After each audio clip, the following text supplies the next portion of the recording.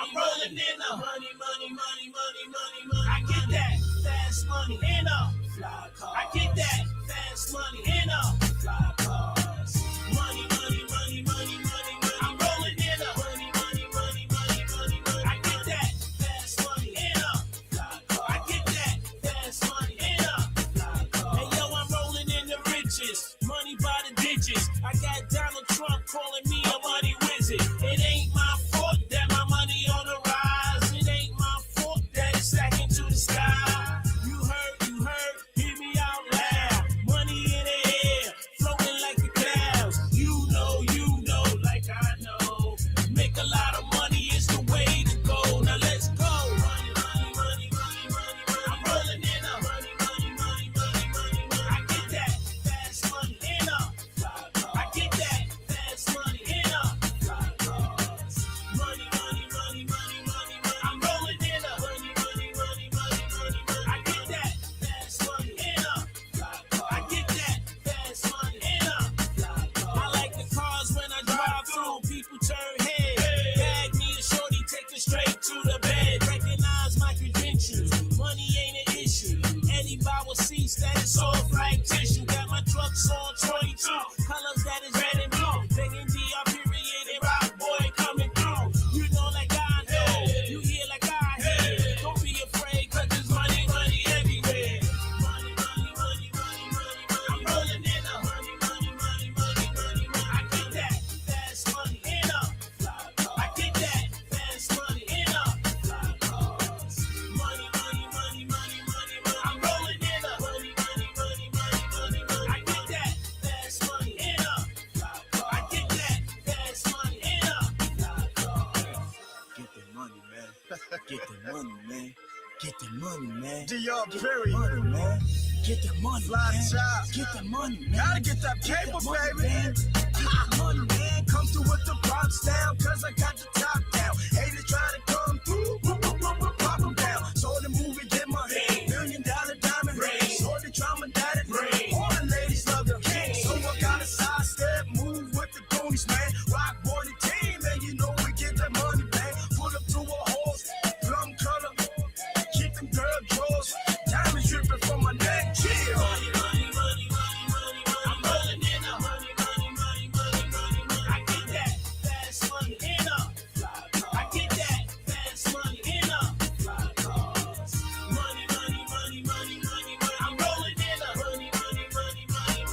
I get that fast money in a fly car. I get that fast money in a fly cars. Money. I'm rolling in a money.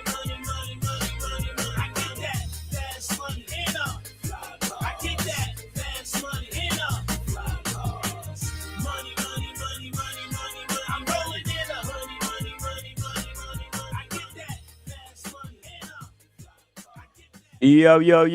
Yo, everybody. Let's start the show. Timmy, you're like 3 minutes late, fucker. All right, guys. I was just got home. I went to the city, came back, had a great walk, shipped off a package, just having good day of exercise. It's day 3 of the water fast. And I've been thinking, why stop? If you think about it, why stop at 10 days? I've got 40 days worth of fat. I've got 40 days of fat over here. Why am I just doing 10 days? That's insane. That is insane to just, to do 10 days and then ruin all that progress by cutting it short. So I've been considering to maybe going full on. It might kill me though, but some people might be happy, but maybe it actually will help me a lot. So it's like one of those experiments. I've been talking to some smart people who've done fasts, and the No Fold, the numbers guy, he's done 20 days. He looks better than ever. So I've been thinking, man, 40 days of fat, I might do it. I might do it. I haven't really committed yet, but I am thinking about it. Highly, highly considering. By the way, Steer Pike, thank you so much for the song. Actually, totally, totally wrong song for what I'm about to say. Okay, because okay, guys, before we go into today's wrist checks and watch news, I just want to address something really quickly. Okay. Over the past few days, some donations came in from people who were not actually trying to support the mission of this channel. Instead, they were trying to create a narrative. All right. They were claiming they were banned, playing the victim, and trying to stir up hate against me and against the good people who support this show. And that's not what this community is about. So I made a decision. Earlier today, I refunded every dollar of those donations. It was actually the easiest decision I've ever had to make. Okay. Because money given without sincere intentions is not something I want funding this channel. I'd rather run this show honestly with people who actually believe in what we're building here. And unfortunately, that means we're now $700 short of the goal for funding the Watches and Wonders live stream trip. Now, here's the deal. If the community wants to see the boots on the ground, live stream coverage from the Geneva, interviews, watch releases, the whole shebang, and you want this channel representing the independent watch community there, then I appreciate your support in closing the gap. I'm going to put the link in the chat. The PayPal link. It's a direct donation link. You know, if not a problem, but by the way, you know, if you guys can't help out, no problem. I'm still going.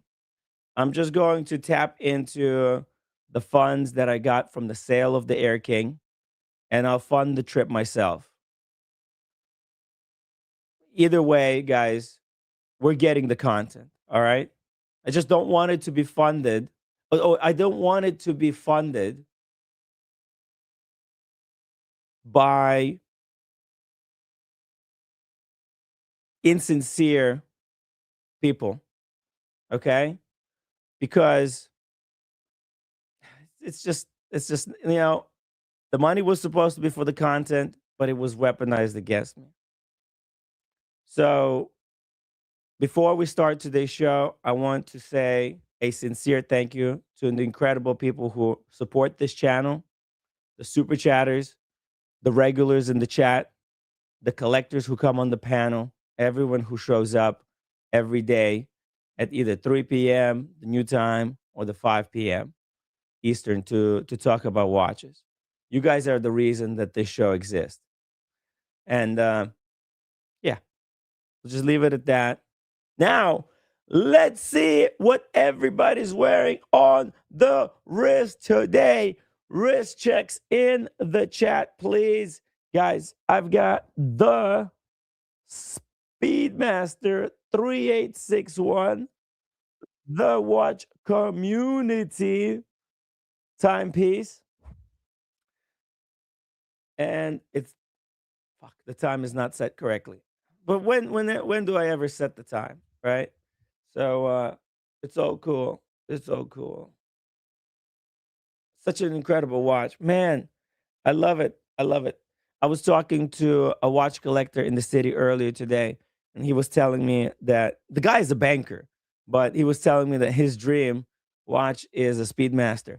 Obviously, he's using his finances a lot more intelligently than I am, right? Because he's got the mortgage, right? He's got real responsibilities. He's not just like Yeah, let's just fuck the mortgage, blow the money on the watch.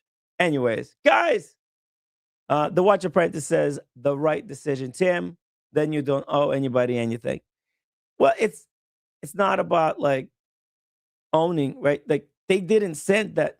Those individuals, they didn't send the money because they wanted the coverage. No, they wanted a reason to kind of tear into me. And now when I understood that, boom, click the button, send the money back. No issues whatsoever. Okay. No problemo, guys. No problemo. P-Cars, thank you so much for becoming a member. That's a genuine supporter right there. All right, guys. Move on, Timmy. Move on. Pickle, 2 pounds. Tim, you still going to Geneva? Is Red going to Miami? Yes. We are still going to Geneva. We are still going to Miami. You know, if you guys can't help me, not you guys on the stream. By the way, Kojak, the Watch Apprentice, welcome to the show. Just finalizing this speech that I'm giving, whatever. You know, can I have a right to reply afterwards? You want to comment on it? Yeah. Oh, please. I mean, look, I was just wrapping up. I was just said, you know. Well, no, just wrap it up. Yeah. That's. I don't want to interrupt your flow. No, actually, I don't want to ruin your edging. So like, no. I'm done. I'm done. You're almost climax. You've done. Yeah. Okay. I said everything I wanted. Almost climaxed. Almost climax. Yeah. No. What's that like? I can't remember. Building up to a crescendo. So you've refunded this money off your own back. You weren't your arm wasn't twisted or anything like that, were you? No. Well, what happened was I realized that the false narrative was being created that, and these individuals who donated, they started screaming that that they're victims, and I realized that, oh, wait a second, they didn't send this money because they wanted me at the Watches and Wonders. They sent it so that they can then bash me over the head with this money that they sent me. Like I owe them something. Now I'm their bitch suddenly, you know. Well, so, I listen. Look, can we just, they weren't paying for the let me product. just like. I'm not going to white knight. I'm not going to white knight anybody here, but I want to give people the benefit of the doubt. The people I did. That's what I did. Yeah. I gave them the benefit of the doubt. I accepted the money, and then they started harassing me. Oh, so they did. So these are the people that had reached out to you and giving you a bit of jip. Oh, they were just all over the internet, going around spreading all kinds of lies. Yeah, I was sent a whole bunch of links. Like, so you've done the refund. Yeah. So it would be interesting if these people, if there's a misunderstanding or whatever, and they generally there's want no misunderstanding. I figured them out. No, hang on. Let me finish. Let me ask the question, and then you can respond. So if there's been, if the people that you refunded actually do want to fund you to go to Watches and Wonders, they can redonate, can't they? No, I don't want to have anything to do with them. Those people, I'm done with them.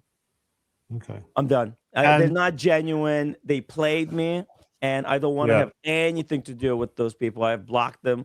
I've made it impossible for them to send me money. It's a shame because I thought like the super chats were coming in for support to you to go to Watches and Wonders. Yeah. If I'm only saying if they've used it as another excuse, maybe it's to weaponize. I don't know. I'm not saying they have. It's such a shame. It's such a shame. I've seen the evidence. So. It's such a. Well, I'm sorry to hear that. I really am. I thought. It's okay. I thought it was in. I thought it was all in good faith. I thought, you know what? Finally, people are seeing Timmy for putting out good content and what he does for us in Watches and Wonders. Especially well. No one said anything about good content, just content. Yeah, mediocre content. Let's not go that far. Assurance here going on. Okay. Yeah. Sorry, Stephen. The best we could do with the production levels we have here, it's the best we could do.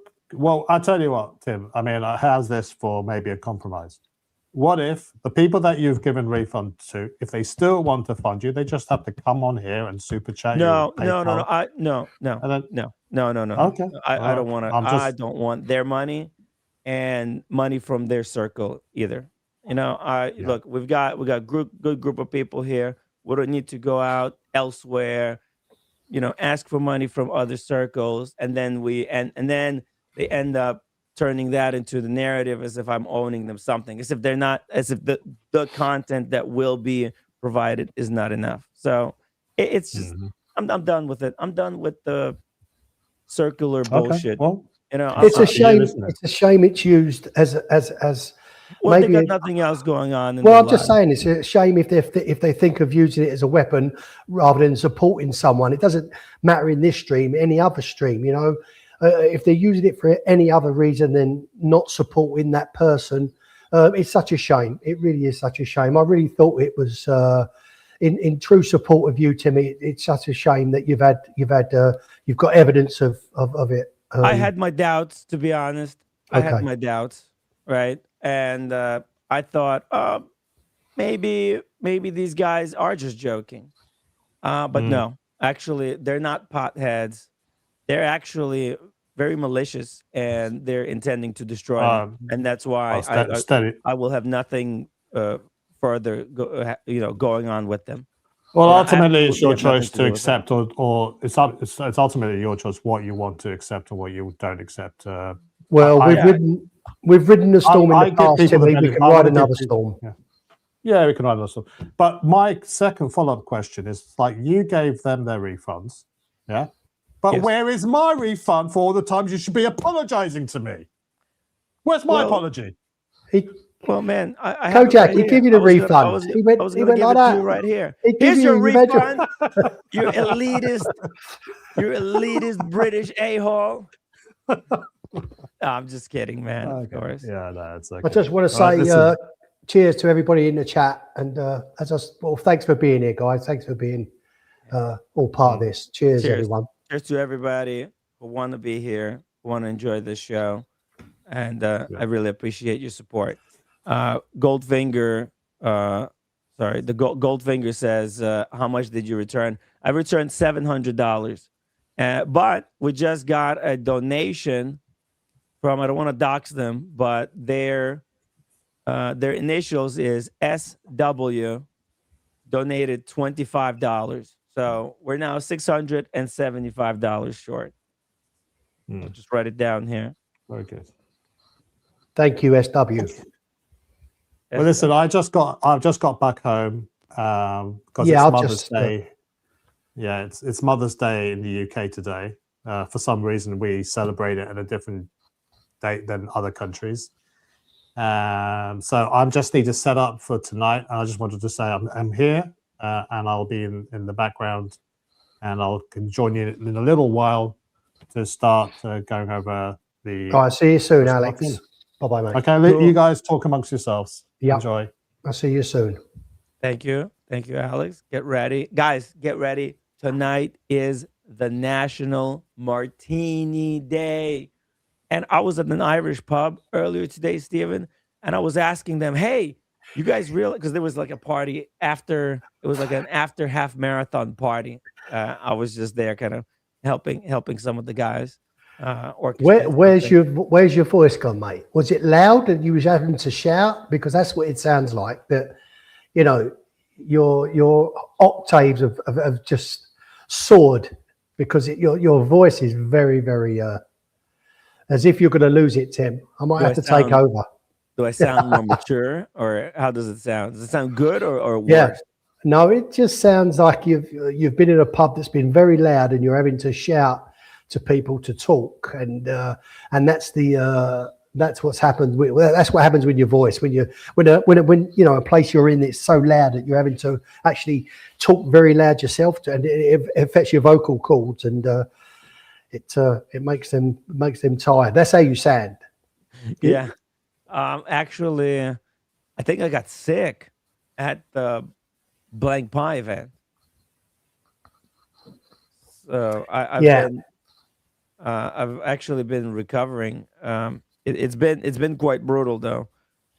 because I didn't have the fever, but I had just like the sore throat.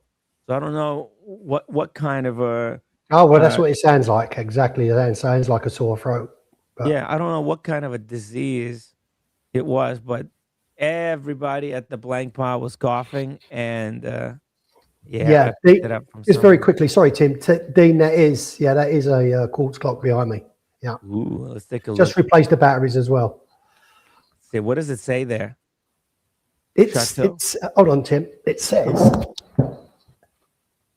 Chateau Canet. Chateau CANET. Is Chateau that from Canet. It's from no, it's that's how we bought it. It's not from a vineyard or anything like that. It's not. I don't know if it's actually a proper chateau, but yeah, that's what it says. But Chateau Canet, CANET. But and it is quartz, Dean. Good to see you, mate. Good to see you. Yeah, it is a winery. Chateau Canet is a winery. Yeah. Oh, okay. I beg your pardon. Okay. See, I'm legally old. Look at that. Canet. Wow. Well, I own one of their clocks then. Yeah. Yeah. Oh, they do even weddings. Look at that. You can hold a wedding at a chateau. I wonder where they're from. Let's see. Yeah, I'm still a little bit sick. Weddings, groups, they have cottages. It's a beautiful chateau, by the way. Look at that little building there. Looks like they have more than just wine. Looks like there's olives and all kinds of stuff. Let's see. Yeah, some of these chateaus, I don't know if you ever watch it, but there used to be a program on YouTube, and it's of a couple that bought a chateau, and they were doing it up, and they took you through the history of it, not just the history, but as they were doing it up room by room, and it was fantastic, and it absolutely stunning afterwards. It looks wonderful. Look at really that beautiful view. Massive property. You can pick these rundown chateaus up for a snip in France, Tim. Some of them are so run down, they're just pleased to sell them, and get someone to actually do them back up again to their former glory, because they are absolutely, the architecture in some of them are actually out of this world. The older ones, anyway, absolutely stunning. And then when they God. Sorry, go on, Tim. Sorry. Yeah, we'll get back to that in just a second, but I just wanted to say huge shout out to Goldfinger, because he just covered the entire gap. So we're now again fully funded. Thank you so much. Bravo. What a massive support. Thank you so much. Really, really appreciate that. A true supporter. That's a big super collector. chat. That's a massive super chat. Massive, mega super chat. Unbelievable. And the best part, he's going to be there in Geneva. Oh, good. And we'll be able to meet up with him, possibly do an unboxing of his latest pickup, and just hang out, have a great time. Really appreciate the incredible support. And I'm no longer going to try and rely on outside circles. So thank you so much, bro. Incredible. Absolutely incredible. So you were saying these chateaus, right, in France, but would you be able to grow your own wine, for example, if you? Oh, well, I don't. Well, don't forget, you have to be in a certain region in France, Tim, for the weather. So, a lot of the when I was watching these programs on YouTube, they were just doing the chateau up. They didn't have no vineyards with them or anything like that. But I think there is specific places in France that grow the vines. Sorry, as I say, but some of these chateaus are just elsewhere, and they're just left to rot basically, and they're derelict. And as I say, these people go in and pay £250,000 or £300,000 for a ruin and do them all up, and they take them back to their former glory, which is good to see. Really good to see. But does it include just a chateau, or is there some surrounding land? No, well, I mean, some of them have surrounding land, and I'm not saying that if these chateaus are bought purchased in these particular regions that they can't have their own vineyards. But I'm not quite sure how it works. But as I say, like Burgundy and places like that are grown in particular regions in France to get the best grapes because they get the good weather and the climate and everything like that. But yeah, it is an incredible business. It's very tough though. It's so competitive. I think in today's world, to start your own vineyard, I could see how it's actually, it would be very, actually, I think it would be very easily possible to turn a chateau profitable. But it would take maybe, Tim. But don't forget, investment. these vineyards do take a while to grow. So, Right. you know, That's what I'm not an expert in vineyards. I don't know how the saplings, how long the saplings take to grow into a full producing grape. But maybe 2 or 3 years. Correct me if I'm wrong. As I say, I'm not an expert, but yeah. So I say it won't be overnight, sort of thing. You know what I mean? So yeah, it would take probably longer than that to get started, right? If you acquire Chateau, and then you need to source the grapes, you need to come up with like a business model. What kind of grapes you're gonna grow? Analyze the soil. Where is the best place to place which grapes? Then you're gonna need ways to distill it, harvest it, make sure you need staff to help you manage the vines. You'll need to also you need to find a way.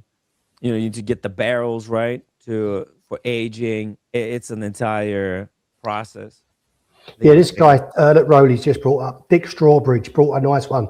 That's right. That's the guy I was following, Rowley. That's the guy I was following, him and his wife. Yeah, they bought his chateau, and they did it up, and they took you along with them, Tim. They made I think they made an absolute fortune out of YouTube because of the people that used to watch it and check in with it. But they really, really done a fantastic job. And now it's a wedding venue and things like that, and right. It's a business for them now, absolute business. So yeah, you could do so much while you're working on the grapes. You can if you're able to very quickly renovate such a facility, you can start kind of monetizing it for weddings, all kinds of events, right? You could do hikes around the place. Really? Wow. Oh my God. Sean, $100 super chat. Tim, some don't realize this is your only source of income. Your time and content has provided all of us entertainment and something even more valuable. You're the reason many friendships have been formed. What you do, I honestly, I honor. Hold up your head and thank you and rock on. Thank you, Sean. Honest and honorable, Tim. Honest and honorable. What you do is honest and honorable. Okay. I try my best. I try my best, Sean. It's a very tough space, and I understand it's if I could do it better, I'm gonna put all my efforts, especially this year, to try and somehow lessen the burden for everyone. Right? I've got to say something, Tim. When I Alex and I and a couple of other guys that run the UK Watch Community Show, it was hard. It was hard, and I'm not kidding. I mean, to bring up content, just once a week, guys. Honestly, I'm not kidding. It was really, really hard, and it got even harder towards the end. To give you guys content, not sometimes it's not all, watches are not released daily, and to bring you content not just 1 day a week, but this guy's doing it 7 days a week for you. And you know, I'll take my hat off to him. I really, really do, because I don't know how he does it. I really, really listen. Sometimes the flat Earth argument, you can. It's not my cup of tea, and I'm sure it's not a lot of people's cup of tea. But it's a break, isn't it, guys? It's a little bit of content, and whether you like it or you don't like it, it's something different. It's something different, something to bring you. You know, whether you're in on the chat or you just something think, to get no, your I'm just brain working again. Yeah, or just if you listen, even if you don't like it. But I can guarantee, like me, that people in this chat look forward to the Tim Wright show. Oh, because when you take a break, you are missed. You are missed. I can guarantee you that. You know, you really are definitely missed, and people really can't wait for you to come back 7 days a week. Unbelievable, mate. You're like a machine. Unbelievable. I try my best. I try to, that flat Earth content actually gave me some ideas, to go outside of flat Earth. In fact, I am working right now on bringing a guest from the other side of the flat Earth debate to Timmy, keep talking Chateaus. Keep talking Chateaus. It's dropping off. The chat's dropping off. Keep talking Chateaus. Yeah, the Chateau, the Chateau, Mr. GMT $2 super chat. Let's go. The voice of reason, Mr. GMT, the voice of reason. Thank you for the support. Watches and Wonders content coming soon. Thank you so much. I can't wait to bring you guys to Geneva with us. We're gonna absolutely tear it up, show you every nook and cranny, like as if you were there with us. And if we happen to bump into you, make sure to come on the stream, say hi. We would love to have a chat, a wrist check, see what watch you will bring to Geneva with you, and maybe even join us for dinner if you're coming to Watches and Wonders. I would love to once again host a community dinner, maybe at the steak place. Maybe we'll do it somewhere else. I don't know, for variety's sake. Maybe some people. I'll do a poll. I'll ask some of the people who are going if they would like to go to the same place or try something completely different. For me, it's like a ritual now. I love it. It's so delicious. Steak frites. Oh, but that's if I don't get off my fast. I might actually not be eating in Geneva. So look at this. It's 30 days to go.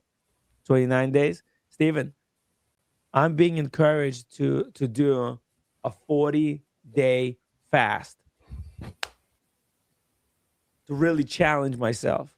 Sorry, say that again. I was talking to a 40-day fast. Yeah, 40 days. Are you kidding? No, I'm being dead ass. I'm Why? being encouraged. I've got why? Why? I've got 40 days of fat in me, and why stop at 10 days? Why sell myself short? Why not just push it to the limit? Trouble is, 40 days, Tim, you won't be fit enough to go to Watches and Wonders. Well, I will not be fit. You won't be fit enough. You'll be ill. You need to eat. No. You need to eat. You need to eat. No. It's eat, really. Listen, eat sensibly, Tim. Just eat sensibly. I'm eating. No, this is all about sensibly. It's all cool. I thought when you fast, you just sort of basically live on water. Or yeah. That's what I'm saying. But water, you need but you need substance, mate. No, when you're fasting, you're actually living on the stored fat. Okay. And I've got 40 days of fat. I got like 50 days of fat. But like I was thinking, like, let's go 40. Why not? Super chat's coming in, Tim. LAJ $2 super chat. I'm fairly new here, but I appreciate the channel and what you do. Hope to meet you again when you come to LA in May. Yes, that's I haven't booked that yet. haven't booked that yet. I haven't even begged for money. Haven't asked for money to do that. But that's a different type of trip. I don't think. It's much cheaper. I might cover that one. It's kind of myself because I'm not even sure if I'll be able to stream certain sections. But hey, Jay, if I can crash on your couch, that could save me a lot of money.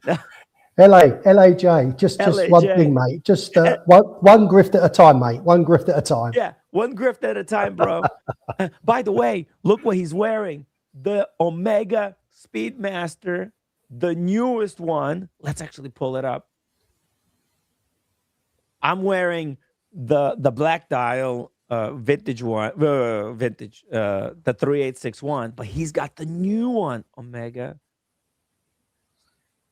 Guys, I do see you in the chat. I'm not being rude to you, but I do see you, Steer Pike and Dave F451, all the boys that saying hello. Great to see you guys. But yeah, I'm not ignoring you. I do see you in the chat. Honestly, thank you. Time is human construct. Thank you so much for the $10 super chat. Timmy, why stop at 40 days? The record water fast is 382 days long. You see? No, look, 40. The reason why I would stop at 40, because that's all the fat I got. I don't want to go and, like tap into and start burning bones for energy. I'm just looking to burn the fat. And I've got the fat. So I think we can really pull this off very easily. Yeah, let's very quickly shout out to Dean. Let's see. It says 40 days will end up with the flat ass. Flat ass, yeah. He wouldn't even be able to walk over a drain without falling through it, Dean, would he? Hey, at 40 Spunky days. Hung says, Jesus. Shout out to Spunky Hung. He says, best to slow down a little, Timmy. Incoming cash flow at this rate is 707 minutes. Yeah, but that's spread it out over, a week. It's not. Yeah, but that's this is to cover expenses. This is not even income. This is to cover the expenses. Spunky Hug, that was just someone coming in to fill the gap. That was one of the great Goldfinger. Yeah, the great Goldfinger, saving my ass yet again. He's done it before, and he's done it again. And I even put him in danger with that witch in Geneva. I don't know what the hell I was thinking. E. Stewart Hall says, for 40 days, you have your electrolytes. Don't worry about micronutrients and essential vitamins. No food is healthier than food. Exactly. I've got the salts with all the nutrients. Shout out to Kaloy, East Steerpike, David H. Yeah. JDMTL. Let's see. Who else? Roly Mania. Who else? We got No Fold. Shout out to No Fold. No Fold says people are so brainwashed and dumb. Down. Unplug. Another one bites the dust. Unplug from the Matrix. So many boomers in here. No Fold did 20-day water fast. Big one coming in, Timmy. Big one coming in. Whoa. David H. $100 super chat. Cheers to Tim and the great Watch Apprentice and Goldfinger. Woo! And David H is coming to Geneva with us. Boom, boom, boom, boom. Yo, let us know. David. Do we do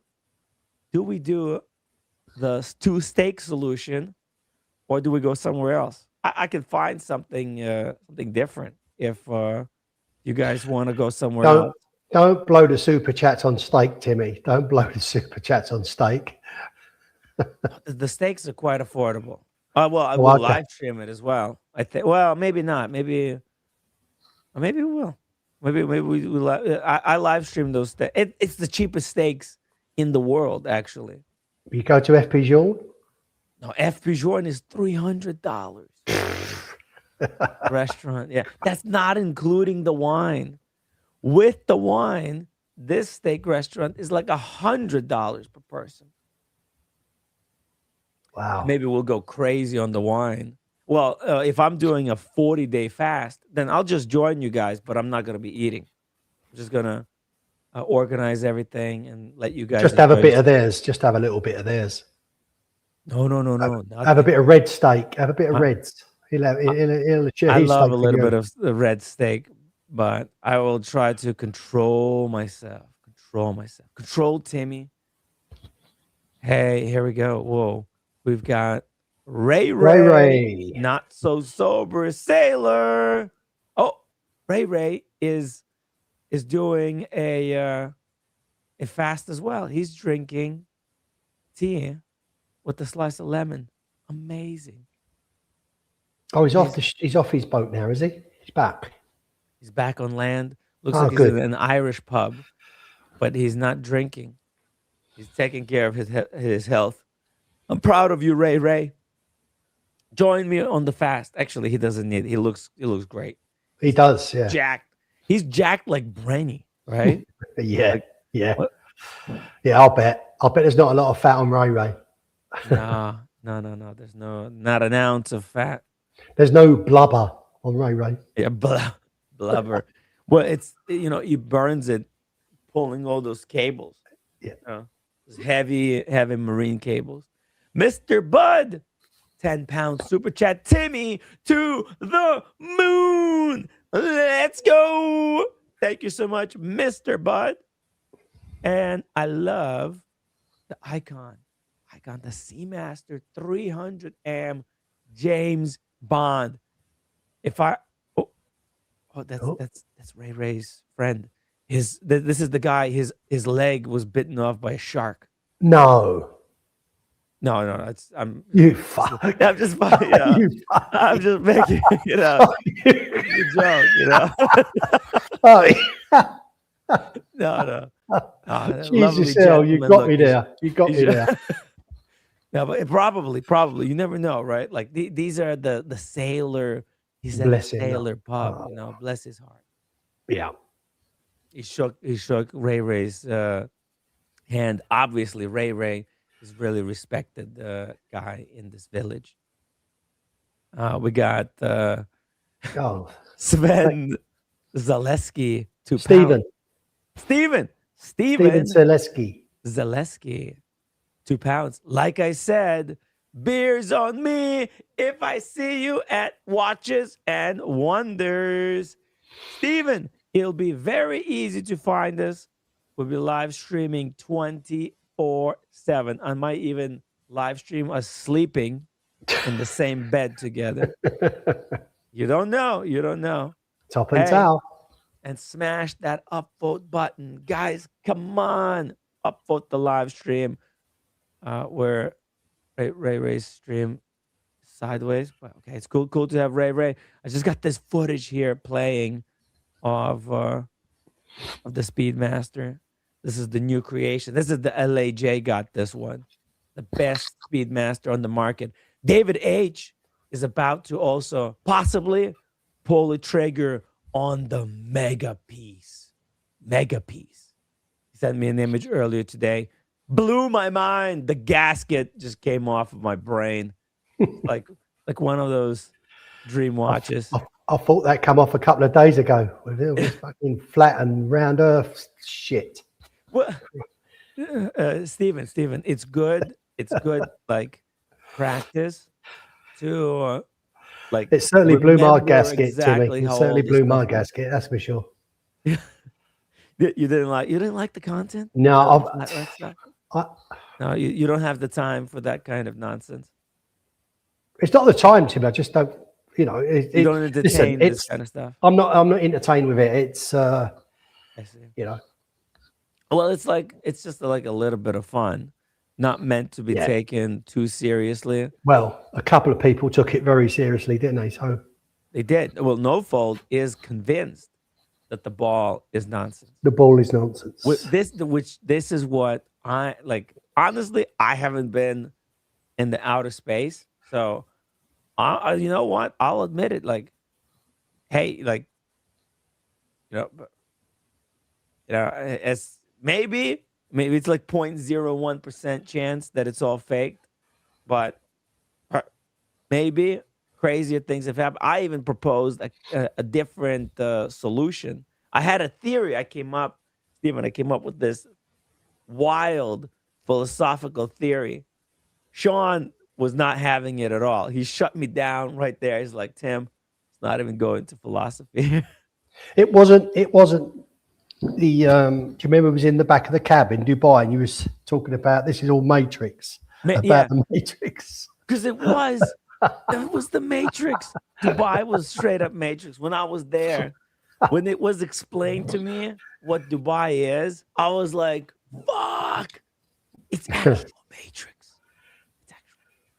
It's amazing. It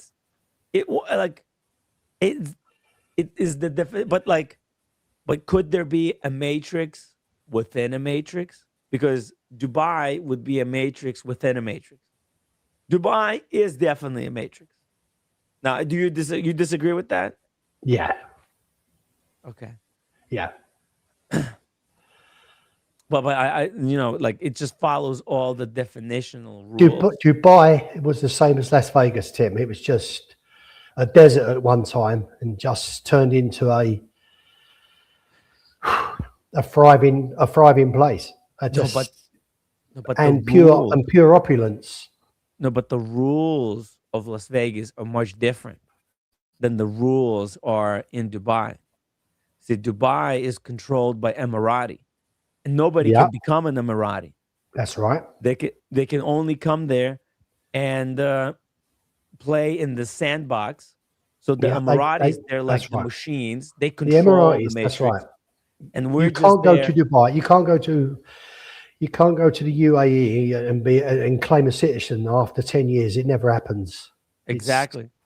But this is why Vegas is not a Matrix, because you can become a citizen of the United States. You can move to Vegas. You can start your own business, and you can, live under your own. Well, you're living under United States kind of general rules, but technically speaking, you do have you have some sort of say in what the rules of the United States are, because you can vote for the president, etc. Whereas if you're in Dubai, you got no say. You're playing by their rules, and that's it. If they decide to kick everybody out of there tomorrow, you got to go. You got to go. You're never a citizen. You have no rights. You know what I mean? That's why I thought it was. But what attracts you? What attracts you to Las Vegas, Tim? What attracts you to Las Vegas? Temperature. That's in the UAE versus UAE. No. I'm just saying. You said temperature, and I said you get that in the UAE. No, but if I was going to open a business, right, I think I would probably much rather open it in Vegas versus UAE, because when I open it in Vegas, I have say in what's going on. Whereas in UAE, I'm just a guest. I'm only welcome until they decide I'm no longer am, and then I'm out. You know what I mean? Yeah. But whereas, if I'm a citizen of the United States, and I'm in, technically you still have to play by the rules, right? But you have a say. You got to vote for the governor, right? And this is what people do. People in Vegas, they play a big role in the governing of that city. They vote for the mayor, the board of directors there, for the judges, etc., etc., etc. There's you as a resident of Vegas. Let's say you have a business there, right? You can meet with your representatives. You have so much more power, versus in Dubai, you are in the Matrix. Yeah. Well, a lot of Vegas. Yeah, Dubai. You're right, Dave. It was, and when me and my wife was first in Dubai, the first time we ever went, there was only 3 hotels, big hotels. There was only 3. Everything else was just being built at the time. And they reckon at the time when we was there, there was 80% of the world's population of cranes were in Dubai. It was 24 hours a day, Timmy. We could hear, you know, we went to bed at night. We could hear the workforce working on the tower blocks on the high rise, and it was just amazing. It was 24-hour, you know, the shift work of building Dubai. It was nothing like it is today. It was just 3 main hotels all those years ago when we went on I'm talking just the Jumeirah Beach. On Jumeirah Beach, there were 3 main hotels. The rest was just being built. Just incredible what's gone on there. Incredible. Yeah, it's like Vegas on steroids. I think like what they've built up there, and they've done everything in like the most expensive way possible. Right? There's probably was cheaper ways to do a lot of the stuff that they did. Like they got so much land. You know what I mean? Like yeah, tons of land. But they're like, no. Instead of building wide, which is very cheap, we'll build freaking mega tall. Yeah, which is super expensive. It's just gone upwards. Yep. By the way, I was told that there was a drone that hit the building that we were in when we were staying in Dubai. Oh, really? You know, yeah, that building, the Princess Tower. Yeah, or wow, either that one or some building nearby. Okay, hit by a bomb drone. Yeah, well, I think debris from a drone hit the Burj Al Arab. What? I think that was maybe last week sometime. A bit of debris caught the part of the Burj Al Arab on fire. Wow. It's where they're shooting down the drones, and the debris from the drones is just coming down and exploding when they hit the ground. So it's not an actual hit or an attack. It's just where they're shooting them out of the sky. But yeah, scary times. Yeah, and that is, you know, it's all caused by United States. Let's be real, you know. But yeah, it's a tricky region. You know, obviously, I don't think anybody got hurt, right? It is just like a scary. I think there has been fatalities, Tim, in the UAE. Really? Yeah, I think there's been a couple of fatalities where the debris, where the shrapnel or whatever has come down and hit. I think a taxi driver got killed. Oh no! Oh, really sorry to hear that. Yeah, it's terrible. Yeah, it's really terrible. As I say, yeah. Well, I hope it ends soon. Hopefully, they'll be able to wrap it up and so do I. The price of fuel in the UK is just, you know what, Timmy? Go up because of the conflict. Right. So it all kicked off on a Saturday. On the Monday, I thought I'd put some fuel in the vehicle because I thought because of the escalation, the first thing that gets hit in the UK is fuel. Okay. Yeah. So I went out and put some fuel in my vehicle, which I paid £1.44 a litre. Mm-hmm. Yeah, 3-4 days later, that same garage is now $1.73 a litre. Wow. Yeah. Wow. And liters, that's like very insignificant amount of so fuel. What is it? 3.4 point something a gallon? 4 point something litres a gallon, is it? Something like that, or 3 point something litres a gallon. Yeah. So it's 1 point. Oh my god. Yeah, no. In for a gallon, it must be what, £6? Oh my god. Yeah, that's like £6. Yeah. That in dollars, that's almost $10 a gallon. Yeah.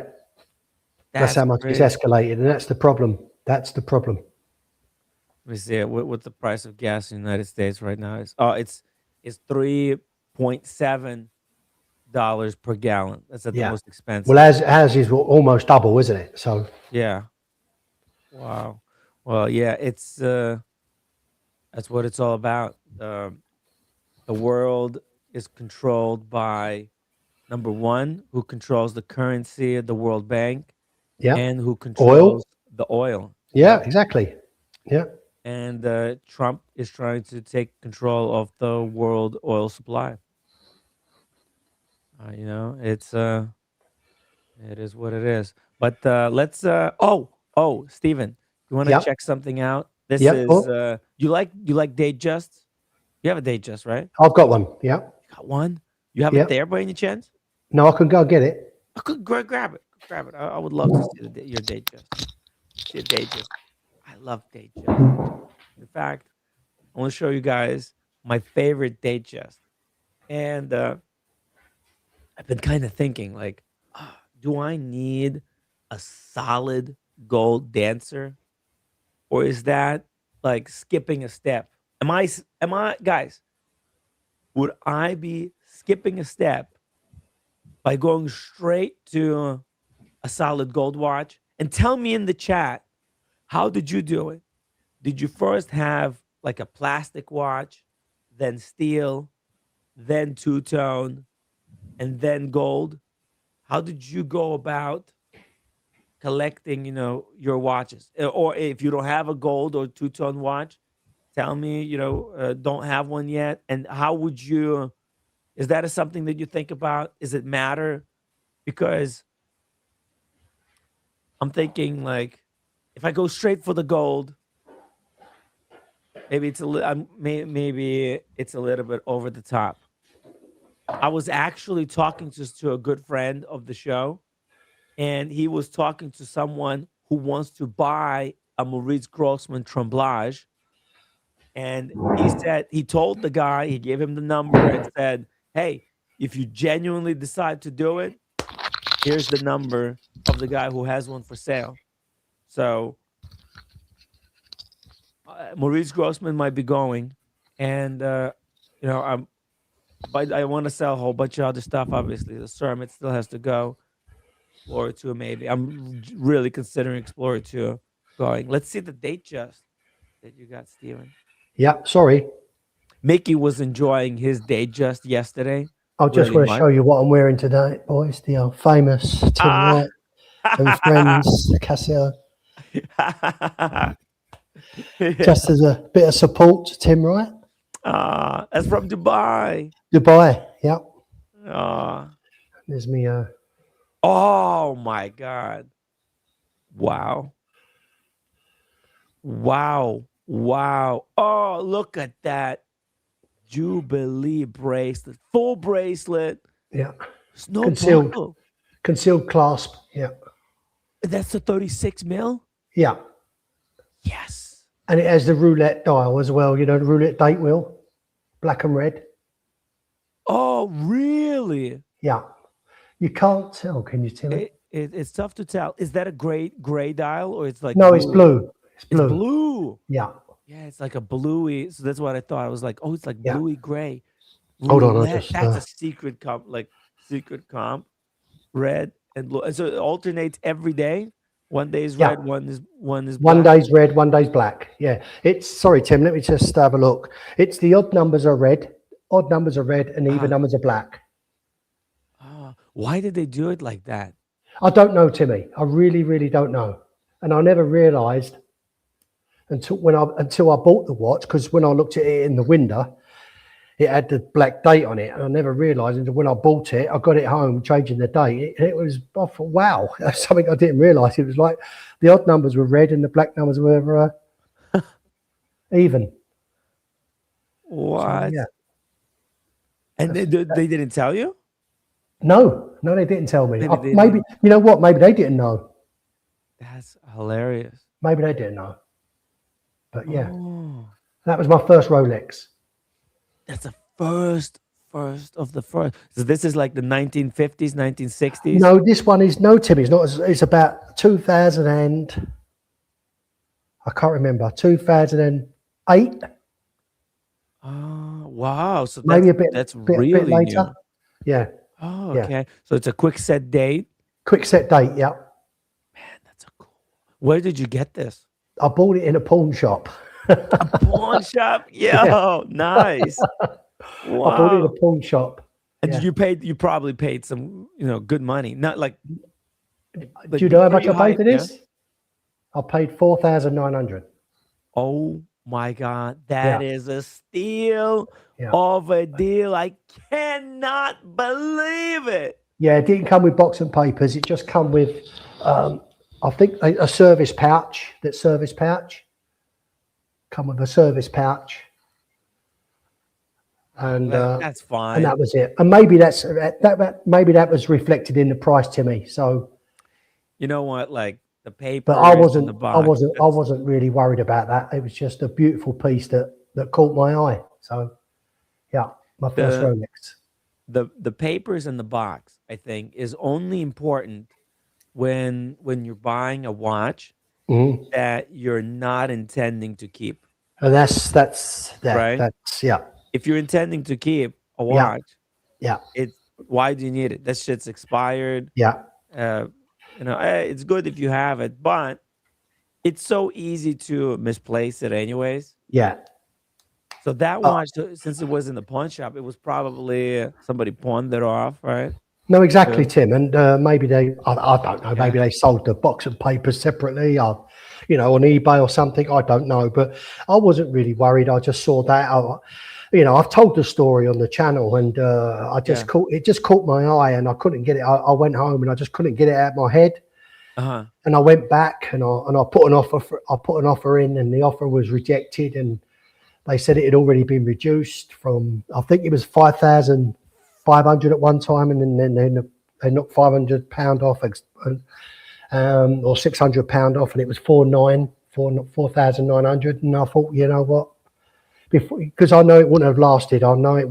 They don't last long in these pawn shops. So I just went ahead and bought it. So. And this is you didn't have any like serious watches before this? No, I had my Cartier. Sorry. So my Cartier Santos was my first proper watch that I'd bought. Yeah. Okay. This is, sorry, Timmy. This is. I've already told the story. I don't want to bore people. No. There's a lot of new people who haven't heard it. I don't remember this stuff. So this is the time. This is the time when I first found you. To be honest, when I first started following Paul Thorpe. I didn't really follow Archie Luxury. I followed Paul Thorpe, and then I got into Tim Wright, and then one thing led to another. I got into you more. So and that's really when I purchased my Cartier Santos. Was my first real watch. That was my second. That was my first Rolex. So that's my second purchase. My third purchase was my IWC 41 Pilot, and my fourth purchase was my Rolex GMT Master 2. So you have the rest of the watches there by any chance? No, I can get them if you want them. Let's okay. Let's Sorry. get a little refresher here for everybody, and a little refresher for me of what like a really nice, sensible collection looks like. Because I think Steven has achieved something here that I think a lot of people that might be just getting into the hobby or might want to imitate, because it's a really serious collection, and all the pieces are really top quality, very diverse, different from each other, and it's manageable. It's a manageable collection of like assets. These are, at the end of the day, these are assets, and I think Steven's collection, probably the Datejust, right, that has appreciated immensely. That probably doubled in value. Not that not that it's like about the money, but it's good to know that you have these things, and if you need the cash, you could get rid of it. Obviously, you want to do your best that you don't have to. Pickle, £2 super chat. Tim, you have a great community. The Watch Apprentice, Goldfinger, top people. Thank you, Pickle. Yeah, we've got some incredible, extraordinarily generous supporters. David H as well, Sean.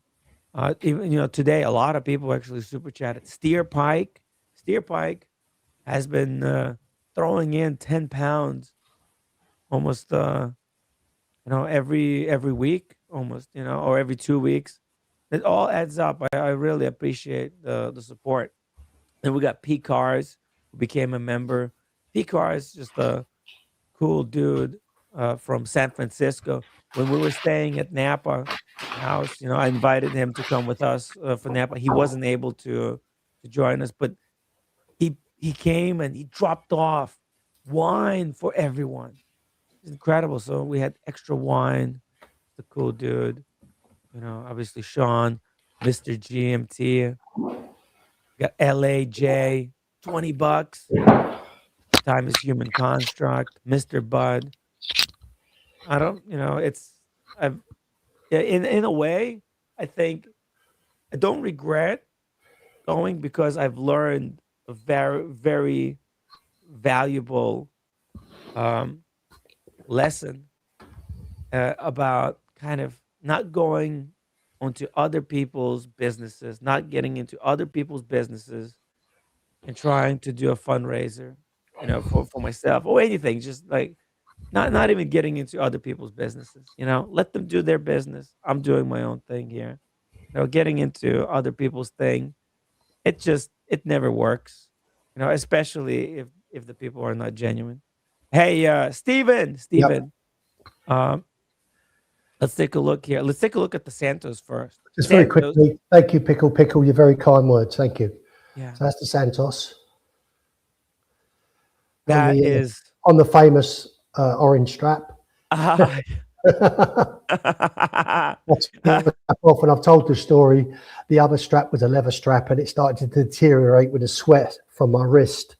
So I decided to put it on a rubber. Well, silicone it is. It's a silicone strap, but that's the Santos. Sorry, it's a bit.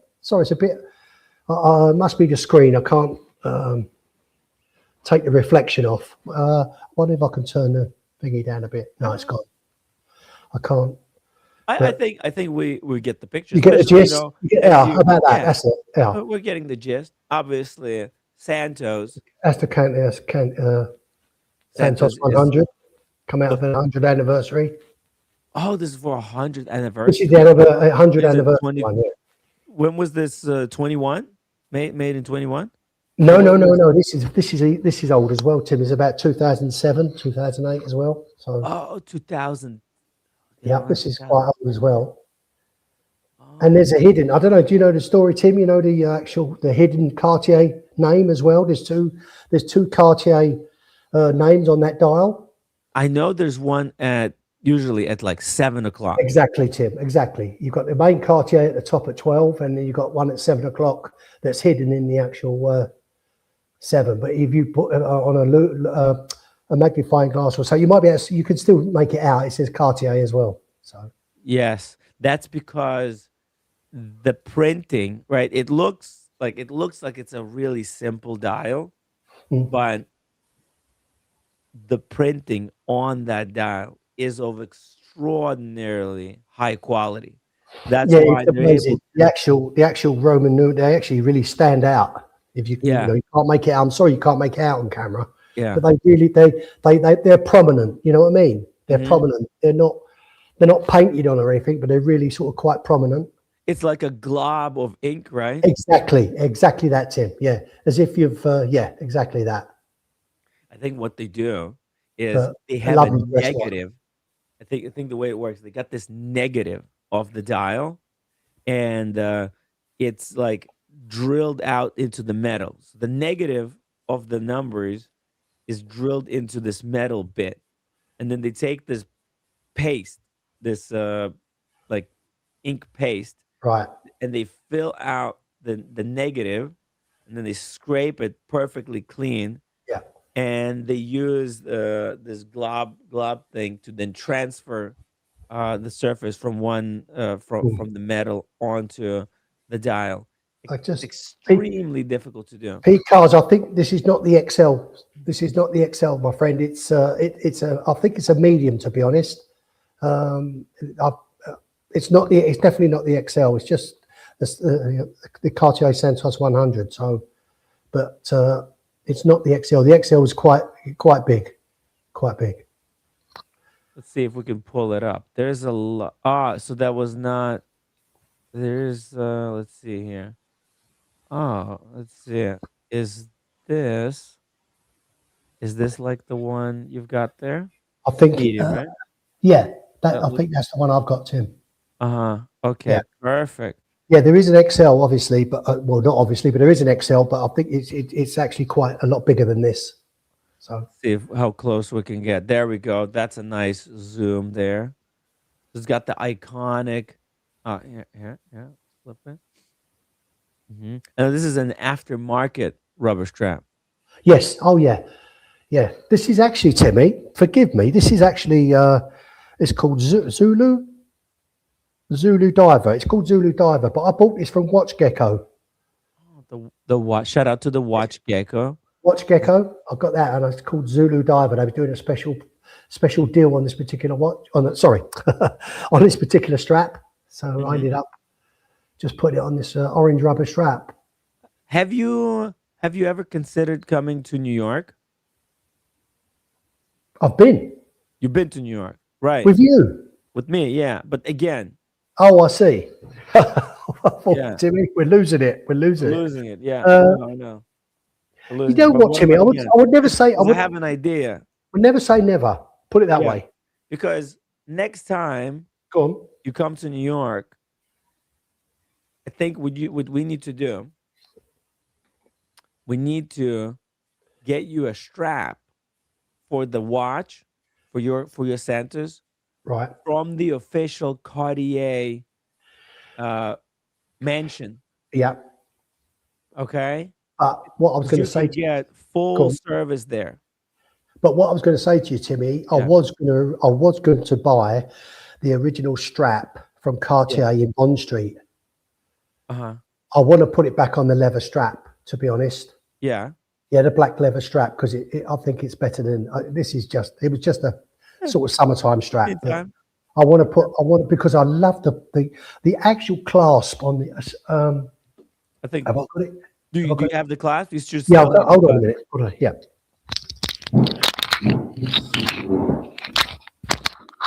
Oh, maybe we'll play this video a little bit. Let's see. Let's play that. In this Zoom episode, I will talk about a true legend in the world of watches, the Cartier Santos. The model I have in my hands today is the Santos 100, reference 2878. And as you can see, it really is an eye-catcher with its beautiful dial and red leather strap. Before I get into it, I just want to mention real quick that we have a lot of other Zoom videos, reviews, watch talks, and how-tos. So if you're into watches, make sure to subscribe to our channel so you'll never miss another video. But now, let's... Okay, we'll watch this video in just a second. Shout out to DC Chris for $5 super chat. Thanks for a great week of shows, Tim. Thank you, DC Chris. I'm glad you guys enjoyed. It was a blast producing them for you. And big shout out to Red Shovel for being such a great co-host on the live streams. Hey, Mickey, you're just in time. We're talking watches here. Let's see. So that's the original strap, Timmy. Yeah. Okay. Oh, okay. So it's a butterfly. Yeah. So you just press, and it just unclips. Nice. Yeah. And it has those screws. It has the motif continuing into the buckle because, like my tank has the fold over buckle, and it's not the greatest. But even that fits perfectly on your wrist. This doesn't dig into your wrist. This part, it actually sits perfect on the wrist. It just sits perfect on the wrist. Perfect contour. Yeah. And when you turn it around, it's got the screws. Yeah, they're screwed, Timmy. They're not pins. They're actually screwed. They're actually screwed in. So that's the biggest thing with the deployment class. I had the original Tudor Ranger, and it came on a brown leather strap, and it had a deployment. And no matter what I did, it dug into my wrist. Yeah, Mickey, this one doesn't, mate. It just sits perfectly on the wrist. And that's how I almost got this on a pin buckle. My new IWC. And this one doesn't either. It's all about, I think it's all about how long they make them. Yeah. If they make them short enough. Yeah. But when they make them long, the curve just digs right in. It's horrific. I'll tell you, but this is the beauty. You just pull them, just squeeze those together, and it just unclips like that, and that's why I want to put it back on, because this buckle is unbelievable. It really is. And then you just close it back up, and it clips. Boom. So why don't you use that strap anymore? Mickey, it started to decay. It started to come apart with the sweat from my wrist. Yeah. So it started to come apart. So, but as I was saying to Timmy before you come on, I want to get another original from Cartier and put it back on, because I love that. I love this. That's buckle. that buckle's part of the look for sure. Yeah, exactly. So what do they go for? $500-600? No, Mickey, I think, don't quote me, I think they're around about £250, £250, maybe £300. So not drastic, not drastic. Yeah. And obviously you're just buying the leather strap. You're not buying that's taken off and put on your new one. So it yeah, I might even be able to. Oh, you got a Cased in Time. Shout out to Cased in Time. CasedInTime.com. And this was my third purchase, Timmy. The 41. Okay. Mickey's gonna like this one. I'm really getting in IWC lately. I was sending Tim and Humble Pie a bunch of watches. I already think I picked up my next one. Ray, €2 super chat. Timmy, you don't know what you do for us. I have no idea, man. That's Watchmakers. That's beautiful. Now, which one is that? It doesn't look that thick. 41 Pilot chronograph. It doesn't look. Is it 14.5 thick or? Mickey, I'm not sure, mate. It's the new one with the in-house movement. Yes, it's got an in-house movement. Yeah. Yeah. But Mickey, this is the same. This is the quick change strap. Right. Just click it, just do that, and it comes off. This was on a leather strap. When I bought this, it was on a leather strap. This is a rubber strap. Yeah. Because I didn't want that leather strap to go the same way as my Cartier. So I bought that for it. And the leather strap, luckily enough, for this IWC is still perfect.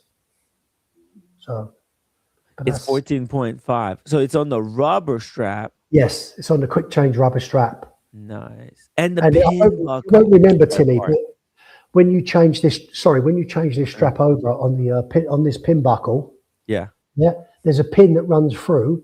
Yes. But it only comes out one way. Yes. Yeah.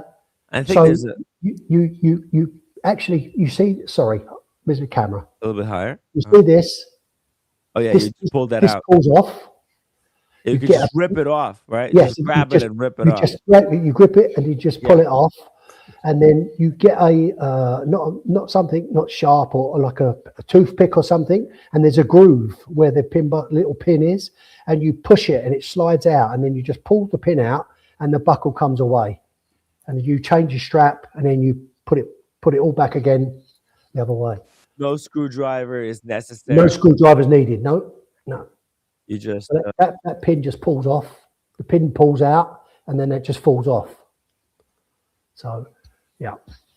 For some reason, and I don't like that it's associated with a Mercedes, but I love the new George Russell 3-hander. I love that blue. Have you seen the new? Oh, there it is. That's it.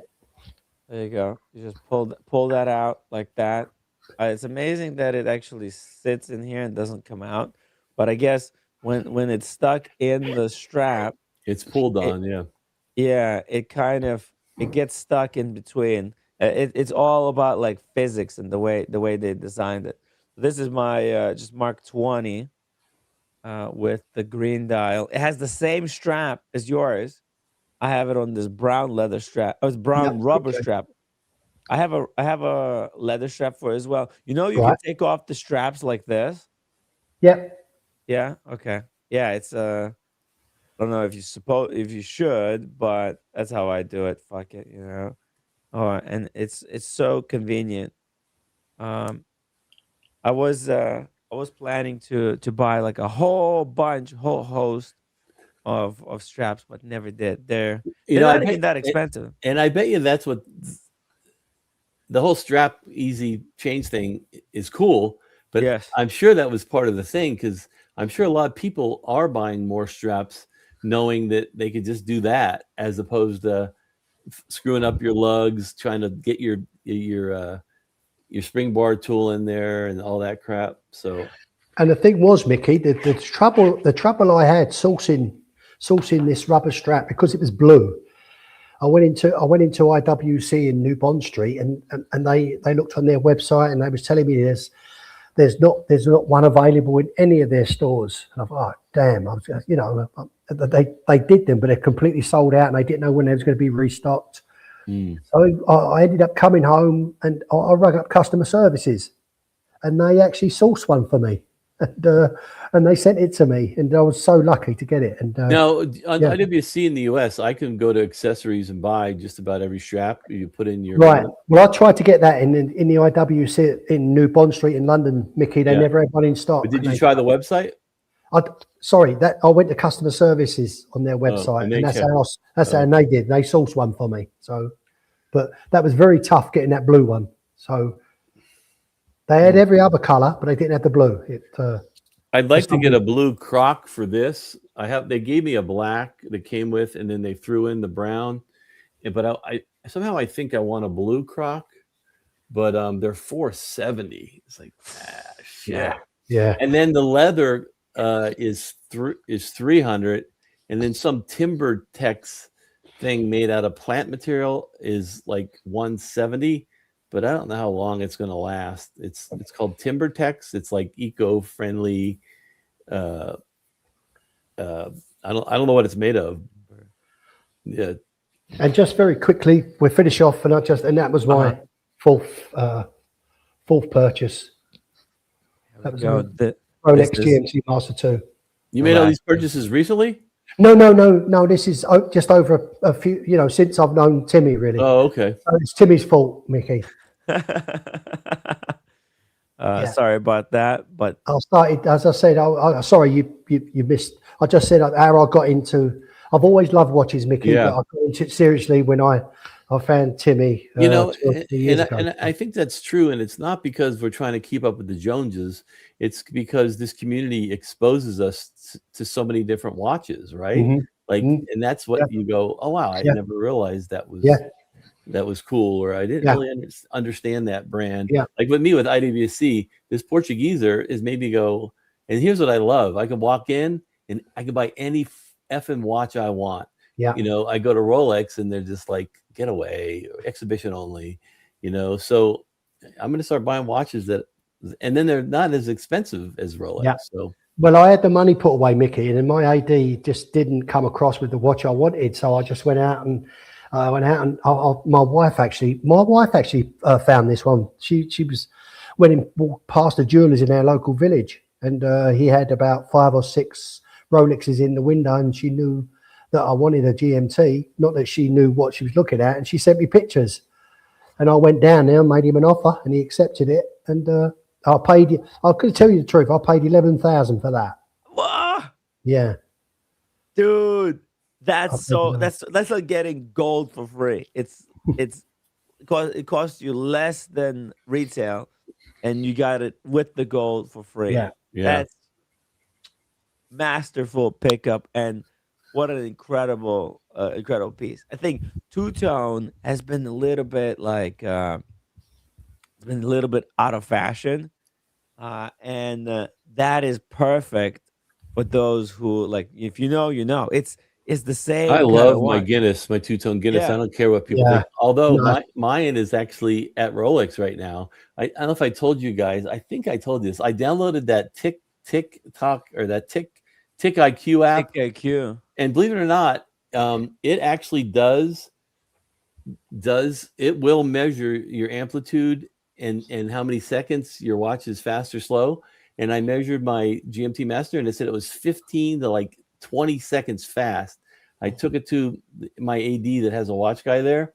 He put it on his watch timer, and it was exactly 15 to 20 seconds fast. So that actually works, which surprised me. And I wouldn't have known my watch was something happened to it. It's only 2 years old. It's under a 5-year warranty. So I just left the fucker there, and they sent it to Rolex for me. And they called me back and said, yeah, Rolex is repairing it under warranty. Mickey, did they make your Guinness on Jubilee only at the time? Yes, I think it still is only on Jubilee. Oh, is it really? Okay, Yeah. I thought you did it on Oyster now, but okay, I take that right. No, I think it is only on Jubilee. As I say, I've got my Datejust, and I just love the Jubilee bracelet. Man, it's like butter. There's nothing better than Jubilee. Mickey, I couldn't agree with you more, mate. There is just no sharp edges on that whatsoever.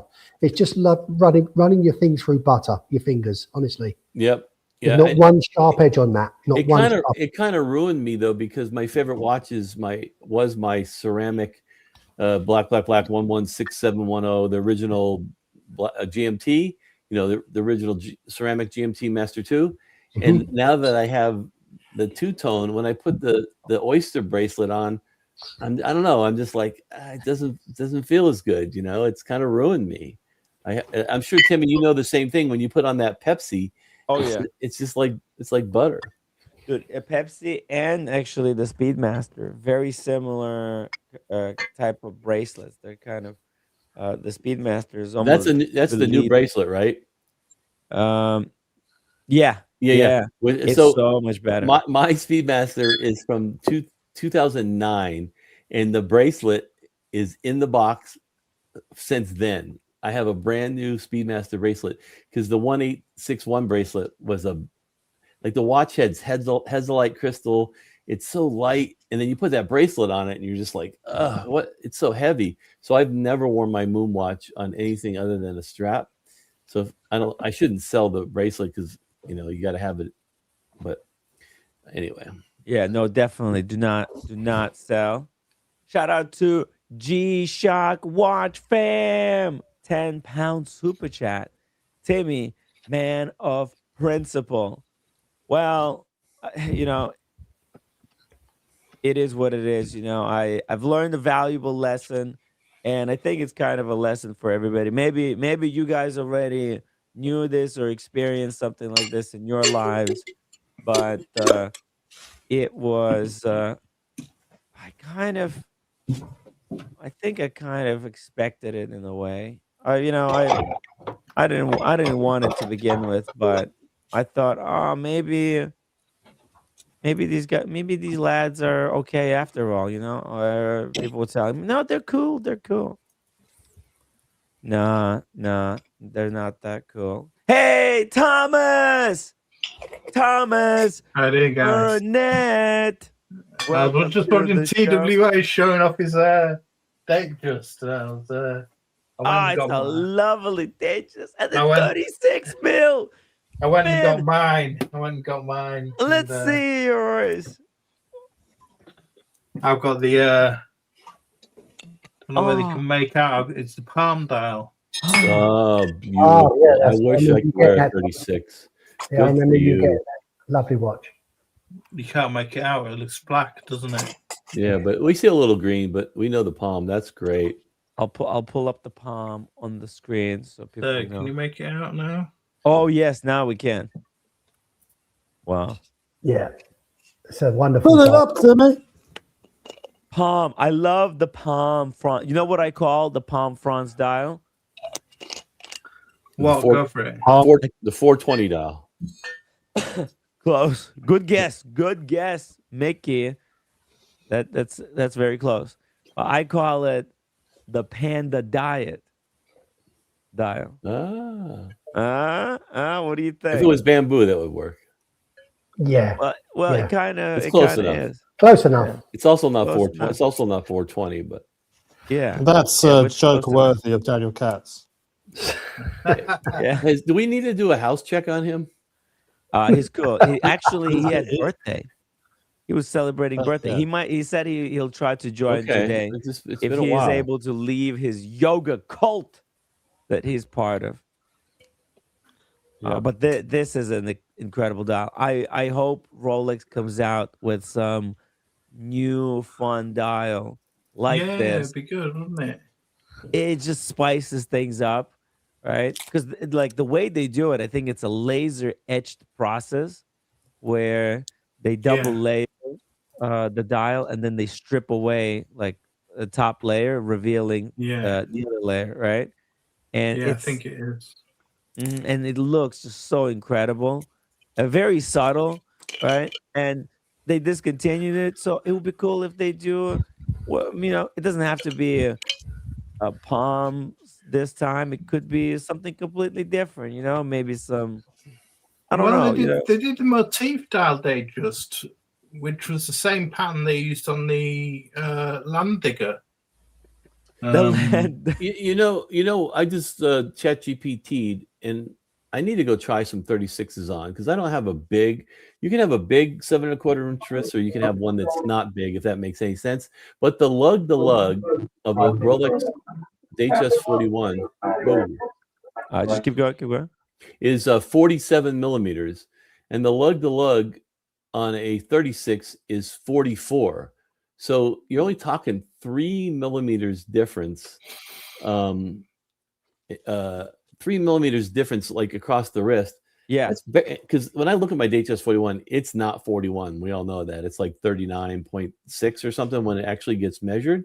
Yeah. And even ChatGPT says Rolex 36 millimeter watches are best for not the ChatGPT is going to tell us what to do, but Rolex 36 millimeter Datejust are best for wrist sizes from 6 inches to 7.5 inches. And then it says Rolex 41 is for 7 inches and above. Now, that's probably from a conglomerate of posts online. That's how it says that. But I wonder if we're short selling the 36 because there's so many good models out there.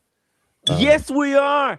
Mickey, we have been short selling Datejust 36 for years. Not me. But, I had the Explorer 36 mil. Yeah, you should have kept that. I should have. I want it back. I want my Explorer back. Blondie, come back. I want my Explorer back.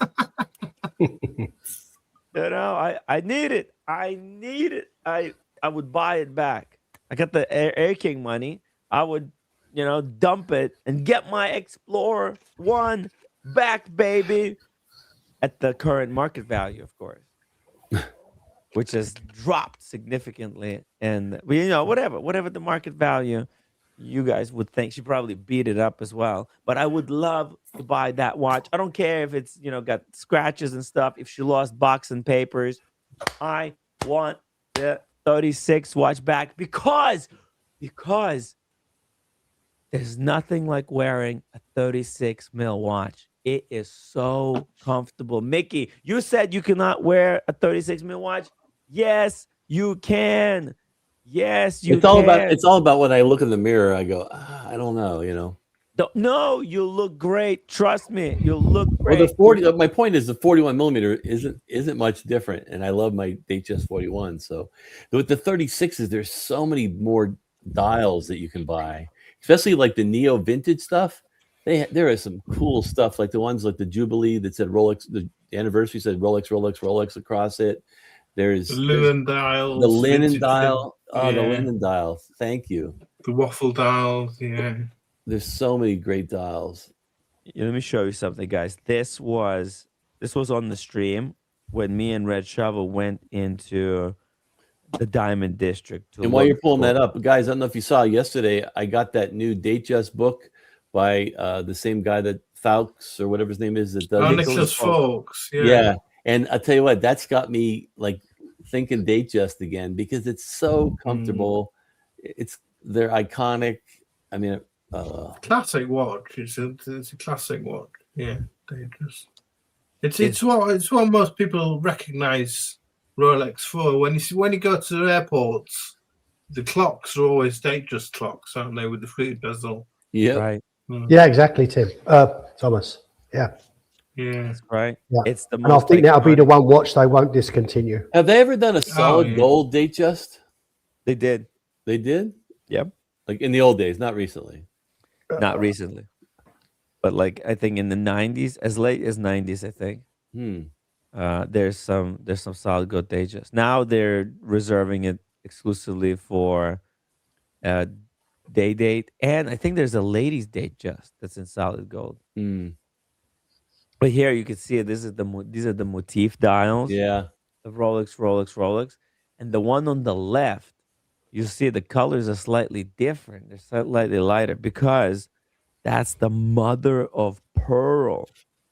Actually. All right. Okay. Yeah, that is extraordinarily rare. The guys they overlaid mother of pearl with the gold, or I don't understand. No, they like cut out the Rolex into the Rolex mother of pearl. motif Oh, into my the God. mother of pearl somehow. Wow. Yeah, and you can see it. There's a window on the mother of pearl one on the date. You see, there's a window, and whereas there's no window because the right one is just plated down. Oh, you mean like a frame around the date? Yeah. Yeah, I see it now. Yeah, that adds a little bit of structural strength there to the mother of pearl. Yeah, apparently, like these are extremely rare. There's only like 2 others in the world or something. Wait, am I allowed to be on this stream? I'm not British or Irish. Yes. We're taking over, Mickey. Just let me know if I got to get on. No, it's not being British. It's not being British or Irish is a reason for entry. It's whether you're a douchebag or not.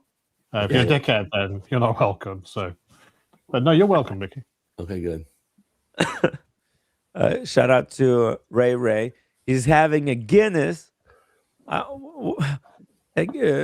And Ray super chatted you, Tim, didn't he? He did. He did. Ray. Thank you, mate. He's been super There chatting. it is. Ray. Well done. For years. Thank you, Ray. Enjoy your Guinness, but you really need to also order an espresso martini.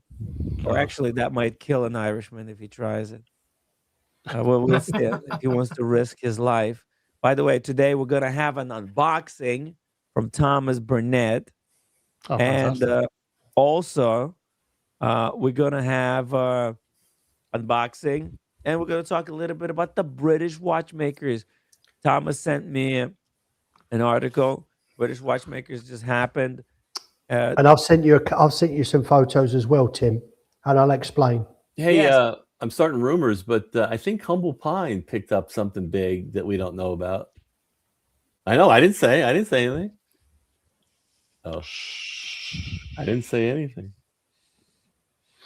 I might be able to go and pick it up and do the unboxing in Princeton. Oh, nice. But it might be the same day as roommate coming back from Korea. Oh, That wouldn't be good if you're not there at the airport with flowers. Timmy, I know what decision for an easy life. I know what decision I would make. Change the locks. obviously, I would have Can't to do the pick up unboxing. roommate. No, seriously. Obviously, I would have to pick up the roommate. But Yeah, exactly. Mate. Hopefully, it's not real. The conflict is not real. But maybe I could go like the next day or something. Maybe she hasn't replied to me yet when she's coming back. I asked her a couple of days ago to tell me, but she hasn't got a chance. Congratulations, Snowfold. So no fault. He got a call for Rolex. I think he's being a smart ass. Well, if he is, he should have mentioned it in the first place. Should have kept it. Yeah. I think he's because we were teasing that we can't share what Humble Pine got. I think he's just being a little sarcastic. That's unusual, Mickey. Maybe we'll do an unboxing on the stream when he comes gets back. it. Yeah. By the way, him and Brenny, they were kind of having a back and forth. Brenny yesterday did like a shtick where he did a flat earth Brenny. You know what? Even God took a day off. You know, like on the 7th day he rested. And it's just Daniel, God. Oh my God. Speaking of the man. Oh, there he was. Oh, he was there, then he wasn't, then he is. Was he an Uber? Is it an Uber, Daniel? No, I'm in a Beck taxi, which is, it's better than Uber. Let's put it that way. Good. I thought you were test driving. I thought you were test driving hearses. Yeah, okay, something like that. Okay. And I got, I too late to get the coffee mix. Obviously, the show started early, and I didn't pay attention. Well, we haven't started mixing cocktails yet. If you need to grab a few more ingredients, I'm sure Kojak can wait. No, it's not that. But I'm going to I'm going to a dinner, so obviously I'm not going to be. I'll join you if you guys are on very, very late. Hi, Thomas. What a pleasure. Hi, Daniel. You okay? If you guys somehow are there like 7 hours later or something, then I'll join you. But I got instead of espresso coffee, I got mushrooms. It's a mix of like magic mushrooms with ashwagandha. Whoa! I replaced the coffee. It would be an interesting martini. Listen, so Daniel, it's an open mic. You can ad lib whatever cocktail your heart desires. I've given up trying to teach you anything. you do cats. You do what cats does. Daniel, did you get your package? Because it's actually Daniel is going to his birthday party. Celebrating happy birthday! Oh, happy birthday, Daniel! Wow. Happy. Thank you. Happy birthday. Yeah. Daniel, did you get the gift? I said that. Did you get the gift? It says it was delivered March 3rd. Okay, I'll check with my people. I didn't pick up all my packages. So 12 days ago. Yeah, well, I'm bad at that. I'm really 2 weeks ago, Daniel. Okay, I'll check. All right. My people. Hey, how about this? I'll check with my people. My people. My people. The front desk. He all his split personalities have a name. So like Daniello is one of his people. That's not what I meant. That's not what I meant. I don't want to steal the whole show, guys. I just happened to come on. And I'll stay around for another few minutes. Hi. Oh, wow. Everyone's here. Steve. Everybody. Okay. It's a full house, Daniel, except you. People were worried. I kept asking. I asked today if we needed to do a house check. Yeah, right. Mickey was concerned about you, mate. Sean. No, he wasn't. He was concerned about your cupboards being left open. He thought you might have I think 3 of them are still open, but I'll deal with it. That's you can rest now using the name Mickey. You can be relaxed. Everything's normal again. The cupboard doors are open. And I got a text from Sean, of all things. We were talking about you yesterday. We were all talking about you. Like, where's he at? Is he okay? Maybe he slipped on the ice and he's just seeking attention. Come on, stop! Don't feed his ego. Doesn't he? Give him that much credit. You know that I got a premature birthday present. You guys already know that. It came unpacked, abdominal hernia, but I'm dealing with it. Yeah. Just have your people send it back. Yeah, right. Yeah. Right. Okay. Yeah. Refunded. Yeah, refunded. Regifted, Daniel. Regifted. Is that what I should do? Oh, yeah. Okay. That's a good idea. Okay. Ray's Guinness is making me thirsty. God damn, it's Sunday. Am I gonna drink? Go grab a drink. Crack cold one open. Come on, Mickey. You're not on the fast. So you got that right. And Ray, he's gonna have like 12 now with us over here. Let's go. Wow. There it was, gone, Ray. Yeah. Make it happen. Christ. Yeah. Wait a minute. I want to address something Kojak said. He's given up on me. I did do that other cocktail okay, didn't I? Yeah. I did a broken clock could be right twice a day, Daniel. So yeah, congratulations. Right. It's all about timing. For that one. Thanks a lot. No, you were you were. I'm joking, of course. Okay. You make cocktails. Okay, right. Well, that's a real apology. Okay, fine. It's like a stand-up routine. I don't know whether Daniel is making the cocktails as a joke or is he serious? Because it's hard to tell because they're so funny. Wait, can you just wait a second? Hold on, let me see if I can find. Daniel sent me a picture. He was making a cocktail on a Wednesday, and guys, let me show you this picture. I almost threw up when I saw it. Really? The picture that you sent me. What the heck were you drinking, man? Look at this. Look at that. He's rebooting. What the hell is this? It might be motor oil. It might be motor oil. Oh, it's come out of his radiator. Christ. All right, here. This This is for Ray Ray. This is for Ray Ray. I think that's prune juice to keep it regular. This is for Ray Ray. I reckon he's just.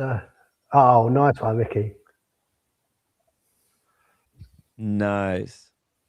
Is this a rehearsal for St. Patrick's Day, Mickey? Well, it's always in the fridge, so I'm always rehearsing. There you go. He's back, Timmy. He's back.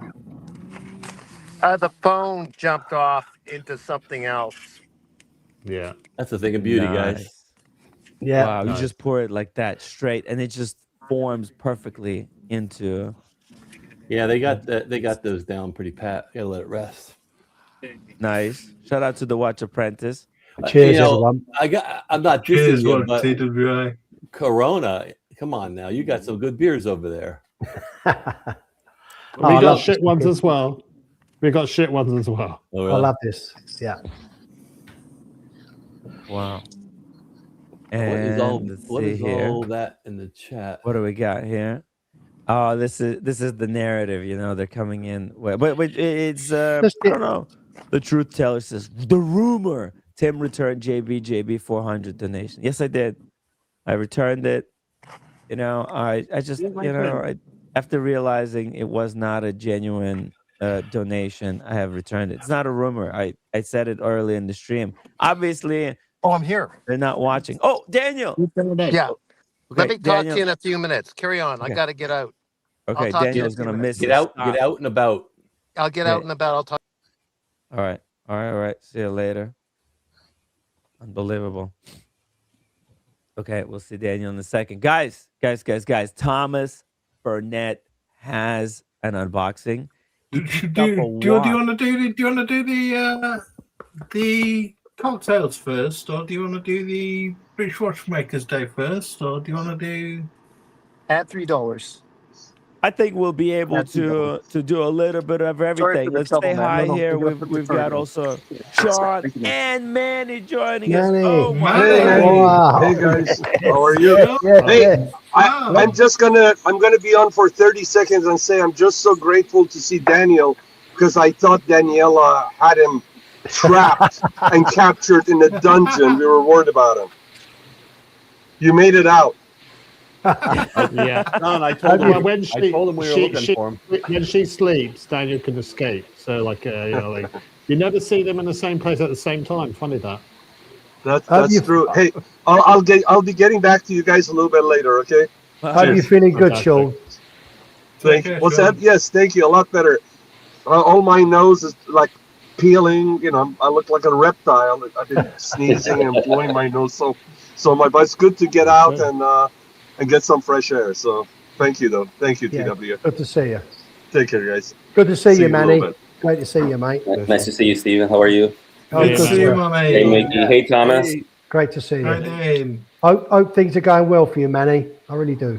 Yeah, they're going pretty well now. Better than last week and the week before. Who knows Hey, what Alex. country exports the most Hey, beer? buddy. I know I don't. Manny, what are you drinking there, by the way? This is a beer from Spain. Ooh. Yes. Nice. Wow. They're very nice, actually. Have you had it, Stephen? Yes. Very nice. Yes, really Five-star nice. taste. It has 5-star taste. Yeah. Ooh. Yeah. And what watch are you wearing? Let's do a quick wristwatch check there. Same as last night, because I went to play pétanque today. Yeah. Tag Link. That's classic 80s there, right? Yeah. This is Tag Link. Yeah, 90s. Yeah. 90s. Nice. Yeah. Hell Lovely. yeah. That's upside down. Remember the good times, right? Yeah. Like that's the cool thing about There we having watches for a very long time, because it's like traveling back in time. It is. I've had this thing for 35 years, guys. It's quartz, right? It's quartz. It's cool. Yeah, it's quartz. Incredible. By the way, Steven, what you got there? You got a Corona. I believe this is Mexican. Yeah, it is. I think it's brewed in the UK, Steve. No, it is, but it's originally from. Corona Mexico. From Mexico. Mexico, South London. So Yeah. Stephen, you don't put the lime in yours? Yeah, well, Lime I haven't red? got any lime, but normally, yes, mate, I do. Yeah. Just put your finger in it because we're limeys, aren't we? You just put your finger in it, and then that'd be like a lime. Very good. And then, shout out to Lucky Bastard. Mexico is Yeah. the biggest exporter of beer. This Wow. is shocking. I would think it would be Ireland, Really? Wow. right? Tony, especially in my fridge. Christ. Wow. Yeah. Wow. How are they able to make so much beer? What's they have like the most of these ingredients, or it's just the culture? I think they drink a lot of beer down there. Yeah. This is Or not. maybe it's like because it's like refreshing and it's like a really hot southern, environment. Yeah. I tell you, my Yeah, they liquor store do a every lot week- of. Sorry, Go Tom. ahead. No, go ahead. No, I was going to say that they make blonde beers, so not sort of like deep sort of bitters and they're dark refreshing ales and beers, stuff like that. They're more refreshing, lighter beers. So yeah. Can I ask a question? Maybe Manny can answer it. Yeah. Manny, the idea of the lime in the hot countries, is it to keep the flies away for the citrus? It could be, but it's also the flavor, right? I normally squeeze a little bit of the lime in there. Okay. And then I push it in there. Normally in the UK, they flavor. serve it with a chunk of lime in the top, and you just push it in. Yeah. Push it in. Yeah. But I just wondered where the origin come from of the actual lime, whether it was to keep. I heard, I don't know how true it is, that it was to keep the flies away because they hate citrus and Maybe. in the hot countries. That's maybe. what I heard. So yeah, I do it because I like the taste of lime. yeah, so do I. It actually it's absolutely, good. absolutely. Yeah. But possibly, yeah, maybe. Sorry, a bit of a. No, and I just Googled it, and there's no answer. Some say that it's to keep the insects away because the citrus is a natural deterrent. Others say that it had something to do originally with they used a metal cap back then, and it would somehow a lime acts as a rust remover because the caps used to have a problem years and years ago. Not anymore because they're like coated on the inside with like. Oh, I see. Gotta say they still use the caps, Mickey. I still use the steel caps. Yeah, but there's something on there's a coating on the inside. So they're lining. Okay. Yeah, lining on the inside. The old ones didn't used to have. And then the last two other suggestions: Corona clear bottles don't protect it from UV, so it's prone to a skunky flavor. So they thought that was to the bitter alpha acids kind of hide the odor more than anything. And then the final one is that in like 1981, a bartender in some bar started doing it. So, and that's probably the real story. Yeah, sure. Sure. Somewhere in Cancun, some guy started sticking his thumb in a lime in a beer, and now everyone does it. So, thanks, Mickey. So that goes. I mean, there's some. I mean, like lemon was used in Italy to disinfect cups, coffee cups. Yeah, that's what they said. That's disinfect it. Yeah. Yeah, so it would be as a disinfectant, and also it's the citronal. Lime and lemon have that sort of citronal element in there, which deters flies and mosquitoes. Well, it'll keep you guys from getting scurvy when you're coming across on the boats to America, right? That's true. That's true. Yeah. Oh dear. How about this? Let's have Kojak make himself and show us how to make an espresso martini, so he can have a drink. Everybody enjoying cervezas, right? Yeah, I'm gonna actually talk about vodka first and then make a drink. Okay. So I could quickly talk through the vodkas because there's so many out there, and I've opened a lot of them. And then maybe we can do some British watchmaker talk whilst I make a cocktail. Yes. Okay. So one of the key ingredients in happy International Espresso Day, Espresso Martini Day. Nobody knows why they chose this particular day, the 15th of March. It's not Dick Bradsell's birthday or when he passed away. Isn't it Mother's Day as well, though? In the UK, it happens to be Mother's Day. Yeah, happens to be Mother's Day as well. Interesting combo. But yeah, but I think what better excuse? And I know that Magic City's wife likes espresso martini, so I thought I'd bring this back to the fore and maybe sort of tackle a bit more sort of in depth as to which vodka to use in a martini, espresso martini. So vodka's obviously, as an old spirit, it's been around for centuries, but didn't have a lot of popularity due to people's preference for gin, whiskies, and rums and whatnot. But in the sort of late 20th century, it grew more popular because gin had a bad reputation. It gave you gut rot, you know, it was called mother's ruin, all that sort of stuff. And then along came vodka and said, we're a clean spirit compared to gin, so drink us instead. And it also, because of the rise in popularity of mixers with drinks. So, you know, vodka is one of the most popular spirits used in bars, which is a bit weird because it doesn't really add a lot of flavor to cocktails. It just essentially boozes up what you are adding it to. So like a screwdriver, the orange juice is going to overpower the vodka.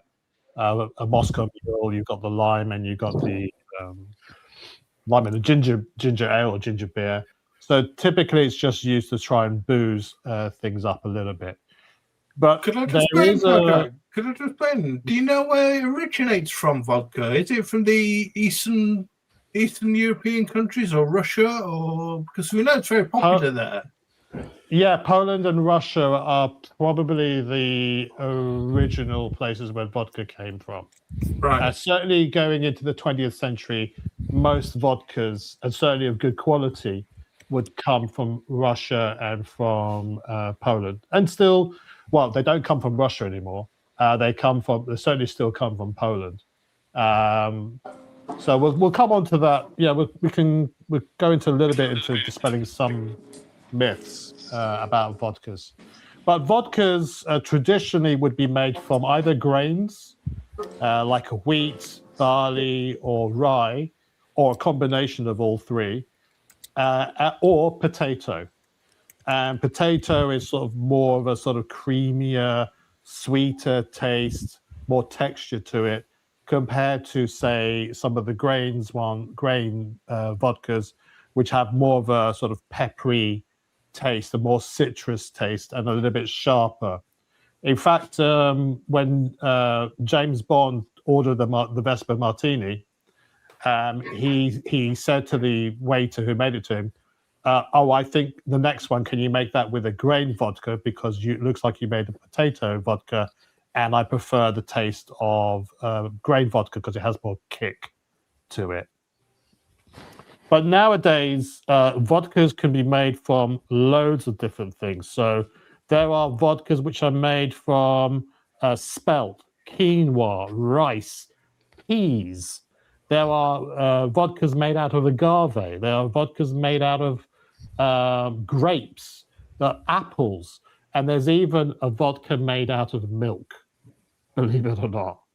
The question is, though, can you actually taste the difference? Is there really a difference in the taste of these vodkas? And so I thought I'd open just a few bottles of vodkas here and taste a few of them and see if I can notice any discernible difference. I don't know if you think that's a good idea. This is cool. I freaking love this experiment because, you know, I go hang out with a whole bunch of dudes, Humble Pine, Cars and Chrono. Everybody has preference for the vodka that they choose to drink. Everybody in the watch community. Tito's seems to be like a really good choice. I go with the Grey Goose. That's kind of, I don't know, that's just what I kind of grew up with, but I'm sure that there's better ones, and you know, you trying them all side by side is going to give us the true information. That's a great. Well, this is not a blind taste. It's not a double blind test because I know exactly what's going into each glass. If I had someone here to, you know, swap them around and we'd have, you know, a code for each glass, then it would be a double blind taste. Now the problem is, though, because alcohol has a numbing effect on the tongue, you know, like when you drink whiskey, the first sip is quite spicy and the second one is not as spicy because you've numbed your mouth. So there's a potential that might happen here. I also, I'm a lightweight. I might drunk very quickly before actually having a go. Oh, hang on. Are we back? Oh, you're back. You're back. Hello? Yeah. Are we there? We here? Yeah. I don't know if you call that. So let's give it a bit of a go. So say it again. Okay. So I haven't done it's not a blind test. It's not double blind. So I know exactly what's in each class. So it's not going to be completely objective. And the other thing is that because I'm drinking alcohol, it will numb my senses a little bit. So after a few sips, everything starts to taste the same. That's a sort of a truism. So especially when the vodkas are so similar, because vodka is quite a similar neutral flavor. Can you taste the difference? Yes, you can, but perhaps only when it's at room temperature. Because when you drink things that are cold, they suppresses the flavor. It dials down the flavors a little bit. Plus, when you're putting in a cocktail, you have your other ingredients like your coffee and your coffee liqueur and sugar syrup. So any nuance may be lost. That's the theory. But let's just try these vodkas, and a lot of them are quite popular vodkas, and see where we can go with that. How does that sound to you guys? Sounds okay? Yeah. Sounds Good. Amazing. Great Gatsby, $10 super chat. Kojak, given today is the Ide of March, wouldn't the Oud to Brut cocktail be the appropriate choice? Et tu Brute. Et tu Brute. Yeah. What's a Et tu Brute? It's what Caesar said to Brutus, Brutus when he was knifed by him. Was betrayed by Brutus. And Timmy knows how that. And Timmy knows how that feels with a stab in the back. Oh yeah, many times. I had the I think jam. Brutus. I wasn't sure whether it was backstabby or front stabby. Well, I had both front stabbing and back stabbing. Yeah, there you go. All right. Okay, let's start off on the left-hand side here. This is the vodka I sort of recommend to people. Kettle One. It's about over 3 centuries old. It's been distilled in Holland by the same family, 11 generations, I believe.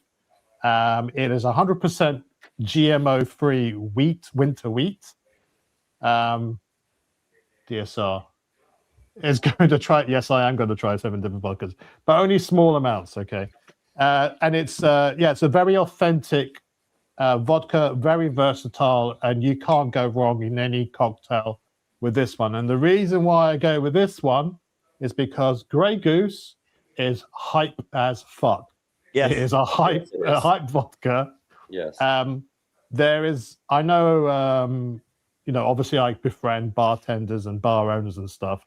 There was a bartender in Soho in London that said when he was running his bar, and it was a bar that would only have a turnover of about less than £1 million a year. He was paid £15,000 a year to stock Grey Goose on the back shelf ahead of all the other vodkas. Wow. Right, just so, and he worked out there is no way in hell Grey Goose could get a return of investment based at his bar.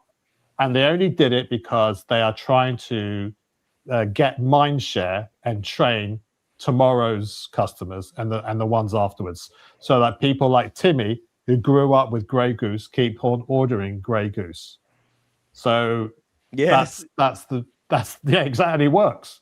The marketing. There is one. Yeah, there is one. I can't. Do you know what? It escapes me now. But I think it might have been Smirnoff, or I may be completely off base here. But there was a guy that would bring in beggars from off the streets. He would feed them and house them and dress them, and then send them to the bars in New York and say, please order my particular drink specifically. And so night after night after night, these bars were being inundated for requests for this particular spirit. And they're going, what the hell is going on? We don't know anything about this spirit. And we better order it because we're losing customers. They want to order this. we can't satisfy their order request, and they're turning around and leaving. Now, unbeknownst to them, they had no intention of buying a drink because they had no money. They just went in there to essentially create hype for a brand. And that was in the 1800s. That was, a couple of centuries ago. Now, I think it might have been Smirnoff. I'm not entirely sure. So please forgive me if I've got that wrong. I haven't done. But that was before me then. Okay. Yeah, definitely before you. Okay. Are you sure, Daniel? Are you sure that you weren't there? Daniel, you're older than Flat Earth. Okay, Dmitry Mendeleev? I don't keep count, okay, guys? I don't keep count. All right. Daniel, weren't you friends with Dmitry Mendeleev when he invented vodka in the 18th century? No? Well, he didn't invent, right? Like he Mendeleev, the guy who isn't it like that the guy who invented the elements, the periodic table of elements, the standardized, he also standardized vodka. He basically invented that it should be 40% proof for the perfect blend. I think I was beat up in the 80% alley. proof. I think I was beat up in the alley for mispronouncing his name. Mendeleev. I'm not sure. Yeah. Hey, Kojak, I called him Mentalium or something, and he punched me in the face. I think that was Kojak. I searched your story, and it was Smirnoff vodka. The founder, Piotr Smirnoff, invited homeless people for food and drink, and then sent them to bars to demand Smirnoff vodka, which helped boost sales in Russia. Yo. That's a real story. Was it in Russia or New York? He did it. Well, it says Russia on the internet. Russia. If you believe the internet. Wow. There you go. Read this chat, Kojak. Read this chat. This portly British guy seems to know his booze history. I'm assuming he is British, maybe South African. He's Greek. He's Greek. He's Greek. I don't know about portly. He's looking really, that's okay. Really good. That's an accurate description. That's okay. Portly's that's okay. So am I. I'm portly. I have some port here as well, if you want. Yeah, exactly. That's what it means, doesn't it? He's doing well. That's what it means. That's what it means. Yeah. All right. Let's start off with the Keller one. I've drunken it loads of times. I use it in all my cocktails, so I can taste citrus. I can taste a little bit of pepper on the back end. Really clean, really nice. No complaints there whatsoever. And this is about half the price of what Grey Goose is. So it's charcoal filtered and rested before it's bottled. And they're a great brand. Okay, let's try the Grey Goose. I've never tried Grey Goose before, so here we go. Bottoms up. I heard that the guy who made Grey Goose, he was the guy who brought Jägermeister to the United States, and then he basically invented the long, tall bottle for competition because it's all marketing. Yeah. Because he said, bring me the most popular vodka. And they brought this fat, short bottle. And he said, okay, ours is going to be skinny and tall. Just opposite. Okay. How is it? Grey Goose, is it better? Does it taste 3 times better? No, it doesn't taste. No, I'd say Keller One tastes better. Holy shit. Okay. Timmy, maybe you should be skinny and tall and see if that helps your channel. Grey Goose is again made with winter wheat, but obviously this is from the Netherlands. This is from France.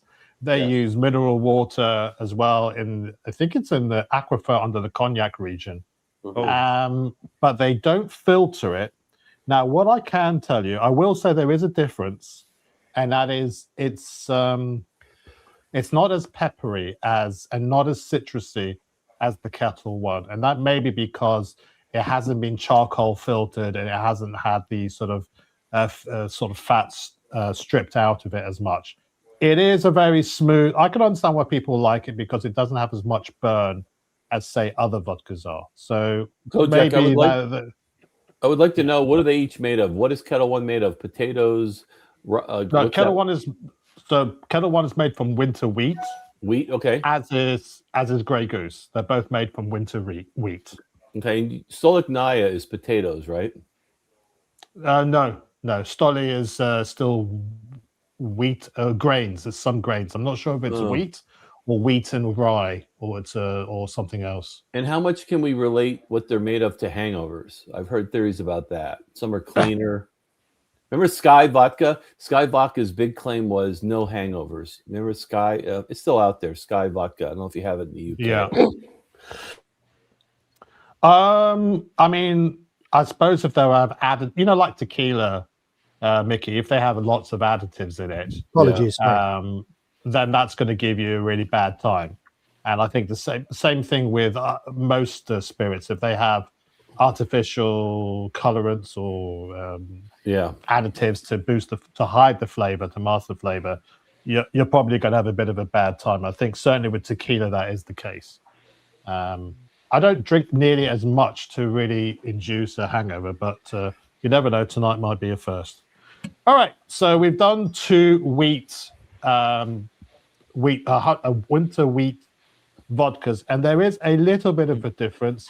I think I prefer the citrus notes, the slight citrus notes, and the sort of pepperiness of the Chateau one. Just adds a little bit of spiciness.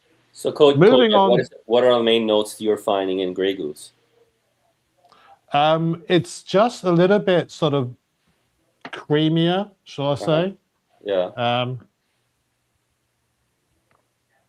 It's really devoid of any. It's really devoid of any hint of flavoring at all. Really, it's a little bit numbing ethanol flavor with the creaminess, and that's about it. Dude, it's so easy to black out on Grey Goose. Yeah, it's completely flavorless. Yeah, it's pretty. There is the burn at the there is a burn at the end, but certainly nothing. I guess people will like this because it's not challenging there isn't any challenging flavors in it. But I maintain that if you put this in a cocktail, you're not going to be able to tell the difference. All right. Okay. The next one is how do we pronounce this? Potoczki rye vodka from Poland.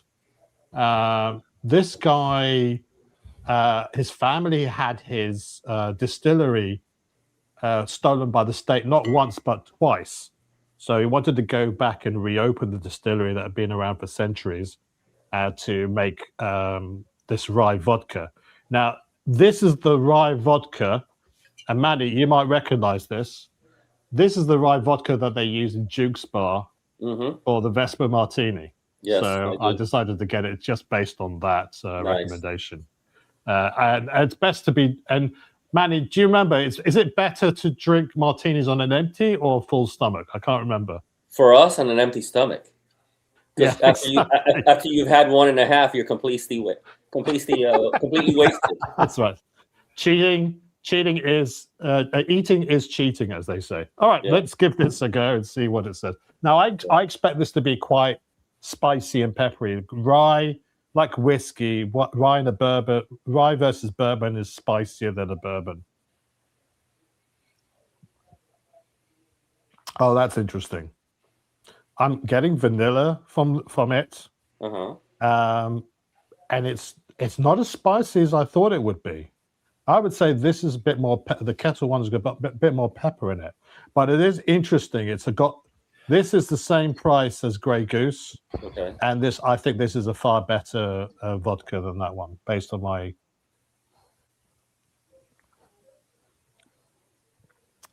Yeah, it's a. I wish you guys were here to try this with me because it's better to have a large sample size. Right. Okay, so this would be good in martinis. Is it? Question for you. I'll be over there in a few days. Okay. I don't know if they can hear me. Yes, we can hear you, Sean. We can hear you, Sean. Hey, how are you? Hey, is it truly National Day for Espresso Martinis? That's right. 15th for sure. of March. It's in US also? Yes. Yeah, I believe so, yeah. Because I have to order that then. Let's go. All right. Hey, Sean, order me one too. You got it, brother. And make sure. Drive. Oh, yeah, there's Daniel Katz. So Daniel Katz. Daniel. That's a Cœur Royale, it looks like. You're muted. You're muted, Daniel. You're muted. Pink Daniel. champagne. It's a Fres de Bois. Fres de Bois. That looks Strawberry really fancy. Fres de Bois. It's like strawberry liqueur with whatever. He got it to match his glasses. Just so everyone knows, he got it to match his glasses. Okay. Nice. Excellent. Nice. Enjoy. Daniel. Salute. Happy birthday. Happy birthday, Daniel. Cheers, my friend. Happy birthday, Daniel. Is that Daniel's we're gonna birthday sing today? happy birthday. And No, it was Good, I didn't know that. It's not. It was. It's not today. It was March 8th. It's March 8th. It's Like it's his wedding. It's his birthday month. So we're in the birthday It's month. it's like the Ides of March. It's the 8th of March. Yeah. Okay, I thought it would be the same day as the Oscars. You and Oscars would have the same birthday. Okay, carry on. I'm not upstaging him. Carry on. Okay, here we go. Next is going to be a potato vodka, right? Oh. Now, I would normally have gone Chopin. What's that? Pochi. This one is a British potato vodka called Edwards. It's an ultra premium vodka. I would have gotten the Polish one called Chopin, but I couldn't find it in stock anywhere. So they said I've checked, this is supposed to be it's a good representation of a potato-based vodka. So I'm going to give this a go and see what it is about. Okay. That's weird. Straight away, there's a slight vinegary notes to it. I'm not sure that's a good thing. Right. It tastes like, it almost smells like a cider vinegar sort of thing. So you could actually put it on chips, Alex. Put it on your chips, yes. Okay, Ray. We wish we could forget. I wish I could unsee it. The image is burnt into my retina. Okay. So this one is, as I expected, to be smooth, creamy in texture. I can't taste vinegar. I could just smell a little bit of vinegar. And when I opened the bottle, I'll check to see whether it was actually vinegar. So, yeah, that's okay. I can understand why James Bond would probably prefer more grain-based vodka. It has more interest to it. It has very little flavor. Again, it's a little bit sweeter, I think, as well. And the texture is thicker. It is what it is. I wonder where the vinegar smell comes from. I mean, when you're fermenting, I don't know if it's when they ferment the potatoes out. Maybe it's a little faint of it. I'm going to have to contact them and say, should this smell like vinegar? And they'll say, no, somebody's been pissing in your vodka, Kojak. Okay, next one. Next one is Tito's handmade vodka. This is a US brand. I thought I would represent. We love our American cousins. USA. This is a corn vodka. So it's made from corn. And let's give this a go. I expect this to have, again, sweetness, maybe a little bit of burn, just like corn does in bourbon. This is government sponsored. It's Marxist vodka because it's all that government money pays for the corn. Okay. No aroma whatsoever. Certainly no vinegar piss. Okay, let's give this a taste.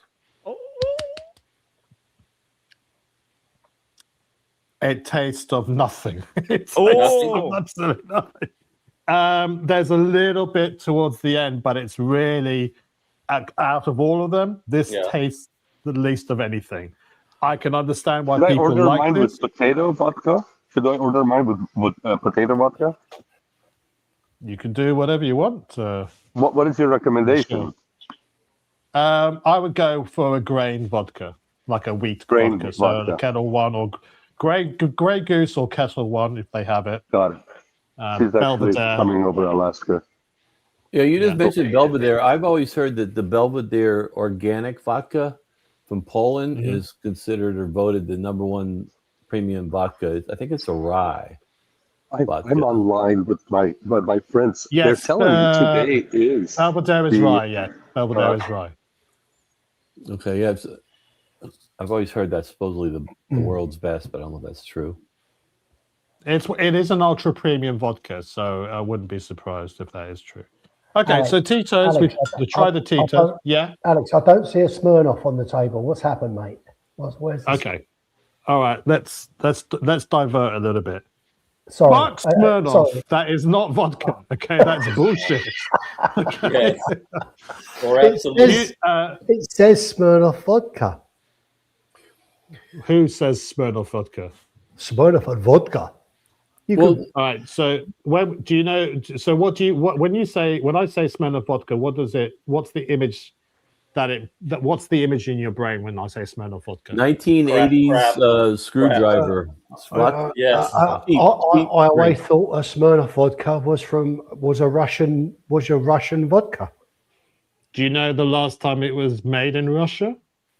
No, Alex. No. I'll leave that to you. Over 100 years ago. Really? So where's it brewed now then? It's brewed in Santa Vittoria, northern Italy, and Scotland, and America, and Canada, all over the place. Under it's not license. made in Russia. Oh, okay. The reason why they don't make it in Russia is after one of the, I can't remember one of the revolutions, the 1917-ish, and they took the distillery off the people that owned Smirnoff. So then he went, fuck this, we'll go to another country and set up shop elsewhere. Okay. So thank you. It's been over 100 years. But Smirnoff vodka, Smirnoff vodka is, let's say, Scotland. They use the same grain spirit to make Smirnoff vodka as they do to make gin and also some whiskies. Yeah. So they'll make a whole truckload of this spirit and they'll separate it into different parts. That will go to make vodka because it's easy. Well, that will go on to make rubbish gin. That's easy, and that will go on to make some grain whiskey. That's your lot. Okay. Smirnoff. I'm sure Smirnoff back in the day was premium, but nowadays it has. I don't even know what the ABV value of it is. It 40%? It could be less. I'm not sure. But it is a mass-produced product, masquerading as a premium product. Okay, mate. And I don't think it's not worthy of your table. No, I just don't think it's not authentic. It's not. Authentic. Stephen, when I was a teenager, that was the cheap vodka to go to. Yep. Right. Okay. And then eventually, you kind of, you step it up to Absolute. Yeah. Which was a little better. And then from there, I went to Grey Goose.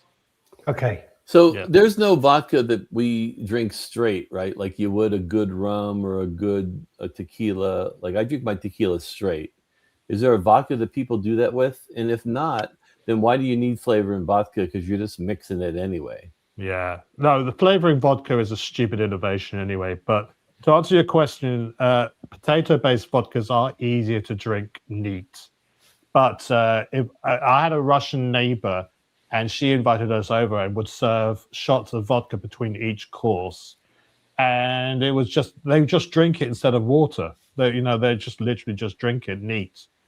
That's how they would drink it. And what? Sorry, Alex. What vodka was that? Would you know? Whatever they make, whatever they can get their hands on, I suppose. Oh, okay. I mean, sorry. All right. Yeah, it's not. I thought being Russian, she would know. I think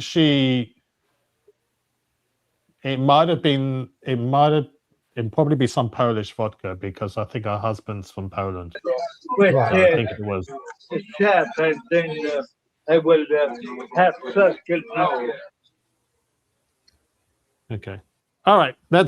We've gone through Tito. So Tito's, I think, is the mildest vodka so far. All right. This is Ciroc. Ciroc is made from grapes from the Cognac region. Created a lot of controversy when it first came out because the vodka community said, no, you can only make vodka from grains or potatoes. And they went to court. They took them to court, and the court said, well, no, they can still call it cognac as long as you can say, as long as you specify what it's made from. So they have to say vodka distilled from fine grapes. So in fact, it actually makes it more luxury than it previously was, because you say fine grapes from the cognac region, and suddenly people think associate that with it being a higher quality. Syrah is another brand that is marketed quite heavily. You know, I think P. Diddy used to be the ambassador. Maybe not a good idea these days. But let's give this a go. It should have a little bit of a winey taste to it. There we go.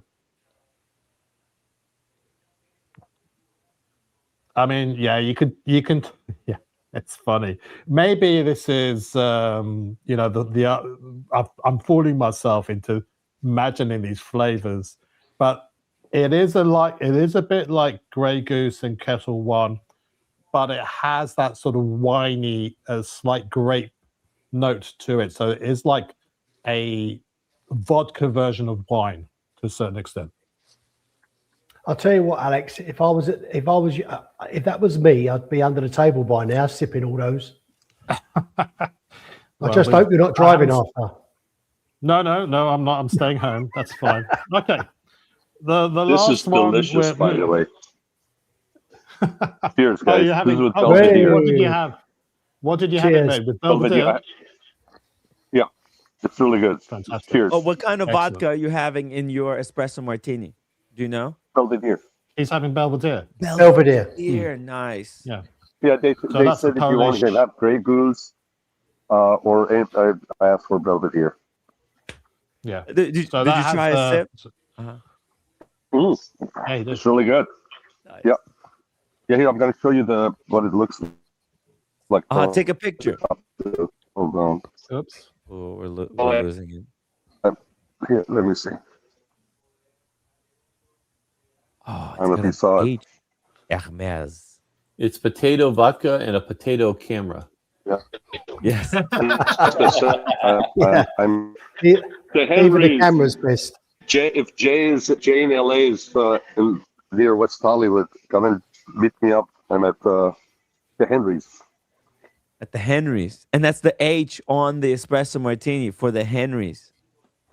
That's right. This is where you and Red were here, and we came for a late night get together dinner. Do you remember? And I've ordered the Korean skirt steak plate. The one with the delicious. kick, with the spicy. The one with the cake, with the rice, and yeah, it's good. That was. I'll show it to you when it arrives. Amazing. Fantastic. Last but not least is that's okay. No, so please jump in whenever you want to. Last but not least is a Black Cow vodka. This is vodka made from milk. Okay. It's actually a byproduct of when they make cheese. So you have the curds and you have the whey. The whey is sort of a protein liquid that comes when you're making cheese, and they use the whey liquid to then distill and make this particular vodka. Now, what can I expect from this? I suspect there's probably going to be maybe a bit of a lactic sour taste to it. I don't know, like the milk from a old granny's tits. Now let's give this a smell. Okay, so nothing to report on the smell side of things. Let's give this a taste. Good cilantro.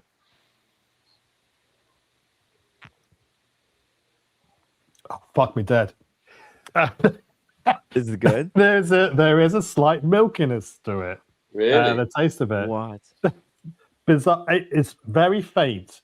But the thing is, I need to do this as a double blind taste, because am I imagining the taste of it because I know it's coming from milk, or is it genuinely like that? I guess we won't know. Hello, Mike. Oh, Mikey. I heard there's a lot of riffraff on this. So I tried to kind of calm it down a bit. There you go. How are you, What's going Mike? on, fellas? Hey, pour that Guinness.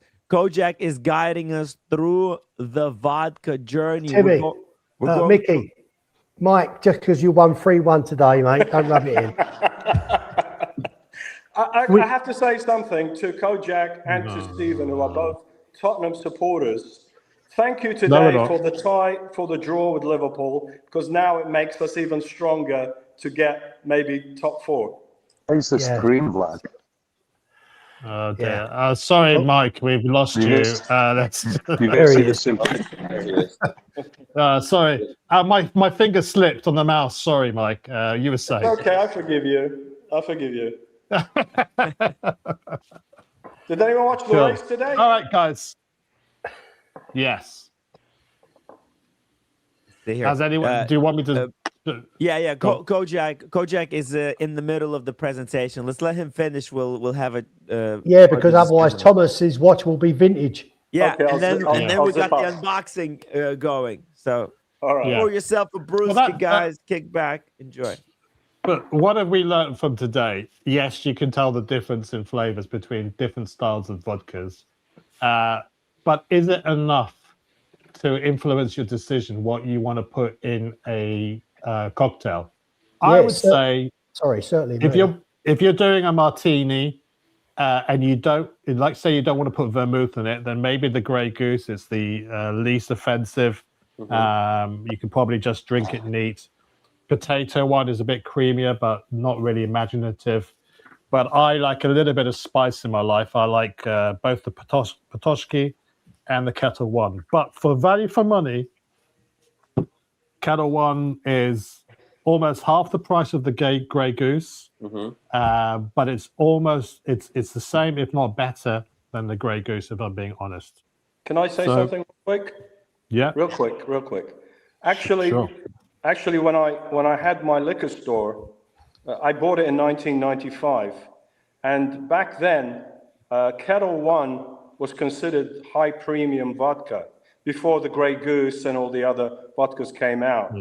Then 1997, Grey Goose came into the market, to the US market, and then of course Grey Goose started the whole trend of these luxury high-end vodkas. But back then, Kettle One was the actual popular one as being high-end. Well, I mean, I know that Grey Goose was introduced in the late 90s. Yeah. What I was saying is that they bought a lot of market share, a lot of mind share by paying bars to stock this in front of anything else on the back shelf. But if we look at the history of ultra premium vodkas, Chopin, which is a potato-based vodka from Poland, that was the first ultra premium brand, and then Belvedere, and then I take your point about Kettle One. I think here in the UK it's very affordable. Grey Goose is marketing over substance.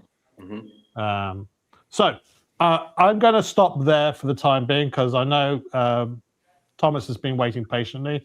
Allows me to sober up a little bit, and then we can make a cocktail or two later on. So over to you. Great Tom. job, Kojak. Great job, my man. No. I was just going to say, Tim, could you put up the little article I sent you? Yes, I can. Love the T-shirt, by the way. It's very nice. Very nice. Official British Watchmakers Day T-shirt. Did they do a bigger size, Thomas? And it says one watch at a time. It's got Roger Smith Series 6 watch. Number 6, yeah. Nice.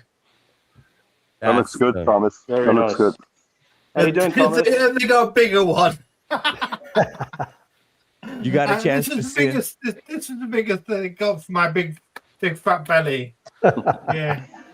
Before I open the website, have you had a chance to say hello to Roger Smith there? Did you ask him any questions? Yeah, we had a great time. Me and Stephen, myself, and Alex, we all went, and I was with Stephen, Watchmaking TWA, and we met Roger Smith.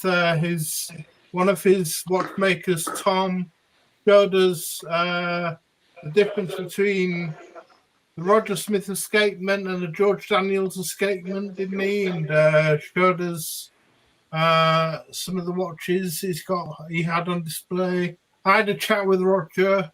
He was very very approachable, isn't he? He is. That's the word. That's the word I'm thinking of. Yeah, he's very approachable and willing to share information. And yeah, what we all thought CWA. Oh, well, exactly that, Thomas. I thought that presentation that Tom did for us, and this is the same guy we spoke to in Dubai, Tim.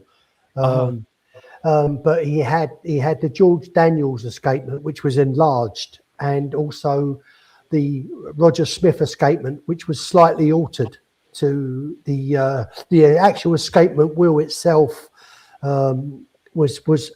Was very, very interesting. Yeah, without actually seeing it, it's very hard to describe, Tim. But it was very, very interesting. Very interesting. Do you remember what was like the difference that he mentioned? Yeah, the escapement wheel, I believe, Thomas, correct me if I'm wrong, but the George Daniels escapement wheel seemed a lot heavier than the Roger Smith. It was machined out. The Roger Smith escapement wheel was machined out more. And the actual, the mechanism was rather at the bottom of the Roger Smith, whereas the George Daniels, I'm sorry, I'm explaining it arse upwards. I'll send you a link. I'll send you a video of it, Tim. Oh, you have a video. Perfect. Yeah. Yeah, it really, as I say, the escapement on the Roger Smith's tweet of the George Daniels was the escapement wheel was machined out more, so it was a lot lighter, and it had even less friction on the pallet fork. So, yeah, very, very interesting. Very interesting. Shout out to Dean. Thank you so much for £10 super chat. Good stream, Timmy. Big shout out to the entire watch community, everyone who's joining us here tonight to chat watches, talk about cocktails. Huge shout out to Kojak for that presentation. We learned so much about vodka, and my grandmother used to make vodka in Ukraine, and then she would pay off different people with vodka for different services. And she needed somebody, the grass cut, boom, 1 liter of vodka, and somebody would do it. There's always a lot of demand. She had full on what's the metal that's like orange color? Copper. Yeah, she had like copper kind of brewing thing. She was making and like copper kettles. The kettles. Copper still, yeah. Yeah. She was like a really savvy lady. She was running the entire farm, brewing vodka. Hey, we got the Ray here. Ray wants to say hello. Hold on. You're on mute. Yeah, Ray. What do you want to say? Quick. Sound okay? Yeah, we're good, Ray. Good, Ray. Don't mean to interrupt. That gentleman that was talking to me is 92 years of age. Okay. He's 92 years of age and he still works on a boat. Wow. Okay. Wow. I don't want to interrupt. I have one question. How many glasses do I need? Plus, in 40 minutes, I have to get on a boat. So we're trying to set up. Kojak, how many different variations of glasses do we need to get on the boat for this show? Okay. Sean says 4 variations. There you go. Sean's answered. I was going to make 3, but let's make 4. Okay. All right. Okay. Ray. Hey, Ray. Do you sell those hats? Oh, he does. I like that hat. I like that hat. He also has the sweaters too. It's all natural wool. Natural sheep wool. Here we go. This is the video that Thomas sent me. Here we got. These are 2. They're series 3 and a series 6. And here we go. Oh, that's it, Thomas. Thank you. That's the Roger Smith escapement, and that's the George Daniels escapement. Oh wait, which one? On the one on the left? The one on the left. Sorry, TWA. You carry on, Thomas. I'm so sorry. The one on the left is the George Daniels escapement. And the one here is the Roger Smith updated escapement, copied from the George Daniels coaxial escapement. It's got a smaller wheel. The blue wheel is made slightly smaller. It's called the single wheel coaxial escapement, and it's basically the single wheel escapement. It's put into all his watches, and this gentleman was explaining. I was asking him, "Is it a larger wheel or single wheel?" And he just a bit more into the video. If you just wait a little bit, he brings back the George Daniels one. Okay, let me and skip you forward see here we go. the George Daniels one. It's got the two wheels. Two wheels. Oh. So, and the silver wheel was actually two wheels. It's a little wheel on top with another wheel underneath. But the bigger wheel, yeah. Yeah, it was made thin to put in to be popularized to put in all Swiss watches, a lot of Swiss watches, and that was the coaxial mechanism that went into all the Swiss brands, the Swatch Group brands, Omega, and a lot of the Omega Swatch Group brands. So that was. If you look at the George Daniels trainer wheel, is on the top. The Roger Smith trainer wheel is underneath and driven underneath. You watch. I don't know if you go onto it in a minute. And it's as I say, you look at it, it's all machined out, whereas the top wheel is quite heavy. Whereas you look at the Roger Smith, it's all been machined out and it's just one wheel. So for just to really quickly, for those who might not know what's going on, so we're here at the left side. I think, can you see my cursor where I'm waving? Yeah. Okay, this is where the hairspring would be, and the hairspring would be on top over here, and it would be gyrating back and forth. That's what the motion that they're replicating there. And now you got the escapement wheel. This is I guess George Daniels' coaxial escapement. Right? And the pallet fork above. Yeah, and now George, he was working with a very, you could say, primitive technology. He was working with pen and paper when he designed it. So he was working, in a much more different world. Tolerances were much bigger at that time that they could get today. And so his compromise was, having two wheels, and they attached them to each other. All right. Now, Roger Smith took the same concept, right? Because it's the same concept, but now he made this almost impossible type of wheel where he combines the elements of both into a single wheel, and it's got dimension to it. You can see it. There's protrusions in 3 dimensions, up and down. Now, would this wheel be made of silicone, or is he making it out of steel and it's all machined out? I can't remember what he said. I think it was machine. I don't think it was silicone, was it, Thomas? I don't think. No, I don't believe so. I can't think. I think it was still. But as I say, if you look at the trainer wheel, it's at the bottom on this escapement that's driven by the escapement, whereas George Daniels is the other way. So with 2 wheels, but very, very ingenious. Now, does that improve efficiency in some way, having it the top or bottom? I think it was all to do with friction, Thomas, wasn't it? Wasn't it to do with friction? I think so, yes. There was actual even less wear on the escapement or on the pallet fork, even though they used the jewel. But the less touching on the pallet fork of the wheel. Yeah.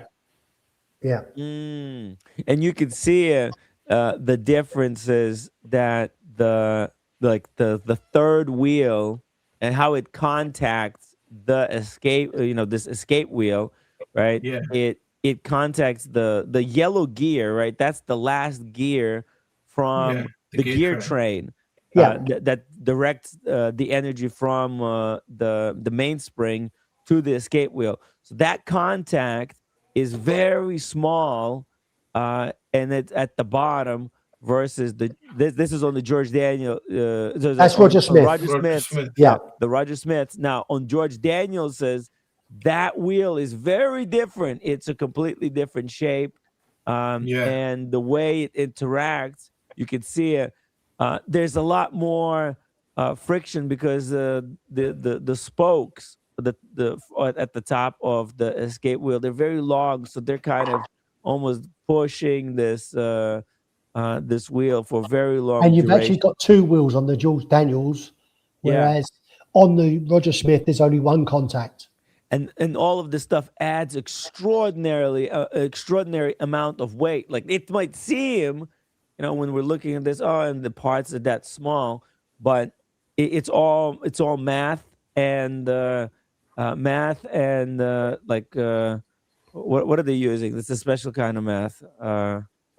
It's like physics. It's all physics that's going on here when they're creating this stuff. So it takes a special kind of genius to even come up with this. George Daniels was a genius for coming up with this with the technology that he had, and now seeing Roger Smith to continue the work and improve it. Just tweeting little bits. Yes. Yeah. And absolutely amazing. Extra. This is why Roger Smith is right now. He is the most highly regarded watchmaker on the planet. His watches are going for insane amount of money. He makes 20 watches a year, and I spoke to someone, and he said that his wait list is, I think, until he retires. Oh my God! The wait list for watches until he retires. So the watches are sold out before they're even him. The watches. So he makes 20 watches a year. He's got a wait list until he retires. So that will carry on. The business will carry on when he retires. But people who try and get on the wait list now, it won't be made by Roger Smith. It will be made by his watchmakers. So unbelievable. So it's unbelievable how he's got 7 watch. He's got. Did he say he's got 14 people working for him? 7 watchmakers. No, I don't think. Oh, Thomas, I don't think as many as that. I thought he said about 7 or 8. No, he's got 7 watchmakers working for him, but he had a team of 14, I think it was. Oh, okay. On different things. I think 7 or 8 watchmakers working on his watches. 7 watchmakers altogether. And they all work on one watch. They can from start to finish. They work on one watch for about 4 months. Yeah, to complete one watch. Yeah. Thomas, do you know what's the hard reality? I think he's actually younger than I am. And some of us, and if we place an order, the watch won't be ready till we are dead.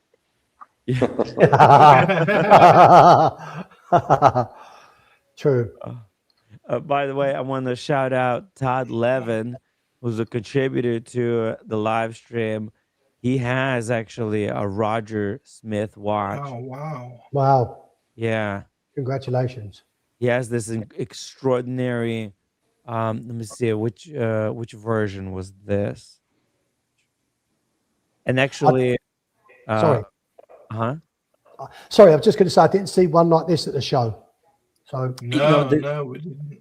This is custom built. It must have been limited. It must have been really limited. Yeah, it's what I'm showing is not a Roger Smith, but it's damn tasty.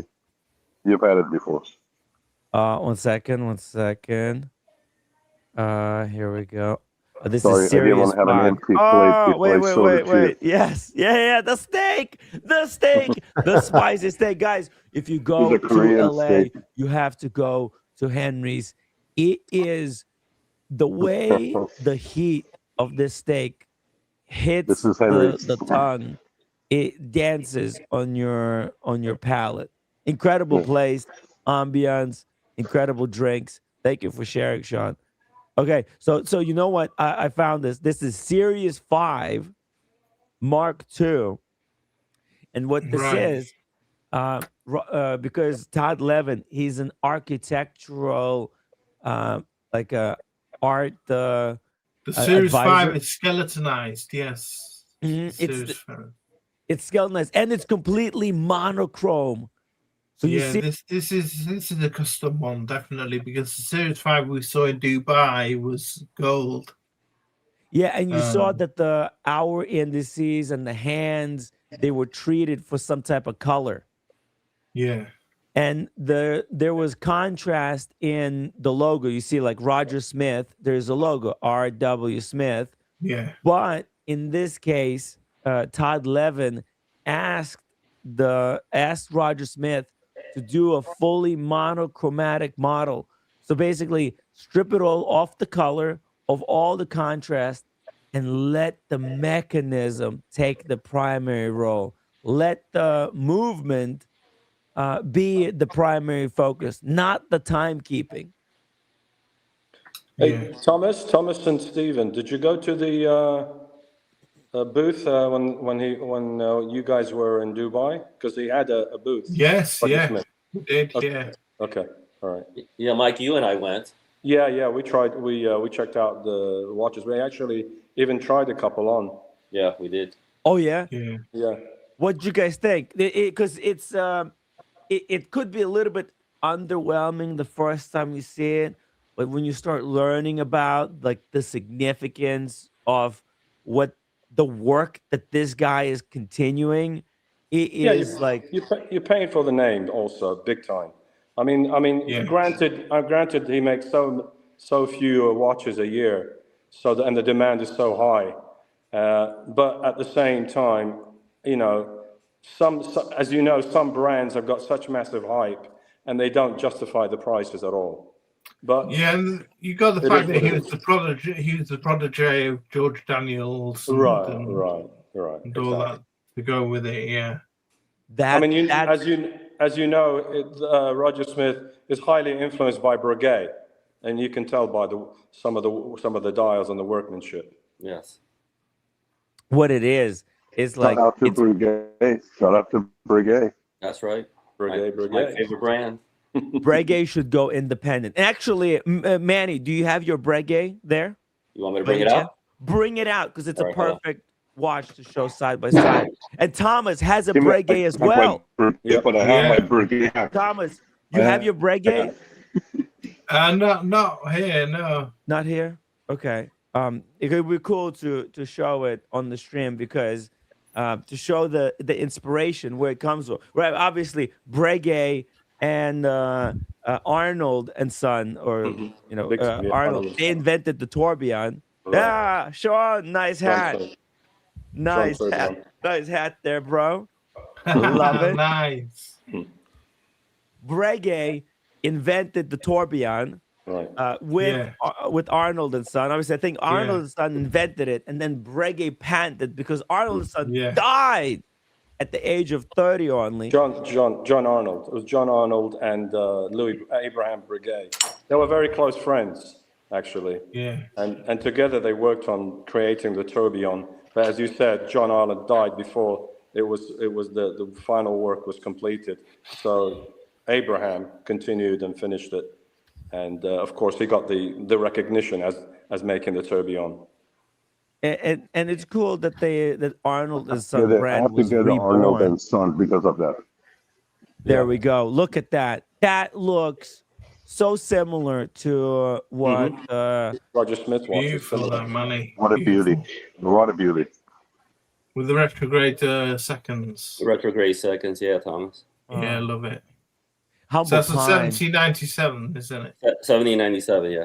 Yeah, beautiful. Humble Pine has this one in the blue color. In the blue, yeah. Yeah, this is like one of the most beautiful. You know, I love the subscription that they created new, but I think actually this might be a better watch. It's better value, number one. Way better value. Look at that. But Oh, and then that rotor. Unbuckle it for us. Show us that gorgeous. That the rotor's beautiful. Yeah. Manny, you never are one to be a hype beast, but so I apologize for asking. What's that watch cost? $44K. Yeah, that's what I thought. Mickey, we need to get you on the program here. You got to get with the program. I'm slowly getting it. You know what? Everything I look at now is on a strap. It tells me something. It's like an axe head, isn't it? That rotor. It's like an axe head. It reminds me of. It looks like an axe, doesn't it? Yeah. But this goes back to the original pocket watch style. Right. Okay. And it's 22 karat gold. Yeah. So they don't install this onto the very, very last part of the assembly. Right. They actually install a steel, a non-precious metal one, and then when they're done, they put this in because it's so delicate.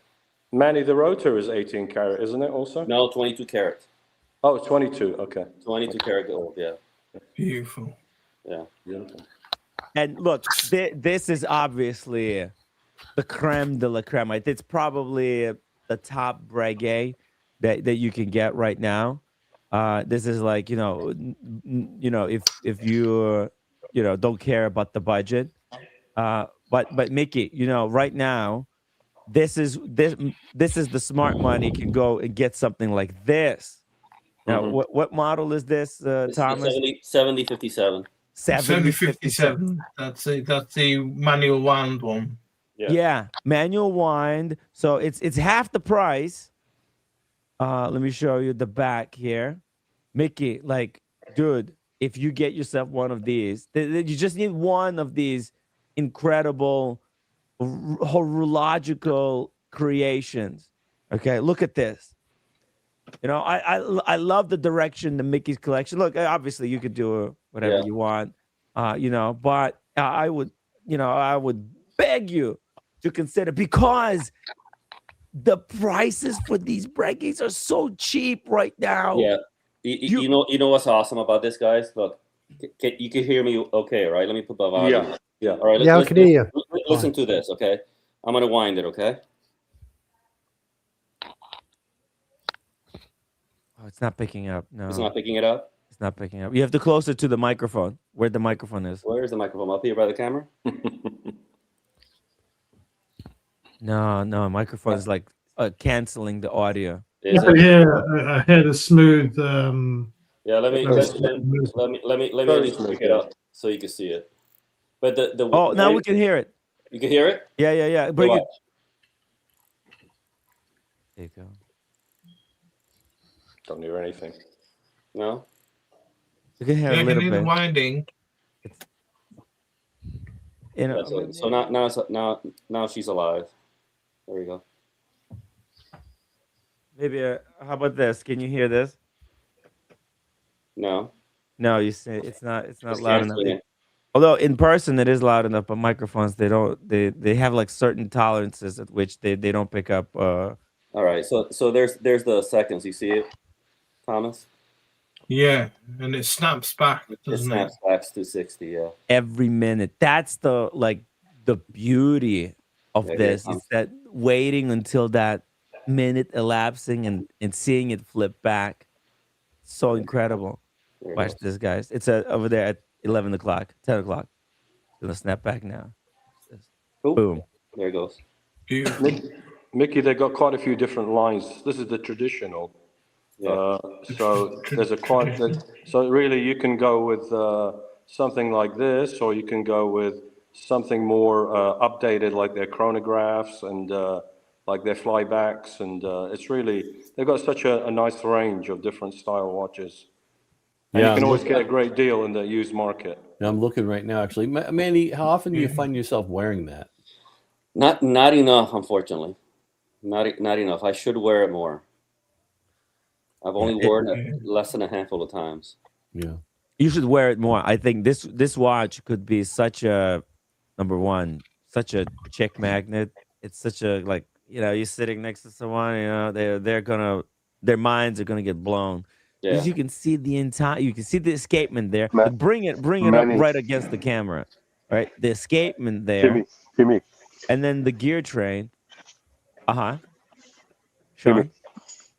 Sean? Can you imagine wearing a beautiful summer suit with a necktie at Pidiomo? This is a true Pidiomo piece.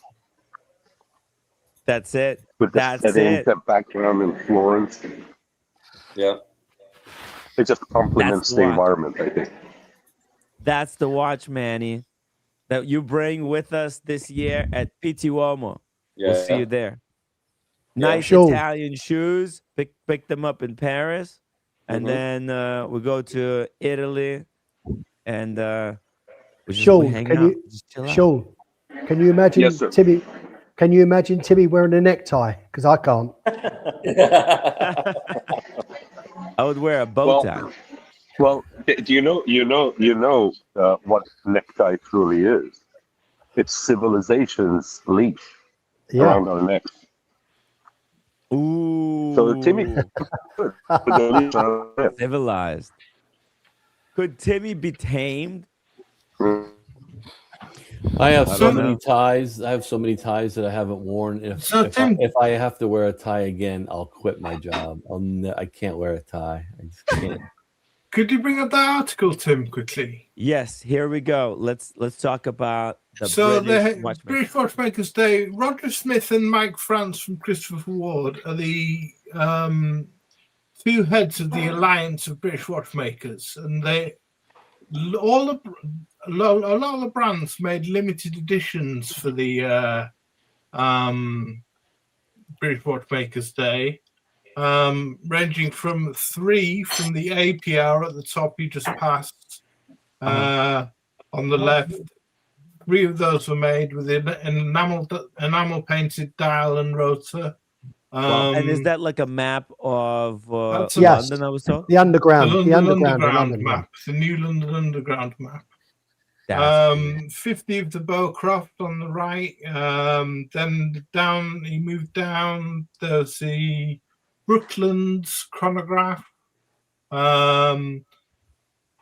was £4,000, a bit pricey. I think we discussed that with Mickey before, and he was saying why not get another timer.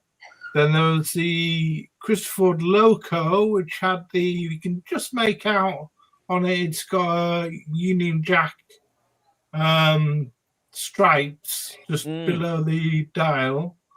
I'm not too into Christopher Ward myself. I don't really get on board with them, but they seem to be a fan favorite. They had loads of people around the stand. They're very popular, very popular. How many was this limited to? Oh, 10 pieces only. 10 pieces. Wow, they sold out, right? Yeah. Then below that we have, what do we have below that? Oh, this D-track one. So that's made from recycled stainless steel, and the strap is made from recycled beer barley. So it's barley. It's made from barley that makes beer. From Budweiser.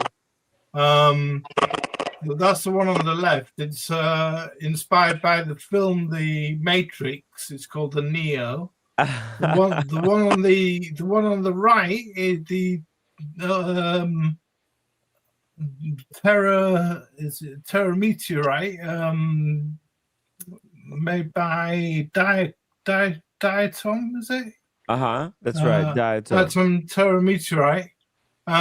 That one's got meteorite, and it's also on the dial. It's got on the bezel. Sorry, it's got steel from the Apollo 13. From the Apollo 13. If you just read it, here we go. Apollo 11. Sorry, it's got material salvaged from the Apollo 11 command module, flown by Armstrong, Aldrin, and Collins in 1969. That's crazy. How did they get their hands on the I material? really don't know how they managed to pull that off. But these are affordable watches. I mean, the Neo was £500. Then you got this Ripple one. This Edward Christopher Ripple. Not for everyone, these watches. You got the Edward just below you got the purple hands. That came in several dial colors, but they did this one, which was 25 pieces with a silver dial and purple hands. Then the Elliot Brown Beachmaster, which was just another dial color, basically. Then down after that, we got the Ripple. Brown. The Ripple one, interesting. You got the the Ripple's kind of interesting, right? With the it's interesting, isn't it? I mean, if you think of the Chapek watch, you had the Chapek Promenade that came out a couple of years ago, Watches and Wonders, had that enamel ripple on the dial, the blue dial. Yes. Like a pebble's been thrown into it. Sort of. Yeah, Elliot Brown looks like a very standard watch, kind of standard diver, very standard diver. And then we have the Fairer. Fairer is a hot. Fairer's nice. Yeah, that's a lovely dial, that one. Then this Ember Rocket Concept Edition, which has this case of the Grand Seiko Tokyo Lion Tentograph that I thought it looked like, or a bit like a Zenith Defy. But it's got a dial that goes from purple to blue. Oh, it's sideways. It goes from left to right. Yeah. It's so that was £450. You know, it wasn't out there price. £450. What do you think? £450 for this Ember Rocket concept? I know some people who bought it and were really chuffed with it. Really, they really liked it. What is that? Salida movement in there? It's only a two-hander, no date. I think it's a Miyota or Seiko movement. It's a three-hander. Oh, Miyota. Okay. Well, that's still fine. 45 pieces. It's an interesting case. Look, I think for most people, right? Okay, yes. If you're not yet ready to chase Roger Smith, which is he's sold out till his end of his lifetime. If you want the watch as a daily beater, that's £450. That's not bad. It's not. Right? No, it's pretty good. Or if you want to take a souvenir of the day, Yeah. After that, we've got down below. Oh, by the way, the Fair, just really quickly, sorry, because the Fair got the Le Jouperet G101 movement. Yeah. That is a serious movement. And Grand Fume dial. Yeah, it's nice. That's a big deal. Incredible. Like, it probably looks really glassy, very artistic in real life. For £1,000, not bad. Yeah. With the matching strap, like it's suede. It looks really stylish. It's like a fashion watch. It's nice, isn't it? It's nice. Yeah. But it looks really nice. I think, and you're getting a watch that's made. Oh, no, it's a Swiss made. But how are they? Oh, the movement is Swiss made, but maybe the Fair, that's a British company. The movement's Japanese. No, the Le Jouperet, that's Japanese, yeah? Le Jouperet, yeah, it's owned by Citizen. But right. It's Swiss, sorry, but it's owned by Citizen. Oh, and below it, you've got the Fears, which is the 1846, which is when they're established 4 generations ago from Nicholas Bowman Straggle, who runs it now. And this is a watch made by Edwin. It's inspired by a watch made by Edwin Fear, pocket watch. And it's in 925 sterling silver. It's made from the case, and it looks lovely. It's got a lacquer dial, which I really like that. Again, that's a nice piece. It's nice. It's silver, it's solid silver, so it's nice and traditional. Humble. Last time I was at British Watchmakers, Humble Pine got a Fears watch limited to the British Watchmakers release, and it was also made of silver. It was quite heavy. Right. Here, I'll bring it up. Yeah, Humble Pine got a Fears watch. Check it out. I'll show you. It looks, I don't know. You tell me which one. This one is more classic. He had one that's a little bit more cool. Look at this. This is the Humble Pine. The jump Fears. power. Yeah, the jump power. Nice. Yeah. How cool is that? Nice. Beautiful. Right? Very funky. I like both, but if you like something very old I think school, that was the Edwardian. It was called, wasn't it? That one. Yeah. Yeah. The I like the one on the left, Tim. I like the one on the left. Yeah. You like the one on the left? It's nice. It Nice looks dress like watch. Watch Nice Apprentice's clock. A little. Yeah, it's a nice business watch. Yeah. Yeah. I'm a sucker for small seconds anymore too. I don't know what happened to me. Yeah, so the one Same here. The one on the right was a Gecko, made by, which is a brand owned by Watch Gecko. You just take away Humble Pine's watch. Yes. Just last thing I wanted to mention is that this one on the left is limited to 25 pieces. The Humble Pine one was limited to only 10. Really? And he got Who makes the 10. left one? Who makes the one on the left? The same company. Both made by Fears. Do you have any other photos? Do you have like site profile or of the Fears? Yeah. How much does that run for? How much does it go for? That was £4,350. Yeah, that's a good looking watch. And it was to celebrate it's their 180th anniversary this year. So, Mickey, I probably have 5 or 6 watches that with the small seconds. I like them. I prefer them over the second hand being in the center because also the case is now a little bit shallower too. It's much more traditional. It's much more 1940s, isn't it? 1940s, 1950s, a sort of traditional style of watch, I find, with sub-seconds. The Gecko didn't do anything for me. It was just one of their. That's a brand owned by Watch Gecko, the strap maker, or the strap seller, and it was basically just one of their a normal run of their watches with a different coloured rubber strap. After that, there's an interesting one called the Golby.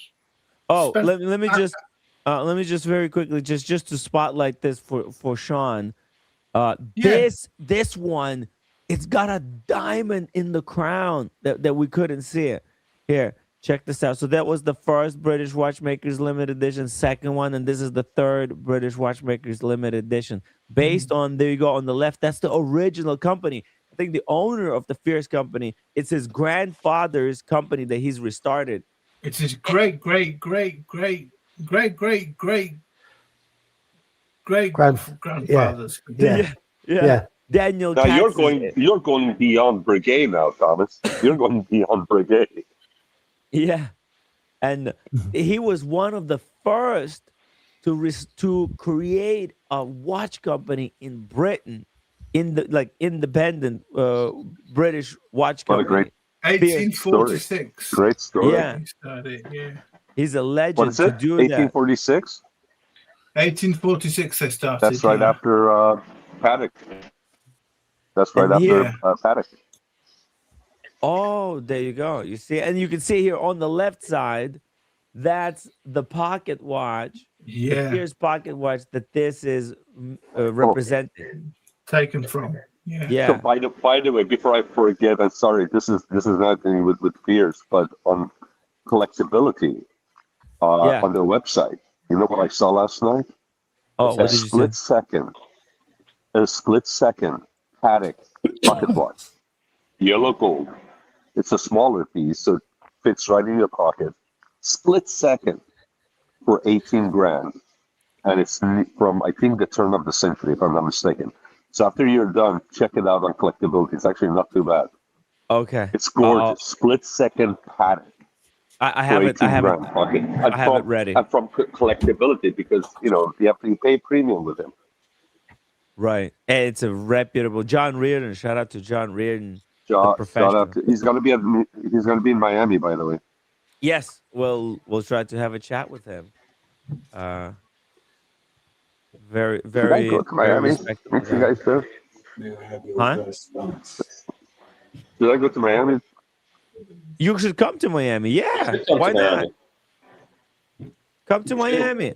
Now that Manny is in Miami, there's even more reason to go there. That's right. You should.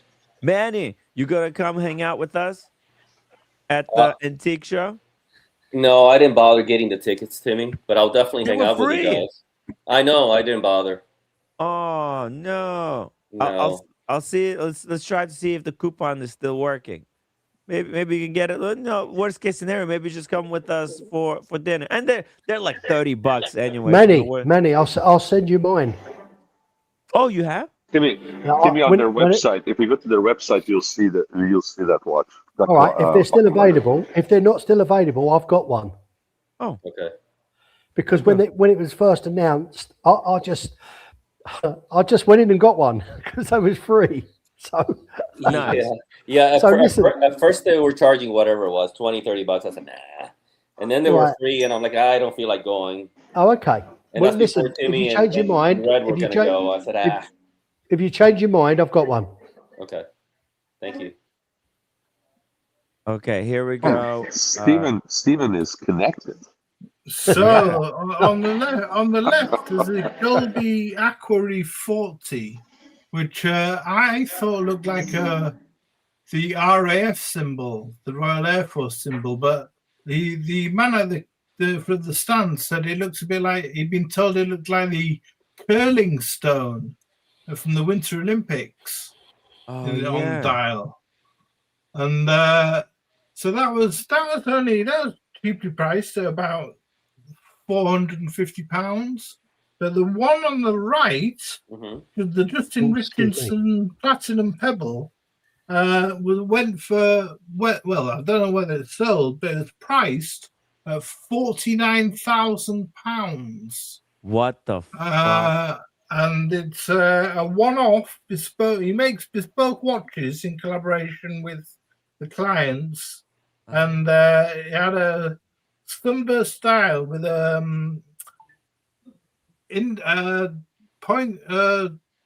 batons at the top and numerals at the bottom and sub-seconds, and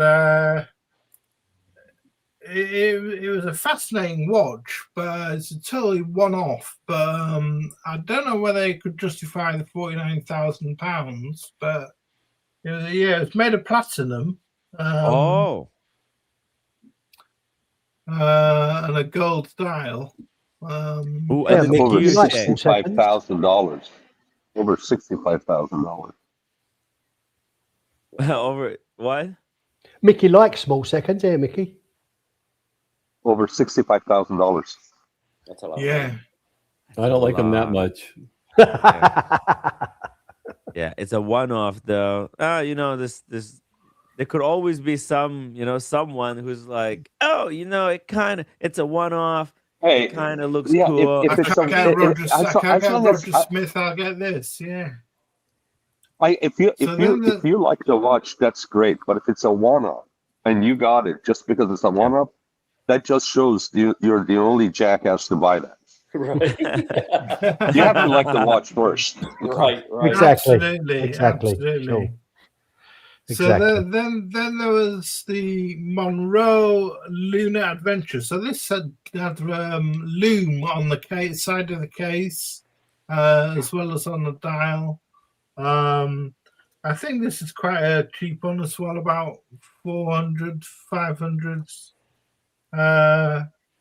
maybe a little bit more, £700, 50 pieces.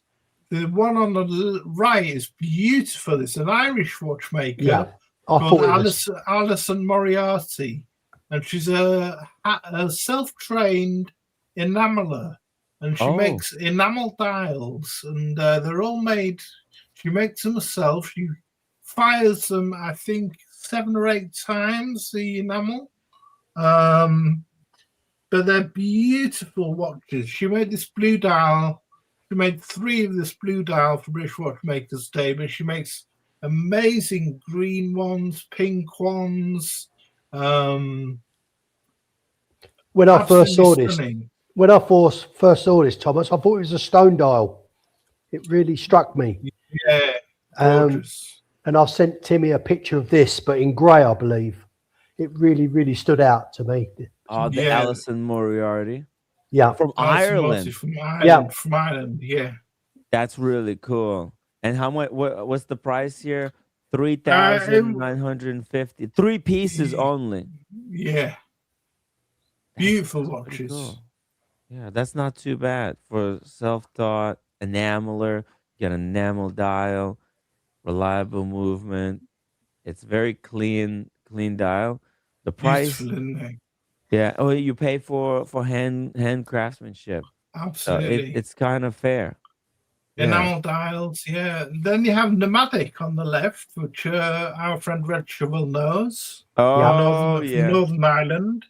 A pneumatic chronograph for £2,500.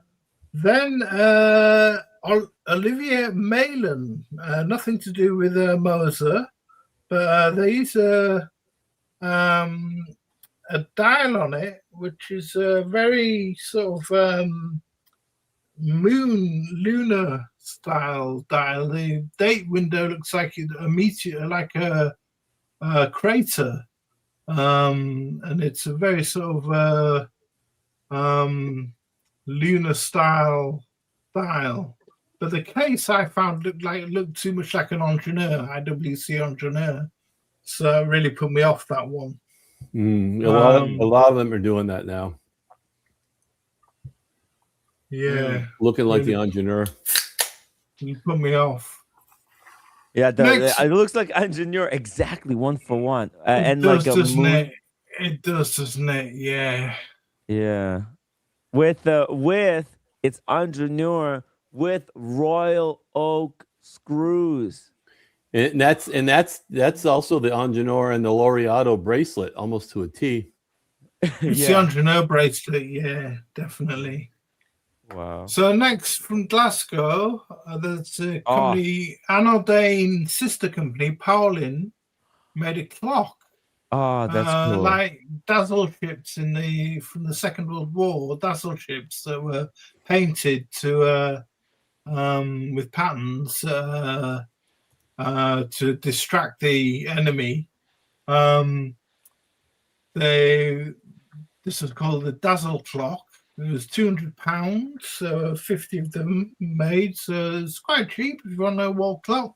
It was made of cork, so it was all the rim of it was cork. So it was really nice. On the right, Pinion, Piers Berry, who owns Pinion, he made this lovely aventurine dial watch with a sub-second again, 38 mil. It's called the Pure Chance. He made a watch. His first watch in 2014 was called the Pure, and it was 42 mil. He used the unitas movement, so he got used to Salita hand-wound movement in this, and it's 38 mil, and he called it Pure Chance because in the 17th century, aventurine glass was discovered in Murano, in Venice, by pure chance. It was an accident that they discovered aventurine glass by dropping filings into it and coming up with the speckled glistening sort of glass. Zoom in. Hey Tim, where's the private? I don't see the private chat on StreamYard anymore. It's there at the bottom. Yeah, it's at the bottom. At the bottom, okay. Yeah, do you have it on private chat or comments, Mickey? I just put a link actually in the regular chat. Then Timmy, pull this up. This watch that he's showing is actually a pretty cool watch. And the case. Yeah, I back, like it. I like the way it looks. Like you see the case back. Sick. This is 150. Wow. That's cool. Can you zoom in? That's right. Oh yeah. There you go. Yeah, it's had a skeletonized hand put on the back of the movement. Wow. Just as a sort of motif. And the dimensions, I'm trying to find the dimensions. That's what's going to kill it. 38 mil, 38 millimeters, 44 lug to lug, 20 millimeter strap, and a very nice 11 millimeters thick, including the glass. Yeah. It's by a company called Pinion Watches. A gentleman called Piers Berry is the watchmaker who owns the company. And it was £1,350. No, that's a really good price for it. Kimmy, can you show us the dial and then zoom in on it a little bit? Because I like the way the lugs were. The case look good. Yeah, look at that.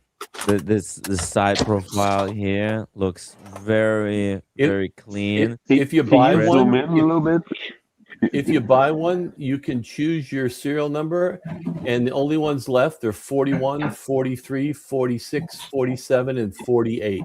Wow, 48 is the number I would get. How many did they make? They're only making 50, and there's only 4 left, or 5 left. How much are they, Mickey? £1,350. It's cheap. It's cheap.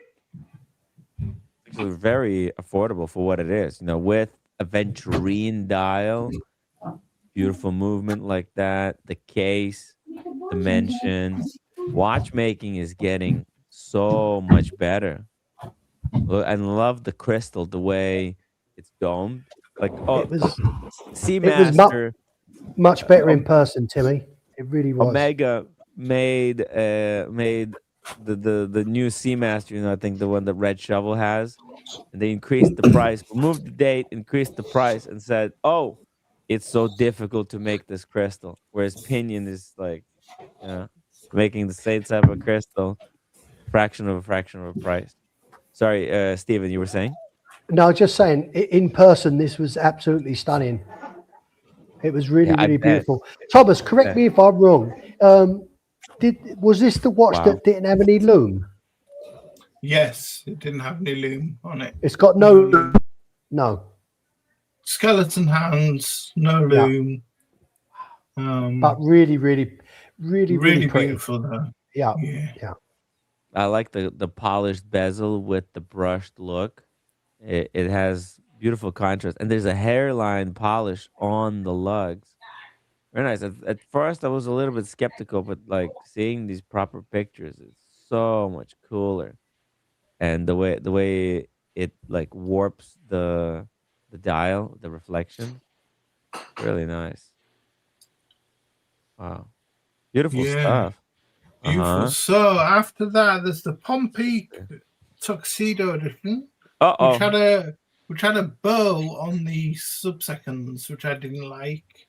That was £850. Then this Schofield Skeptico, which I really liked. It was made of a material called Ultum, which is a translucent orange material used in the aerospace industry, and it's actually see-through. It's translucent, and it's really cool. Really looks really cool. You could see the movement through it. You could see the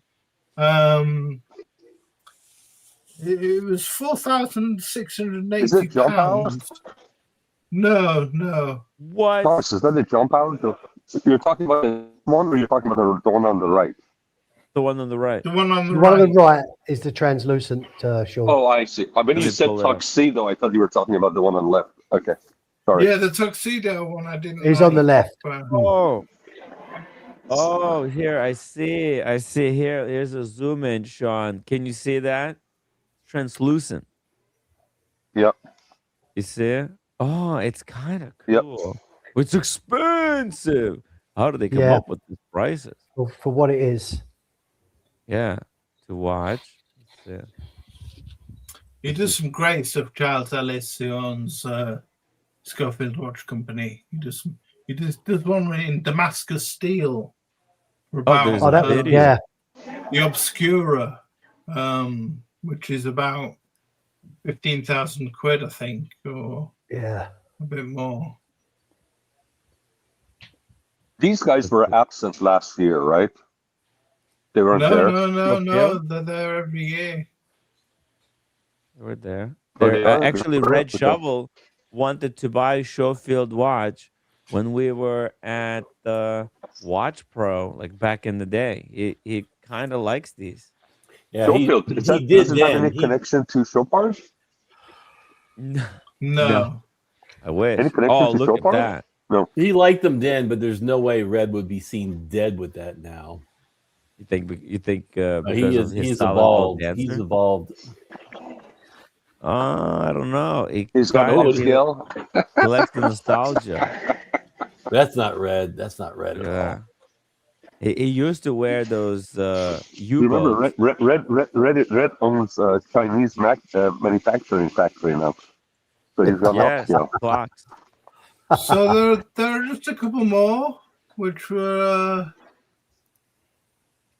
just one last final look. Oh, this is and then we'll get to Thomas's unboxing. Thomas, I actually like that tuxedo one. It's a jump out. It actually looks pretty neat. No, it's not. No, it's not jump out. I know you don't like it, but it's not jump power. It's not jump power, Sean. It's not jump power. No. It's just two hands. Here, maybe I can get a better view. So what's in that sub dial? What is that? Seconds? It's a tuxedo. It's a bow like tie. Bow tie. Bow tie. Bow tie in the sub-seconds. Bow tie. Yeah. Which is for tuxedo. Oh, I see. You see? Yeah. That's a little bit cheesy. Yeah. Yeah, it didn't look very good. It was a bit tacky. Disaster. I mean, So- do you wear a tuxedo watch with a tuxedo? No. No, it's cheesy. So next was single hand jump out. On the left is the Sidereus Rialto, and I've got a Sidereus watch myself. And below you can see it's got it's a GMT list, so it's got a second time zone disc, which goes from light to dark to show daytime and evening time, evening hours. Really nice. I like that. That's an Irish brand as well, run by Brian Lee, based in County Carlow, Ireland. On the right, we've got Timor, one of the Dirty Dozen brands. They released their Timor Heritage Field British Watchmakers Day, basically one of their 30 dozen watches, but with red, white, and blue on it. So red in a minute on the minute track, on the railroad track, white on the numerals, and blue on the subseconds, which looks a bit tacky, I thought, but I love their Dirty Dozen watch. Next was one I wasn't a fan of, but some people were a fan of. If you just scroll down. Here we go. William Wood. Ooh. These were the last season. William Wood Great Fire of London. Now it's got it's meant to a dial meant to look like Big Ben style, a bit like Big Ben style, and it had a £2 coin in the back, which was a celebratory, well, not celebratory, but commemorative Great Fire of London £2 coin. That's the word I'm looking for, Alex. Yes, 1666. And it was because William Wood are a brand that do a lot of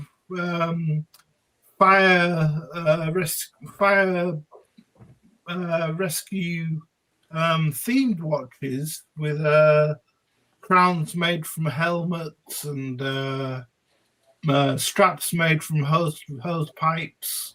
This was a jam, but didn't really do it for me. No. And the Zero West on the right didn't do for me at all. Far too busy. Too many stripes and circles. Bit of a monstrosity. It was a one-off. It had the Alliance of British Watch and Clockmakers logo on it. The only watch to have the logo on it on the left at 9 o'clock. But didn't do it for me at all. Far too busy, this watch. It was a one-on-one piece. It's a little bit over the top. My unboxing. I bought one of these watches. Can you guess which one it was? That was a great tie-in. Thomas. So can we go through the which ones are we looking at? Which are the possibility? What are the all of the one we've seen, all of these that we looked at. I bought one of these. So obviously me and Stephen can't comment on this because we know. If I'll take my guess first, and I'll steal the guess. Pinion. I think he got a pinion watch because this is incredible. 1,350 pounds, 50-piece limited edition, and Mickey said that they're almost all sold out. Well, actually, it's only 1,125 pounds on the website. Oh, there you go. That's a lot of watch. What do you guys think? Can you scroll up? Yes. Above the let's go quickly go through them, Tim. Goes right. Yeah. Okay. Let's go over them, and then you tell me if you think it's the one. A pair generation 1.1 with the London Underground Close-A dial. Well, that's sold out in 40 minutes. So, so keep going. That was limited to 3 pieces. Wow. Oh wow. Yeah, that's a hot one. Bowcraft red. Very. That doesn't mean that you didn't get one of those, though, right? That doesn't mean you didn't get one of the 3. No, it doesn't. Doesn't mean. Guys, in the chat, try to join us in this and guess which of these watches do you think Thomas Burnett picked up at the British Watchmakers? Was it a pair? Was it Bowcraft? Was it Brookland or a Christopher? Ooh, Brookland. He brought up the Brookland before, so I'm just saying he's brought that one up twice. So I'm thinking about that one. That's a maybe from Mickey. What do you think? By the way, if anyone in the chat is actually have made a cocktail, and if you want to share that with us, they can send a picture to your email, can't they, Tim? And they can bring it up. That's right, guys. If you're having an espresso martini cocktail, or if you want to send us your wrist check, send it to hello@timwright.com and I'll pull it up. I think we got a ticker there at the bottom with the email. It's very simple. hello@timwright.com. You can send your pictures there or links, etc., or just write me an email with some information. hello@timwright.com. It's the best way to reach me. If you send me a message on Instagram, I rarely check my Instagram now. Chances are I'll see it in 3 months. Here we go. Brookland, Christopher Ward, Loco. And another way to reach the watch community. Sorry, Tim, you were a bit dismissive about the Christopher Ward Loco because it had that British design on it. But then Roger Smith did something similar as well. He did last year or the year before. A couple of years ago. So, yeah, I guess you wouldn't want to wear a watch like that if you're in an area where they have a bit of a hatred towards the British. Yeah. Be careful about where you wear that. Okay, so let's keep going. I think the difference between the Loco and what Roger Smith did. Actually, let me pull it up here. We're never going to get through this list. No, we're not. No. What's it called? What's it called? What's the British flag watch? Union Jack. Union Jack. But I think it was at the soup. Let's get through this list quickly, Sidney. I almost got it. I got it. I got it right here. Just a second, guys. This is good because Roger Smith was there. Just a second. Look. Let me just bring it up. It's very important. This was one of one. Now, Roger Smith watch is no comparison to the Christopher Ward, guys. Come on, get real. Of course not. Get real. No. He's done the Union Jack in different kinds of guilloche. Each layer is a different kind of guilloche. It's a day and night compared to the Christopher Ward, where it's just stamped in. Let's crack on, Tim, because I'm thirsty to make a cocktail soon. Here we go. Real quick, I'm not usually this guy, but 76 upvotes right now. We haven't hit 100 in a while.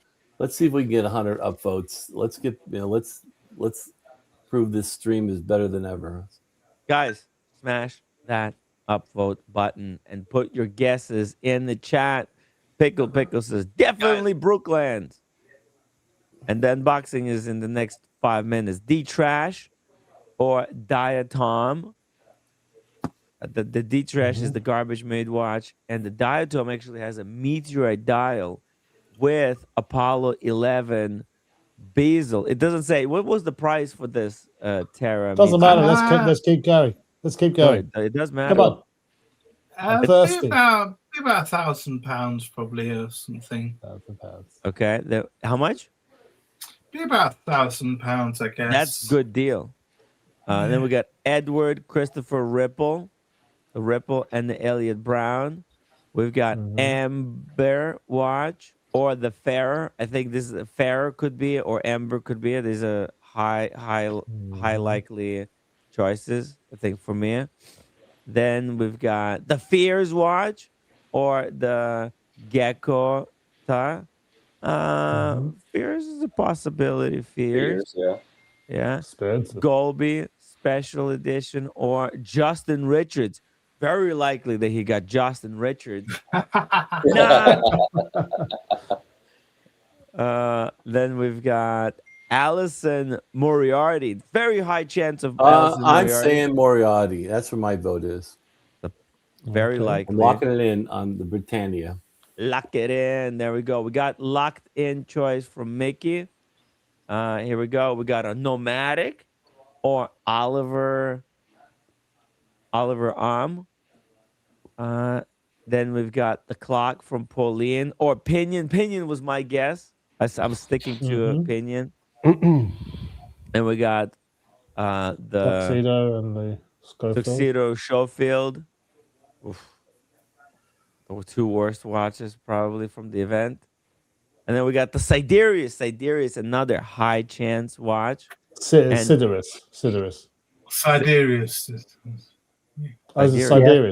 Thomas already owns one of those, Tim. Oh, okay. Then no, but that's a great watch. We've got a guess here from DSR. It says Fears. And No Fault says, honestly, Sean is a really cool dude. Yeah, we all know that. Yeah, No Fault. Sean is flat as well. And Timor. I like that name. Thank Timor. Yeah, that's a great name for this watch brand. And we got William Wood or Zero the worst West. for last. The worst for last. Yeah, William Wood is worth about. Okay, so you locked the. Mickey says the Alison Moriarty. Mickey says the Alison Moriarty. You say the Pauline. Pinion. Yeah. Mickey, you Any other guesses? Mickey, Manny? Sean, if you guys got guesses. That was my guess, the Britannia. Michael Lewis, he's just stepped away time being. Okay, we'll lock in your choices, guys.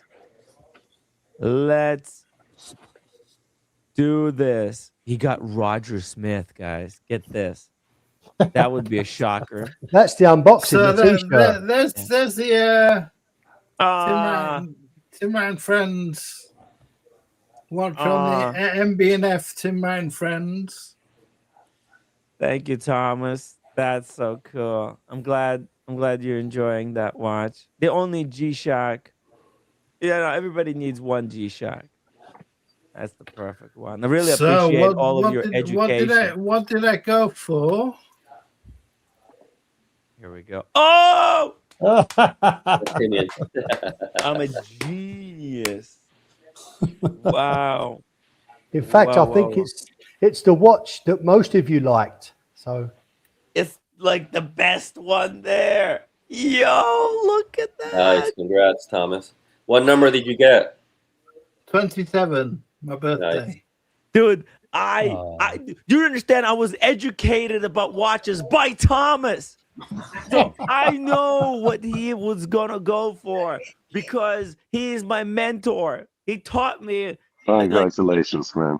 Most of the stuff. Let's see it on the wrist. Let's see it on the wrist. Thomas, what size wrist do you have? 7 1/4. Okay, that's me.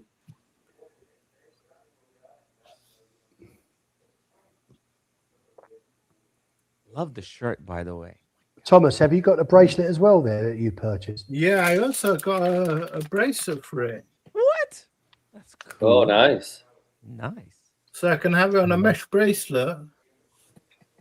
Nice. Look at that. You see? I like that.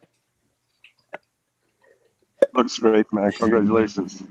That was the Thomas, watch that we spent the most time on. I know. Did you have to buy the bracelet, or that's the way it ships? It comes. The bracelet was £30. Okay. It's a pinion Which is bracelet. not drastic, is it? No. Not for a bracelet. That's great. That's great price. Hey, does the dial look as good in the light on? It's person? fantastic. Yeah. Oh, really Nicky, absolutely. A lot of different colors. It looks like in the pictures. Is it all? Yeah, sparkles. Yeah, it won't show. Aventurine. It's aventurine, but it's got Tim Wright colors in it. Yeah. And I like, actually, now I get it because it's got hollowed out hands and then hollowed out indices. So the numbers and the hour markers, they're hollowed out. That matches the theme of the hands. Just tell everyone the tritium fell out. Yeah. And I like how it says Thank you, England. Weston. That's great. That's a good joke. That's a really good joke. Oh, thanks, Tim. Daniel needs to take. Where's Daniel Katz to take notes? I get Mickey's jokes. I don't get Daniel's. It's weird. Yeah. Gotta take it one watch at a time. Yeah. Daniel should be taking notes. And it says England on it. So right there on the dial. Thomas, you bought that at the show? At the show, yeah. Okay, so I was wondering, and then I guess all the serial numbers are already on it, and you just got the pick. Which number? I bought this at 2024 show, this isotope. Ooh. Isotope watch at the 2024 show. This is a collaboration with Scottish Watches podcast. Rick. The isotope Hydrium Alba. Wow. You got a Scottish Watches podcast collab, and you got a Tim Wright watch. And then I bought last year. I was too busy live streaming to queue up, but I bought Red Shovel's gimlet. Oh, you got the gimlet. That's right. I bought Red Shovel's when he sold it. So I've got the isotope from 2024, the gimlet from 2025, and the pinion from 2026. Every year, a British Watchmakers Day watch. There you go. That's so cool. Supporting the local industry, supporting local watchmakers. Thank you, Mr. Sexy. Mr. GMT, $2 super chat. Come and get it. Tuesdays and Fridays, Stupler Day. Oh man, you're making me hungry because thanks for running through all that, Thomas. Thank you. Yeah, awesome. Thomas, incredible segment. Really appreciate that, and really appreciate the education that you Roger give me. Smith. at the start of my watch live streaming journey. To be honest, I didn't really spend that much time looking at the watches. It was just catching up with these guys and just spending time. D Time Love was there. Russell, Mad Watch Collector, was there. Yeah, big shout out to D Time Love. Yeah, shout out to D Time Love. Yeah, D-Time Love, Russell, Mad Watch Collector, Alex guys. It was a great time. It was a great social. It's a big social event. I find it's more than anything. Yeah, it's a gathering place where we can meet like-minded watch nerds and go for a drink. And we had a good drink afterwards, didn't we, Steve? Yeah, good meal. Well, we had a nice meal beforehand, and then we went for a nice meal afterwards, didn't we, Alex? And, You guys have any pictures, by the way, from the drink place, like everybody together? Alex has, I think. I think Alex did. Kojak took one, didn't he? Yeah. I think I was videoing Mike Lewis because we were in the Samuel Smith pub. Yeah, we had a Sam FaceTime Smith with pub, Mike. Sam Smith, Yeah. Alex, before you do your cocktail, can I just quickly ask Tim? Tim, that artist was there that you interviewed a few months ago, that Sophie Scott Lewis? Yes. I sent you a picture. I've sent you a picture. She did the t-shirt. She did the t-shirt. She did the t-shirts and she did this, Tim. This is a drawing that she did of the number 6 Roger Smith. The Series 6. Yeah, Series 6, hand drawn.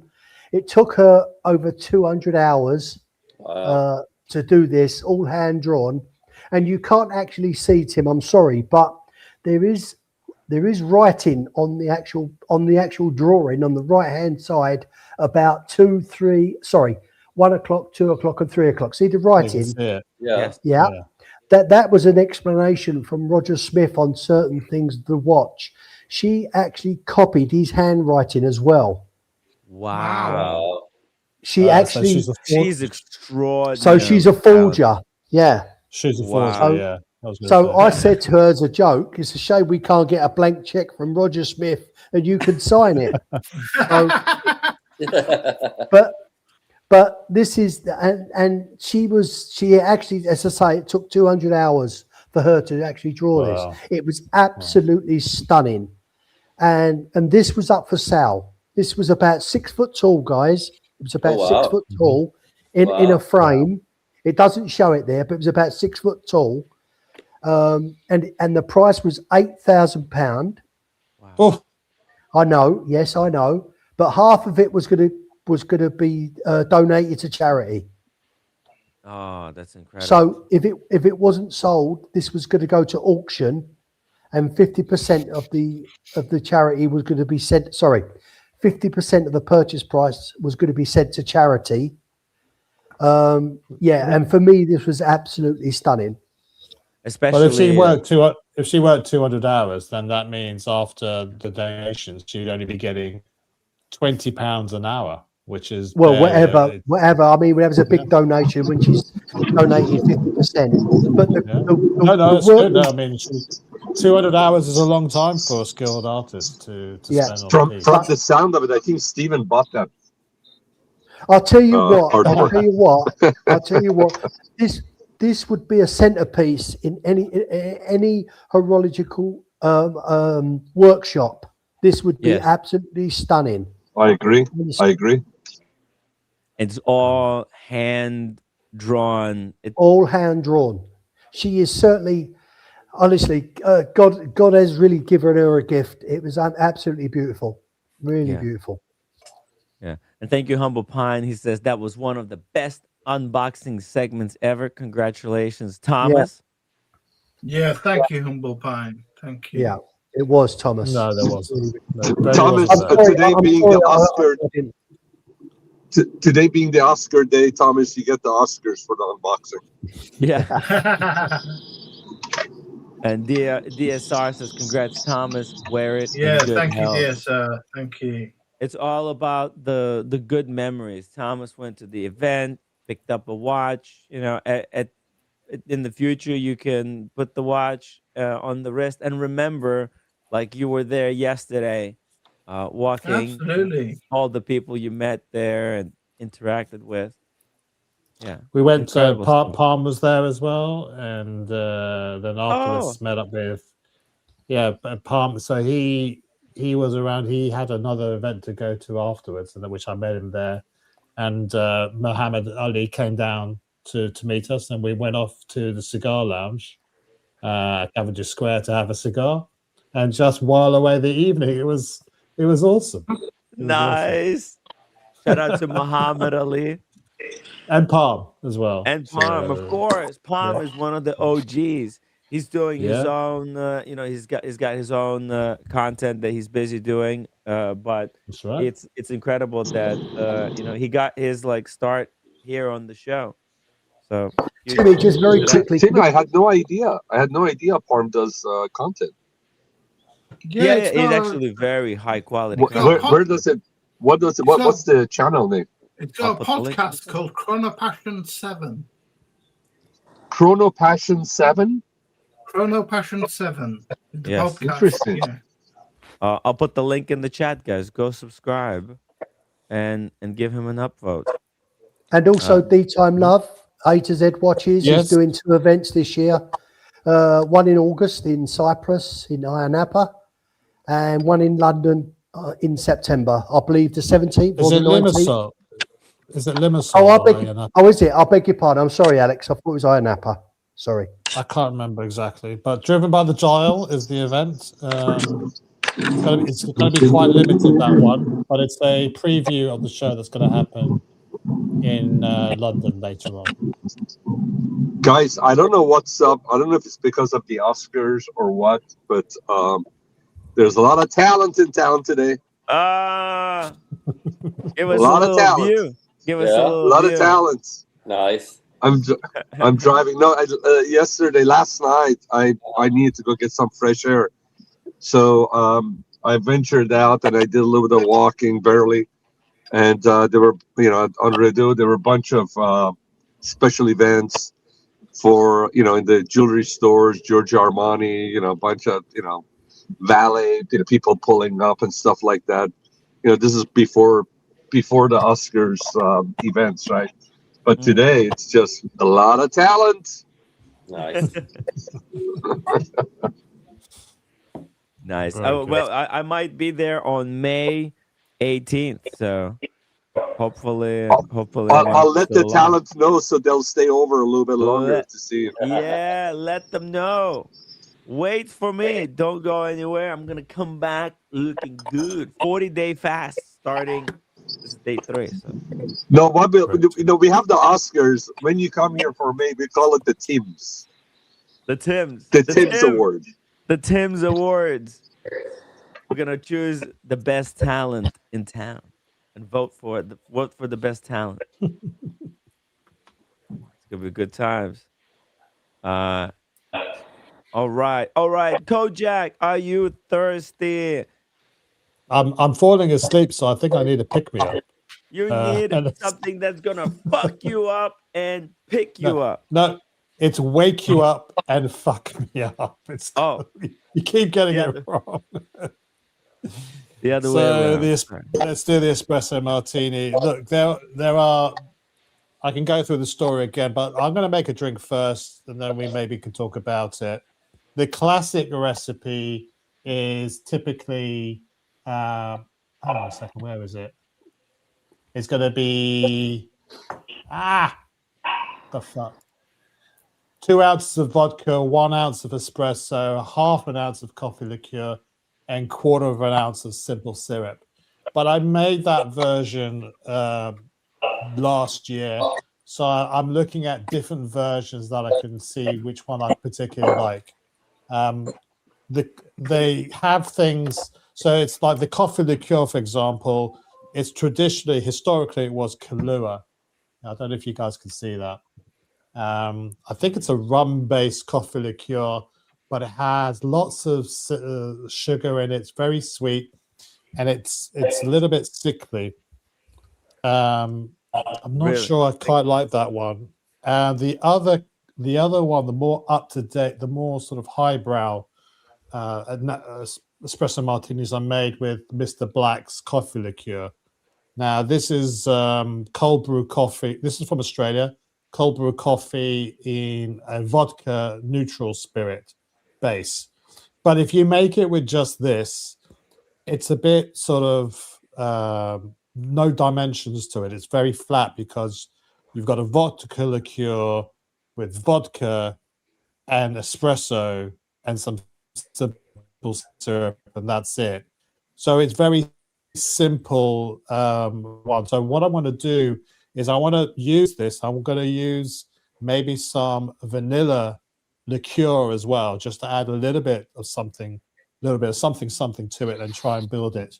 And when you're making these sort of cocktails, you've got to taste them and tweak it accordingly. So I've got this Giffard Vanille de Madagascar. So it's a high quality vanilla sort of liqueur. Really tasty stuff. So the recipe I'm going to follow is, and this one, I think the best espresso martini last year in a competition held by Punch magazine, which is the sort of drinks industry stuff. And this has the following ingredients in it. Let me just get my glass here ready. Okay. So we have 1 ounce of vodka. So I've put all the vodkas together that we were tasting earlier. Put it in one glass. So waste not, want not. Yes. So let's put that in there and measure 1 ounce of vodka. I need a little bit more vodka in there. Let's put some Grey Goose because Tim likes Grey Goose and he's a pussy when it comes to vodka. Okay. All right. So we have 1 ounce. I'm going to get the espresso shortly. And let's get on with the Mr. Black's coffee liqueur, which is 3/4 of an ounce. So this is coffee infused vodka. So vodka and a vodka liqueur. We need some of this vanilla liqueur. What is it? Half an ounce? Half an ounce.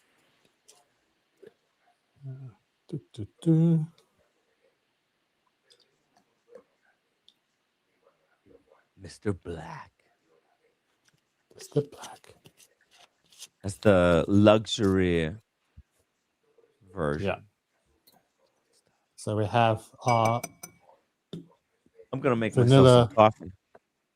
And we've got some Demerara syrup here. So I just made some quickly. It's half sugar, half water, and it just dissolves quickly. We need 1/4 of an ounce of this, so not too much, because the vanilla liqueur is sugar. So we don't need too much sugar. And maybe that's a little bit too sweet for me, but we shall see. Now I need some coffee. Now, ordinarily, I would not recommend doing hot espresso and putting it into a cold drink because it sort of makes it a bit bitter. I would normally have put the vodka in the freezer and then put them together, and then it would have been okay. But I'm going to use a coffee brew concentrate. All right. Let me see if I get it out of the fridge. Let me get my ice as well.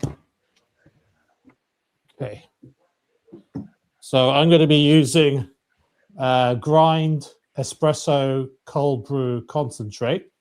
So this allows you to sort of make lots and lots of martinis back to back without having access to the machine. I mean, originally it would have been espresso, but increasingly a lot of people have switched to using cold brew concentrate. I think I prefer espresso if I'm being really honest, but given the circumstances, I'm just going to use this one. So no milk, no sugar. Just how do I bloody open this? Okay. Oops. Oopsie daisy.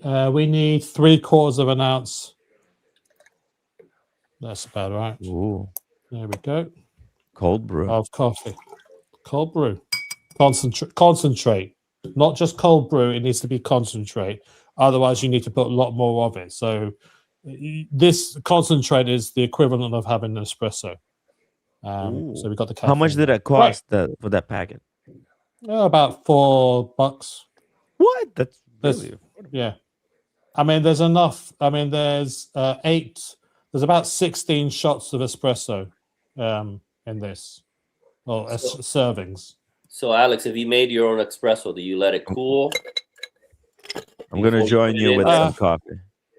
What I do is I put well, you can either put it over ice to let it cool down. Yeah. But it makes it bitter. When you do it like that, it makes it quite bitter.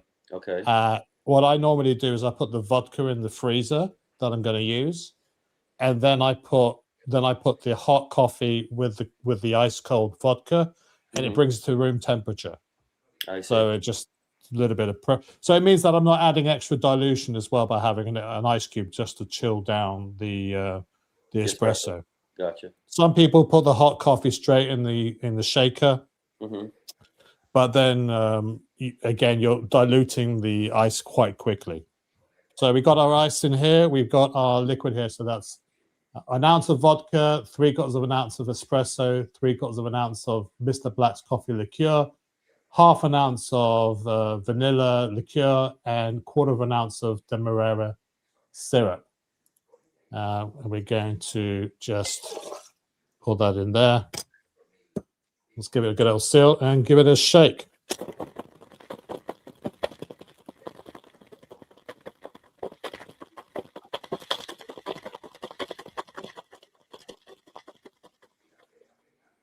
Okay, I'll just get my glass from the freezer. And I'm afraid it's a Martini glass. I know Sean doesn't like this glass, but it is an espresso Martini for a reason. It is served in a Martini glass, hence its name. And we're going to strain it. Should I double strain it? Yeah, I'm going to double strain it. Get the smooth bubbles.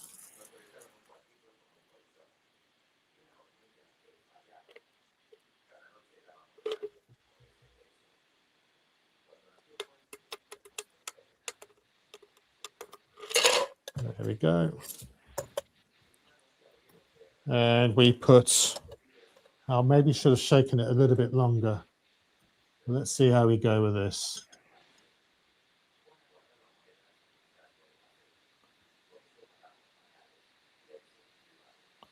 So 3 coffee beans, 1 for health, 1 for wealth, and 1 for, what was it, Sean?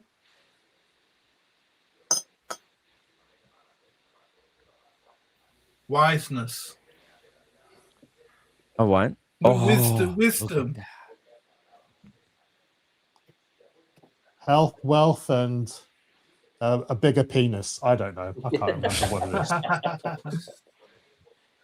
I don't know what I would do with a bigger penis. Mine's big enough. Okay, so there we go. There's now this recipe, which I said won last year's best espresso martini, was Patrick Smith, based in the Modern, which is a bar in Manhattan. I don't think he's there anymore, but that's where when he submitted this. This not only won in 2025, it also won in 2019, the same recipe. So it must be good. So let's hopefully let's give this a try.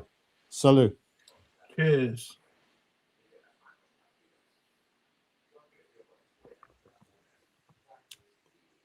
Salute, sir.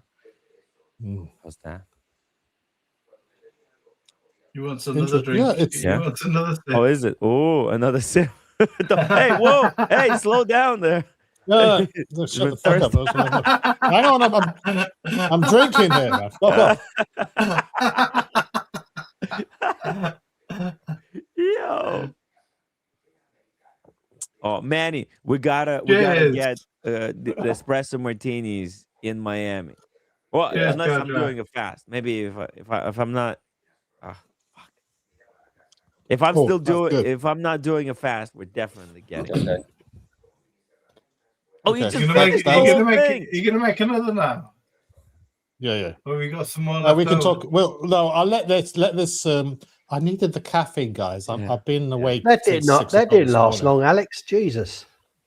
Thomas Burnett, Thank you so much for the gifting of the memberships. And Double D says, "Hey, let's lift that pinky with every sip, you elitist jerk."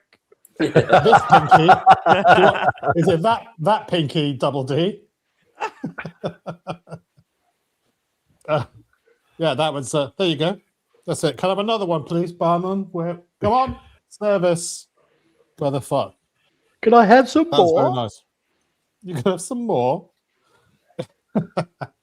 Okay, cool.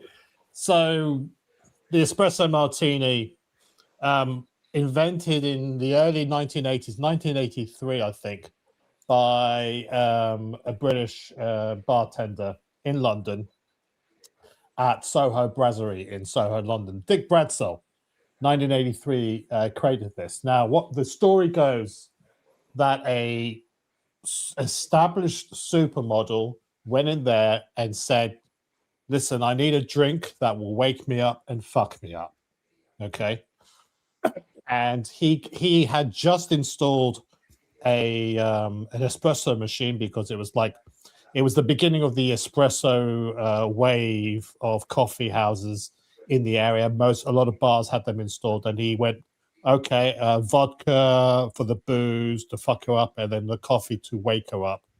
And also he had just sort of tried out Kahlua, and he thought, well, these three things would work together, and he came up with the sort of the template. But in 1983, it wasn't called the espresso martini; it was called the vodka espresso. Okay, because it was a vodka and espresso. He then took this cocktail to a restaurant called Pharmacy, and he called it the pharmaceutical stimulant. Now, that restaurant Pharmacy was co-created by Damien Hirst, the artist. Oh. Now, the reason why I mention this is that Damien Hirst is the artist that also did the art installations in Sexy Fish, in the Sexy Fish restaurant. So he is the artist that does the art installations, and also that other restaurant that Sean was talking about last time a few weeks back in Mayfair. And then he went to another place called Fred's Club, where then it became known as the Espresso Martini. And it wasn't because it's not a martini per se. The reason why it was called a martini is because it was originally served in a martini style glass, so hence the name. And it sort of stuck, really. He didn't really call it. It was just a name that other people kept on calling it, so he decided to stick with the name Espresso Martini rather than vodka espresso. Now, there's been a lot of rumors about who the model is. Daniela Katz. Daniela Katz, yes, certainly could have been. Some people have muted the idea that it was Kate Moss or Naomi Campbell. The only thing is, guys, if you look at, this is what research does for you. You can, if you do a little bit of research, you can prove the Earth is a globe, or you can prove Naomi Campbell wasn't even a model at that time, or you can prove that, what's the other one? Kate Moss was about 12 years old at the time, and she hadn't even been discovered yet. So none of the Naomi Campbell and the Kate Moss rumors, I think, have been debunked from a little bit of investigative work. The most likely person now, it's believed to have been Mary Helvin. And Mary Helvin was the wife of David Bailey, the sort of fantastic photographer of that era. And she would have been active during this. She's one of the original supermodels. I don't know why I don't know why David Bailey decided to marry a model. I don't know. But she was an active model. She was active during the 80s and the 90s. So she was at the height of her game at the time when this cocktail was invented. The thing is, unfortunately, Dick Bradshaw died due to cancer. So we'll never really know who it is. His daughter says she knows, but she's not willing to divulge that information. So I guess we'll just have to continue to speculate as to who it is. So yeah, that's what I think the story is. Every year, people, for some reason, International Espresso Martini Day has been established as March the 15th every year. It just so happens to fall on a Sunday today. And I just thought, yeah, just an excuse to make an espresso martini, because it's not my favorite drink, and it's a bit of a dessert drink. But I have to admit, I would have a second one of these ones. I wouldn't mind having a second one of these. Be my guest, Alex. Have a second one. Well, I'm going to make it. Kojak, seeing as it's been renamed several times, yeah. Do you think you're going to rename it today on the show? Mother's Day. People. Well, what? I'm open to suggestions, but when it comes to naming cocktails, I'm not the arbiter on what can and cannot be renamed. I mean, you can create your own version of a cocktail and you call it whatever you want, I suppose. But I wouldn't. No, I think espresso martini.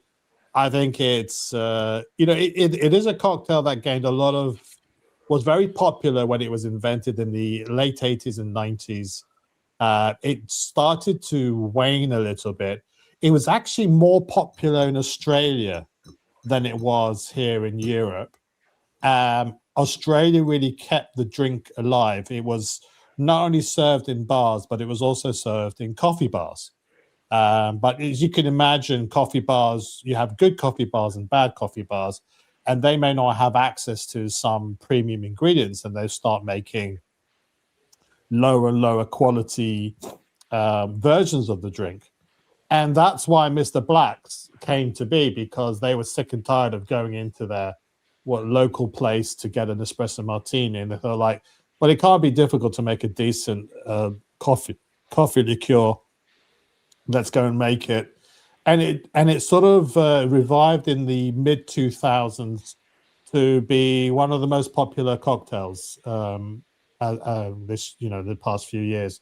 It ranks very highly in the top 10. Right. Certainly. If anyone has it is something that you should only maybe have one of a night, maybe drink something else, because it is a bit of a dessert drink. It's sort of the beginning or end of a night sort of drink, rather than keep on drinking espresso martinis. Not only that, but also because you have the caffeine in it as well. And in the 80s, after this was invented, in the late 80s, vodka Red Bull became a thing as well. So a lot of caffeinated cocktails started becoming all the rave, all the craze. But I think a good crafted espresso martini. The problem is I have never had a nice espresso martini when I've gone out. So that's why I've been trying to find a decent recipe. And they always complain of the same issue with just vodka. Sometimes it comes across as a bit nondescript. So some people will have a little bit of brandy in it, or a little bit of rum in it, or even a little bit of tequila in it, just to add a little bit of interest. But the recipe that I followed is probably closest in, plays closest homage and respect to the original recipe. It's coffee liqueur, coffee, vodka, and a vanilla liqueur. So it has a little bit flavored liqueur, and vanilla and coffee go well together. You might have a vanilla latte or something or other. So I think it works quite well. It's not too sweet. It's probably a little just on the cusp of being a bit too sweet for my tastes. But I think it is interesting enough to have maybe a couple of these. Coffee trend, Kojak, has gone too far in United States. Watch this. This is pure insanity. Coffee lovers rejoice. Dunkin's newest item is a 48-ounce bucket of iced coffee. You heard me. Oh. Coffee. The $7.99 coffee pail is only, though, at select stores. And what's with that straw? That's the circumference of the sun. Just because I was going to get my bucket of coffee. Some say the giant iced coffee lasts about 5 hours, but they don't know my sleep schedule. I think I would finish that faster. All right, stay with us. Can I don't know if any of you guys ever worked in catering, but when you see things served in buckets as a serving vessel, do you know what? Like when did as a species, when did we transition to having, I don't know, Kentucky Fried Chicken in a bucket and coffee These companies, in a bucket? they don't think we're human. These companies just look at us as animals. Do you understand? This is twice the size of the large size. And the large size is insane. The large size lasts me a whole day. I'll buy it in the morning. It's got a handle on it, Tim. Bucket. It's got a handle on it. For God's sake. And this is not a share size for the office. You know, you would think like, oh, this is office share size. No. They've got a single straw entrance in there. Yeah. Dude. I'm telling you now, that'll be made by YSL or Chanel or Dior or Hermes. They'll make a bougie version of this bucket, won't they? Yeah. But dude, you know that actually Dunkin' Donuts customers, they're degenerates. You understand? They're actual degenerates. Look at these orders. 12 caramels, 12 butter pecan, 22 sugar, and 10 cream. Watch this. These people are mentally challenged. Look, that was torture. 1 sugar. It's got like 10 sugar. Look how much sugar. That's a third of the cup is sugar. How is this legally allowed? Hopefully they show the size of the woman ordering it. Yeah. And the thing as well, Tim, Wristwatchaholic says ice will dilute our coffee. It'd be like drinking water after 5 hours. So yeah. And this order got a splash of coffee. Look at this. It's just a splash. Just a splash. But you know, in the USA they like doing things big, don't they? So this is insanity. Insanity. How can anybody that's a straight heart attack, I think. If somebody genuinely drinks that could literally kill you. I drink a pot of coffee every morning. It doesn't kill me. But black coffee pot. Yeah. Oh, yeah, all that sugar in it. No, I'm talking 10 cream, 22 sugars, 10 butter pecan, 12 caramel. Those are that. Yeah, that's insane, dude. Each one of those servings of sugar is like 3. There's like 3 servings. So 22 sugar. That's like 60 grams of sugar. It's insane. When I order, that's a cheap way to get all your calories for the day because you can just tell them to put in it whatever you want. This thing spikes insulin so hard, you'll be so hungry in 2 hours. You're not gonna be able to control yourself. You can use the cup to shit out your kidney, your kidney, your liver later on, because that's gonna kill you. That's too much. Yo, how is this legal? I don't understand. This should not be legal to even order. Hey, sober sailor came back. I think he arrived home safely. I need to ask Ray. I have a question for you. Go ahead. I looked at the website. I don't see that version of that hat. I see all kinds of hat on the Aaron website, but I can't find that pattern you're wearing. Do they sell it? Mickey, this hat has nothing to do where I'm from. It's Tibetan. It's Tibetan. Oh, okay. I thought for sure you'd be wearing a Aaron. Okay, cool. That's why I can't find it. Thank you. To go to Tibet. Oh, can you hear me? Yeah. Loud and clear. Guys, I'm in a depression chamber. Oh, a decompression chamber. I'm in a decompression chamber. Oh, are you How getting my a little... teeth? How my teeth? Oh, damn. It looks like Nico Leonard. Huh? Looks like Oh, Nico God. Leonard. These are real. These are real. Pre surgery. You want to get Nico Leonard's teeth? Like that looks better than what Nico Leonard's got. Let's be honest. At least they look authentic. Looks like Ray ate a shark earlier today. I'm going to tell you a story about the teeth situation. Oh yeah. Oh, tell us the story. Oh, this is gonna be good.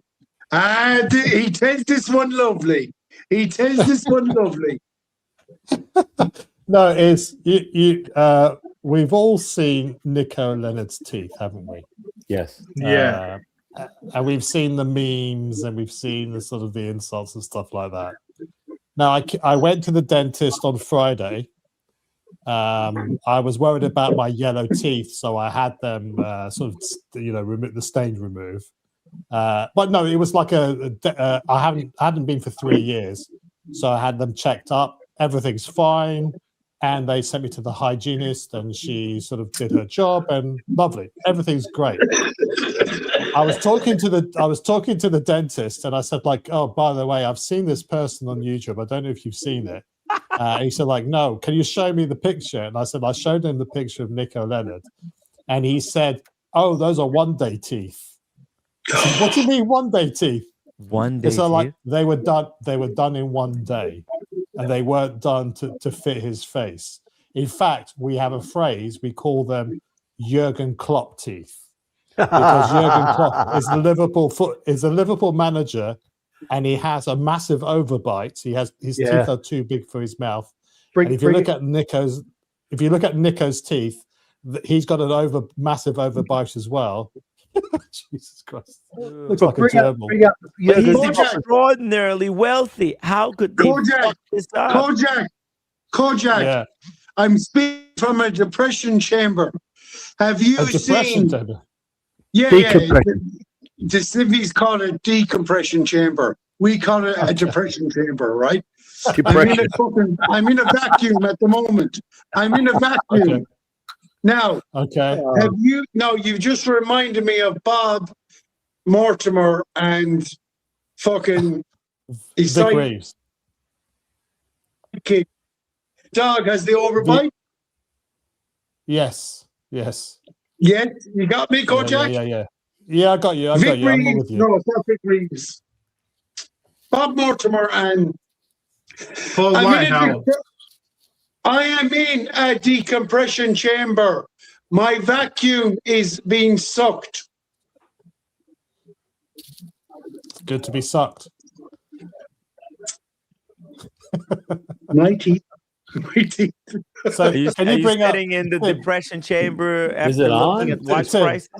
Timmy, can you bring up a picture of Jurgen Klopp? Yeah, Jurgen. J-U-R-G-E-N.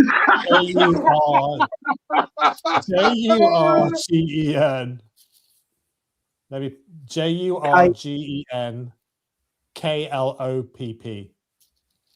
Yeah. In fact, Brenny did a video. Oh my God. Nico Leonard side by side with Jurgen. What the hell? Klopp. This is not AI, guys. Yeah, that's it. That's real. Wow. Those are jaws. That's a shark teeth there. Whoa. Yeah. Those look real, though. Are they real? Yes. Yeah, those he are has real. an overbite. Well, I don't know how real they are, but I mean, like, it's now become a bit of a meme amongst the dentistry fraternity that they go one-day teeth and also Jurgen Klopp teeth, and Nico has both. Well, how did I asked him if he had he said, like, there's no way if Nico had come to me, I would have let him leave the shop, let him leave my practice with those chompers like that. He would have, unless they're temporary, he would have actually made sure that he would have sorted out the overbite as well. And I asked him, out of interest, how much would it cost to have a new set of teeth done? And he was like saying, well, it depends on what you're trying to achieve, but you could probably budget for £1,600. So what's that? $2,000? $2,000 a tooth. $2,000 a tooth. So it's a full-on Pepsi. Yeah. No, that's not even. No, that's not enough.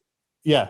So a lot of people have gone over to, say, Turkey to have their teeth done. Hence why some people, like Brenny, calls them turkey teeth, because he reckons that he did them in Turkey. I think he did. I don't want to mischaracterize. I don't want to misrepresent what Brenny was going at.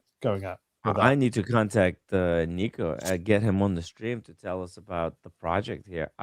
You know what? Look, to be fair, if this is the kind of teeth that 2 million subscribers gets you, then goddamn, I've got ways to go.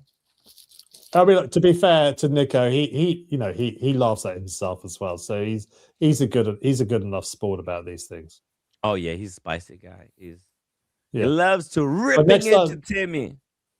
But if you bump into him at Watches and Wonders, just say gobble gobble, gobble.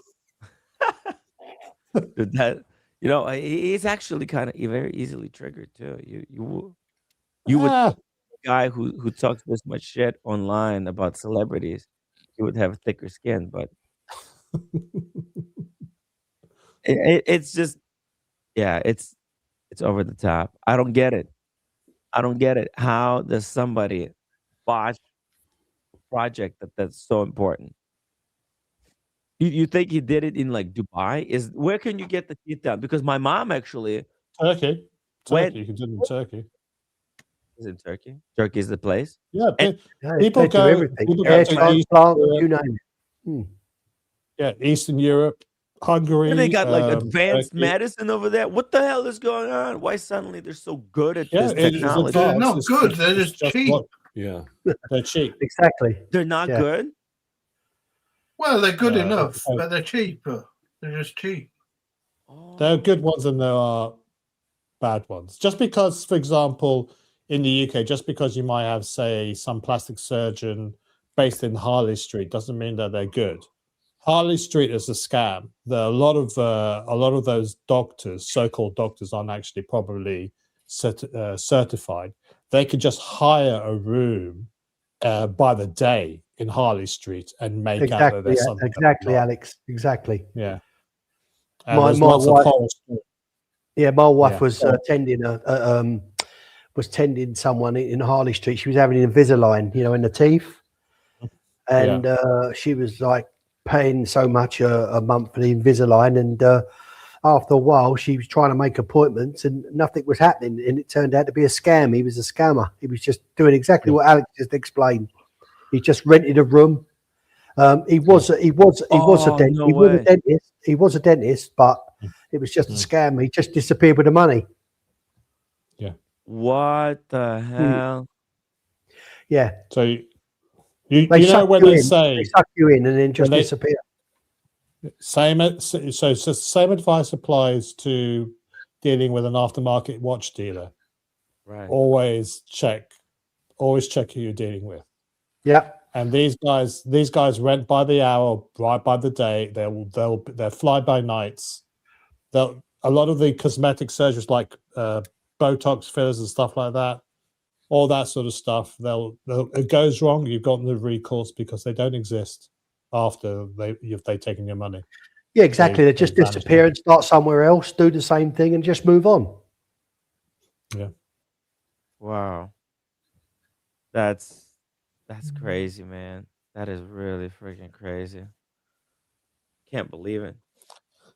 Okay. Right. Shall I make another cocktail? I'm going to call it a night. It's getting a bit late for me. So thanks for having me on, Tim.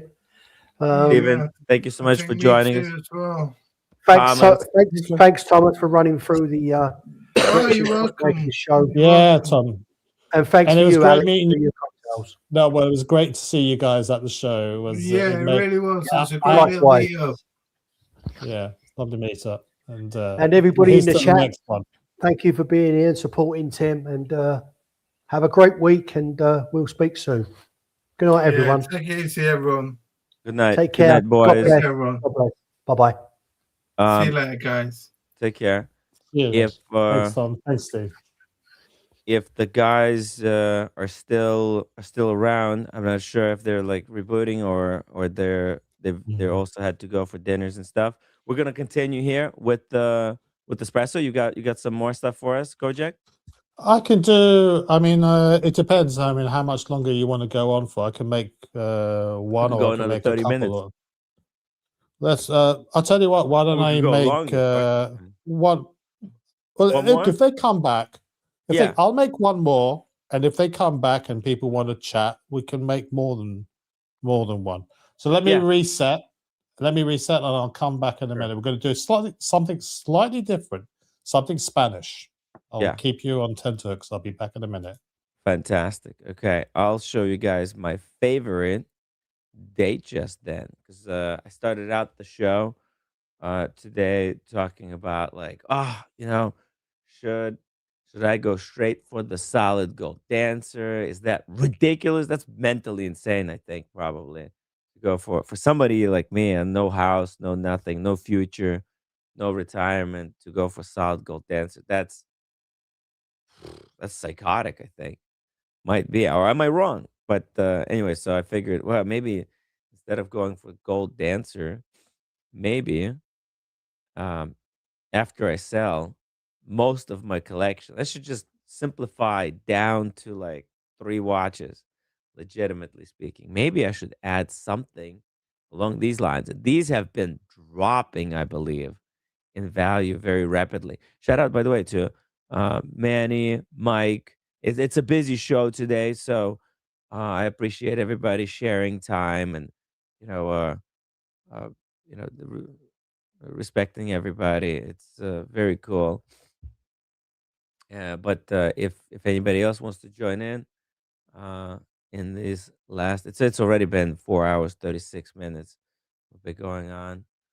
But let's take a look here at my favorite Datejust. The only thing I wish it was a 36 mil, because if this thing was 36 mil, it would be completely perfect.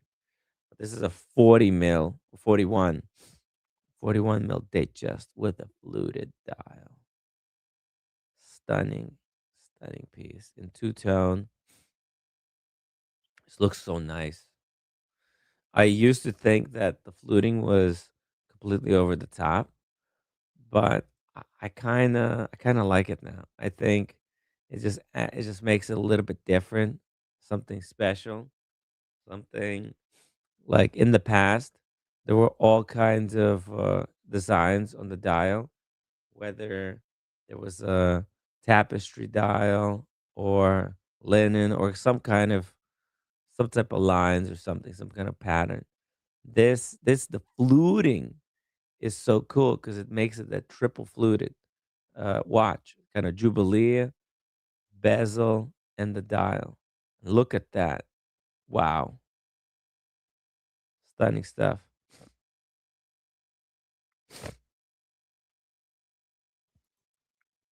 Cool.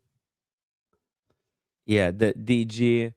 This would be definitely the Datejust that I would want to get. Just something a little bit different, non-standard. Just a cool piece. There's also a green dial version of this, but it's a lot more sophisticated. Let's see. Oh.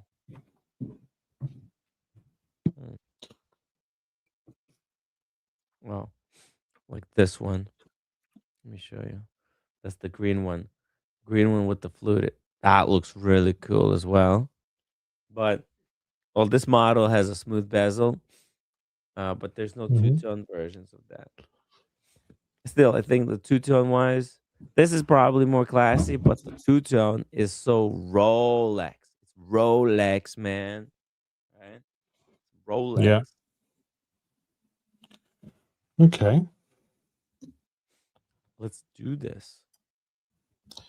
So I guess what I'm trying to say is that although the original template, the starting point, but you can use different things in it to flavor it. So this is a Frangelico, which is a hazelnut liqueur. So hazelnut works in coffee. You could use that. You can use amaretto, which is an almond-based liqueur. You know, that nuts with coffee. Do you like nuts with your coffee, Tim? Cheers, Kojak. I love to dunk my nuts Dip your in nuts. coffee. I call it Dunkin' Donuts. You can, yeah. There's even, you could even make sort of espresso martini using a honey whiskey liqueur like Drambuie. So there's all sorts of things that you can use. I made my own coffee liqueur. You use coffee liqueur, but then you use these as a sort of flavoring agent. So you can use, as I said, Frangelico, you can use amaretto, or you can use Drambuie. Depends on which way you want to direct it. You can also change the liquor. You don't have to use vodka as the base spirit. You can use brandy. You can use rum. You can even use tequila. You could do a split base, so half vodka and or 3/4 vodka and a splash of tequila reposado, or a little bit of brandy, or a little bit of rum, or a little bit of whiskey even. So it's really just a template to do an espresso martini that you particularly like. This thing here, ignore the label. Oh, this not a Kettle One. No, it's not Kettle One, but this is a coffee liqueur that I made. And what I did was I got some old coffee grounds, and I mixed it with sugar to create a coffee saccharin. So the sugar draws the oils out of the coffee grounds, the used coffee grounds, and then I used that to flavor neutral spirit. In this case, it was some Kettle One vodka. So that's why it's in this bottle. And so you can make your own coffee liqueur, and then you can flavor it however which way you want. If you want vanilla, you can add vanilla beans to it, or vanilla essence. If you want nut flavor, you can add nut bitters or any sort of flavors that you want. So what I'm saying is, like, just don't follow the rules. Just use it as as a starting point, and then you can go in a different direction. Yeah. Okay. Now, because we're probably only going for about another 20 minutes, rather than do different riffs of the espresso martini, I thought I'd introduce another coffee-based drink. And I don't know how, it's a Carajillo. I don't know how you pronounce it. It's Carajillo. It's a Spanish drink, and it uses coffee, espresso, and it dates back to the 19th century in Spain, and it uses this spirit here, Liquor 43. It's 31% ABV. It's sort of botanicals and spices and whatnot in there, and this is very popular in Spain. In Spain and in a lot of parts of southern Mediterranean, there's I can't remember the expression, but it's like they talk about the time after you've had a meal. The time after you've had a meal where you just lounge about and have a coffee or a drink or something and just chew the fat, sort of thing, rather than just getting up and going somewhere else. You prolong your stay at an eatery or something rather than have a couple of drinks. And this is one of the popular ways of spending some time by having this particular cocktail. And it makes for a very easy drink to make. It's literally 1 part this and 1 part espresso coffee. Or you can use your you can use the sort of coffee, the espresso cold brew concentrate. Now I'm going to go and actually going to make hot coffee because normally they're shaken together. Normally shaken together. So like an espresso martini, and you get that sort of crema, but you can also do a float. So I'm going to try and build it in the glass and float some coffee on top of this liqueur. So I'm going to pour out this liqueur first. Let me get some ice as well, and I'm just going to make my coffee. I'll be back in a sec. We'll use decaffeinated espresso. Right. Let's get it done. Let's get it done. I'm drinking. Get the ice. Those who are curious. Okay. A cheap, nasty. It's called Espresso Instant Coffee, always pure and flavorful like no others. Cafe Bustelo. It's not that bad, to be honest. I've look how much I finished. Look, it's only half a bottle done. It gets the job done. Very low effort. I don't know. Is this respected or no? These instant coffees, they're bad for you, or what do you think? Don't know. Let me try some of this. I haven't tried this before. Neat. Humble Pine, by the way, says, "Gotta run. Great show, and cheers to Kojak for making us alcoholics feel wanted." There we go. Cheers to Cheers, Humble Pine. So I'm just going to pour some of this out here and see what it tastes like separately. I can smell vanilla.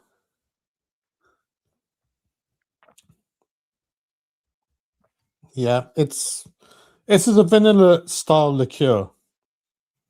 Yeah, it's nice. It's really nice. There's a bit of toffee notes as well in there. Okay, let's give this. Let's see if we can get this to work. Let's measure out how much coffee we have in here. So we only have an ounce. It's going to be a small drink. Let me make another one on top of that. Let me get some more coffee. Too small otherwise. I'm using decaf. This is getting late here.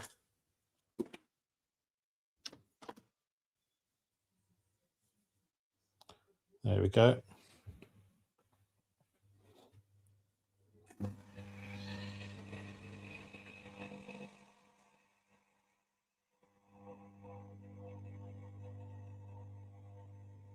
Okay, that should be enough.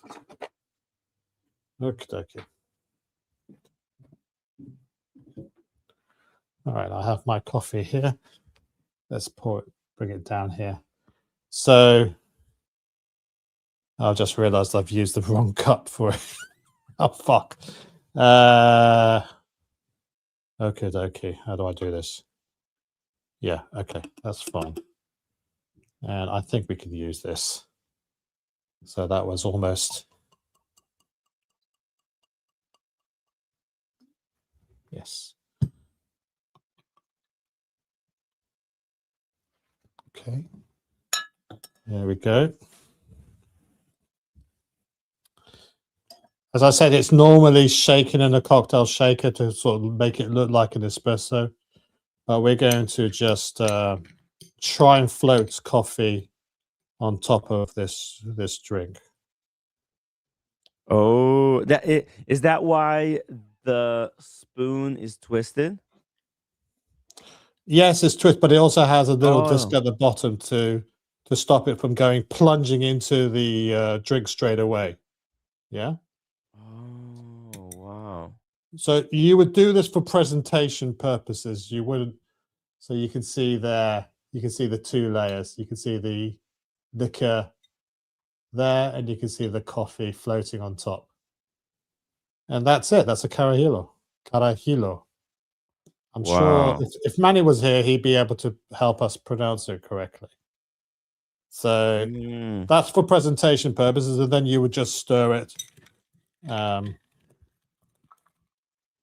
As I said, you can shake it. You can put coffee beans on it, but I'm just going to serve it like that, and just give it a bit of a sip and see what it's like.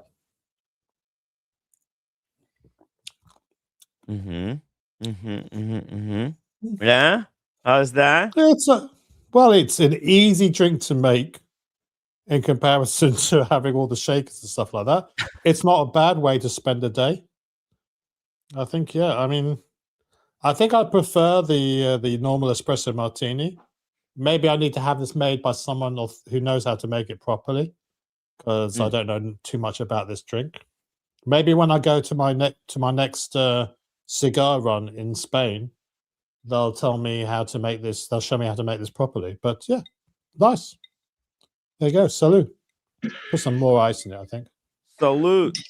Hey, salute to Ray from Depression Center. Timmy, decompression cylinder. Oh. Fuck me. Decompression cylinder.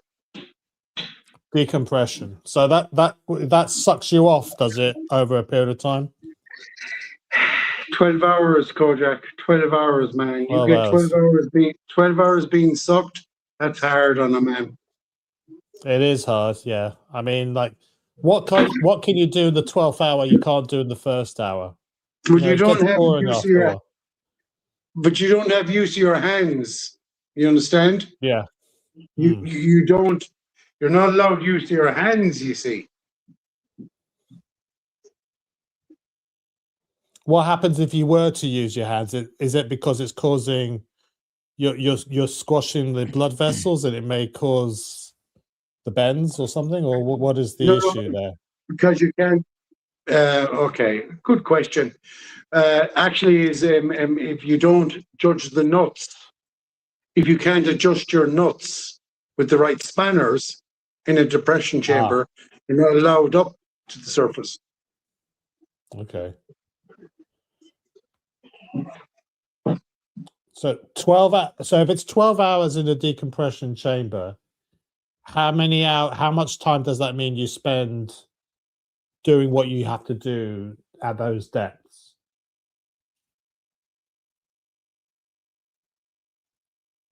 Is it me or am I frozen? No. He's gone. Oh, okay. He's gone. Ray, come back. Ray, come back. Yeah, no, he's gone. He's gone. The depression has took Ray. We've Hopefully got he'll Matty decompress. Chan in the chat here. Kojak, have you ever had a barraquito? Same thing with a layer of condensed milk at the bottom and some froth milk with cinnamon on top. No, I've not. I mean, that sounds really nice, actually. In Greece, we do tend to use condensed milk for our frappes, but nowadays most people drink cappuccino and espresso freddos. So a cappuccino freddo is going to be with condensed milk, I think. So I'm not. Yeah, I think that I'm going to look into that. Thanks, Matty. Appreciate that, buddy. And Dingo Dave is asking Timmy, did you see my fishes? Oh, you know what? We didn't have a chance. I was gonna play the fishes last stream, and then I never got a chance to do it. Let's take a look at some fishes right now. 1 second. Yeah, thank you for the reminder, Dingo. It's hard, guys. Everything is very tough. Okay, let me find it. I have them like. Had them lined up, and then, of course, as usual, the show just Matty follows up his original post by saying, "Yeah, the condensed milk hits the spot after drinking the liquor 43." Yeah, the liquor 43 is an interesting spirit. I need to look into it more. It's one of these vanilla style spirits. There's quite a few of them. And I need to sort of investigate that. I remember ER recommending to get Strager, which I got, Strager liqueur, and I've yet to make some cocktails with that. So apologies, ER, in case you are watching. I know she's busy with other stuff. I hope she's well.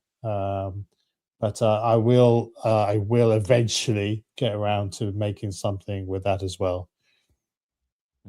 It'll be cool to make something for her. Yeah, she's been taking some time off. Yeah, it's good. It's shout out to ER. It's actually very stressful for people like her because there's so much games going on. Well, life gets in the way, doesn't it, Tim? So like, oh yeah, and she's got very very busy Yeah. life there in Perth. Check out what Dingo has built here, by the way. Wow, His progress. Look at that. Look at this. That's 3 tanks. Yeah. Look at the size of them and the quality, right, of the construction there. You can see you built like an entire reef. Incredible. Do Hey, you know shout what out. else is incredible? Yeah, it's Humble Pines super chat. Incredible. You know what else is Yeah. incredible? $50 super chat for all the effort.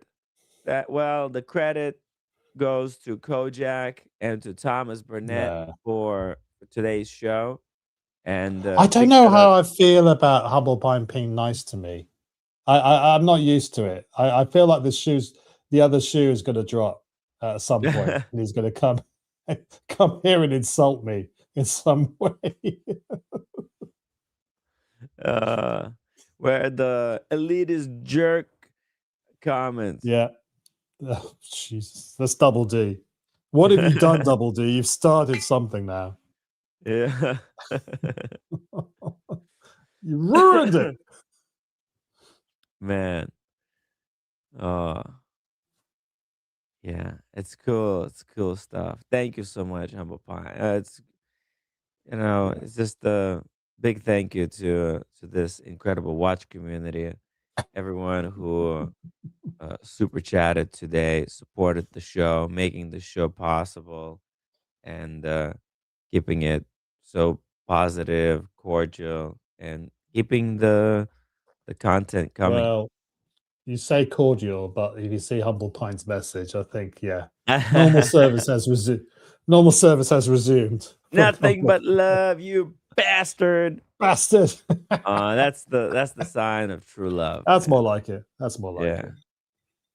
I That's feel when you know. at ease now. I feel at ease. I felt anxious before, but now I'm more at ease. That's how you know he really loves you. By the way, this was also from Dingo Dave. Oh, hello. Yeah. Speaking of heavy hitters, solid gold dancers. Check this out.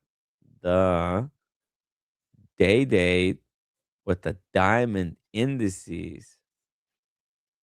How do you feel about these style of bezels?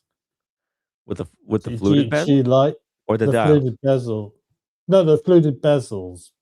Generally speaking, do you like them, or do you? There's a lot of make up my mind.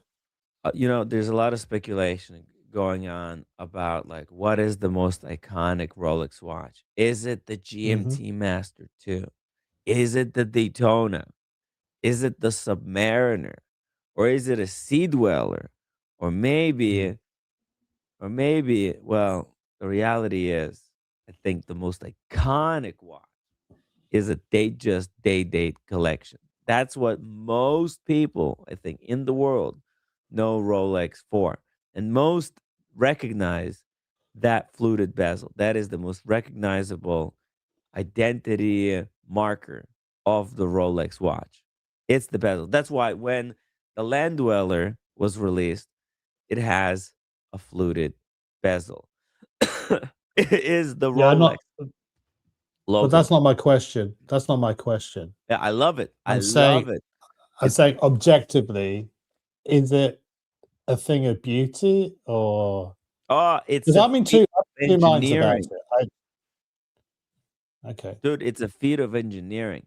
When you look at it closely, when you see how it's done, the precision that it takes to pull it off, and the effect that it creates, how it sparkles. It's like recreating a diamond, but in gold. That's the effect that you're getting. So it's a fluted bezel. Man, I want a Datejust, right? That's why I was showing you that fluted dial. Did you see it? You might have been off the screen preparing No, ingredients. I saw. I was still keeping an eye.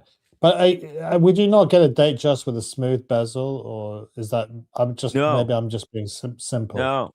Yeah, you're just being stupid. Just being stupid. No. No. Under no circumstance. Well, look, there is a reason to get a smooth bezel Datejust. If you want a daily beater Mhm. to throw around to kick it with, smooth is going to be better because it's more sturdier. You'll be surprised how soft that bezel is. So while it sparkles, Mm. it is extraordinarily easy to ding. I mean, you touch any object and boom, you leave a mark on it. It's ridiculous how easy. That's why this is when you get a smooth fluted bezel, they just that's a dress watch. That's when you wear it to the evening parties, to dinner parties, out to events. This is not a daily beater. But the Dingo Dave was fixing a BMW with it on. He's a Dude, baller. he's a baller. Well, Yeah. he's got one ball at least. Yeah. That one's At least one. that's big enough for the two. But the thing is, no other manufacturer, really, no other manufacturer does this bezel. I know Tudor have something akin to it. Amiga do a sort of a tungsten sort of bezel, but it's not shiny like this. It's really just Rolex that do this. So Thomas Burnett says that Thomas Burnett said it was actually a functional. It was designed for a functional purpose to allow watchmakers to screw the bezel securely onto the watch case, ensuring a superior, fully waterproof seal.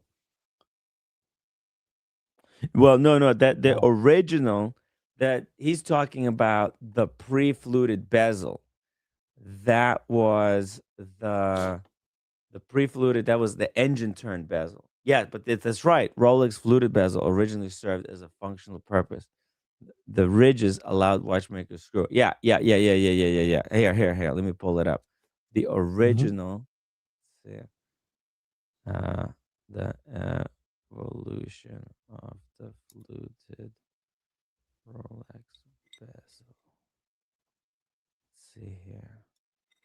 Let's see. Maybe there's an article. Fluted bezels. Let's see here. Here we go. Bob's Watches has it. Okay, shout out to Bob's Watches. Well, hopefully. Here we go. So smooth bezel. Okay, fair enough. Rotating. Oh no, maybe that's not it. No, that's not it. Oh, excuse me. Oh, but yeah, you see, what year is this? This looks very different. And this looks like 1956. Look at that fluted bezel. No, that still looks very, very advanced. It's not in as not. I mean, Dingo Dave mentioned that it's not. Some of the older fluted bezels aren't in your face as the new ones, and that one certainly seems to like this one back up. The one that you just showed at the Yeah, beginning. but It it predates even this one. It's what we're talking about. Yeah. Let me see.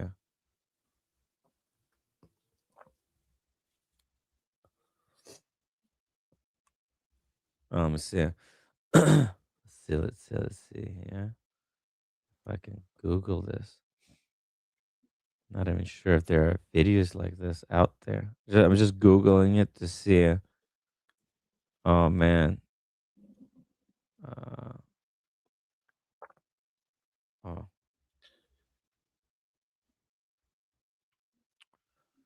Is there such a thing? Is there such a video? There might not be a video. Oh, is that the tool? Thomas said you passed it. It's at the top of the Bob's Watches article. Oh, yeah? It was at the Yeah. top? Okay, let's go back to this one. At the top. Fluted bezels. There you go. No, you just gone past it again. What, here? Smooth bezels, Keep going. fluted bezels. Fluted Oh, do I click here? Is that where I click? Oh, 404, No. page not found. Let me see. What if I go down to... No, I think it's at the top. That link is just not working, though.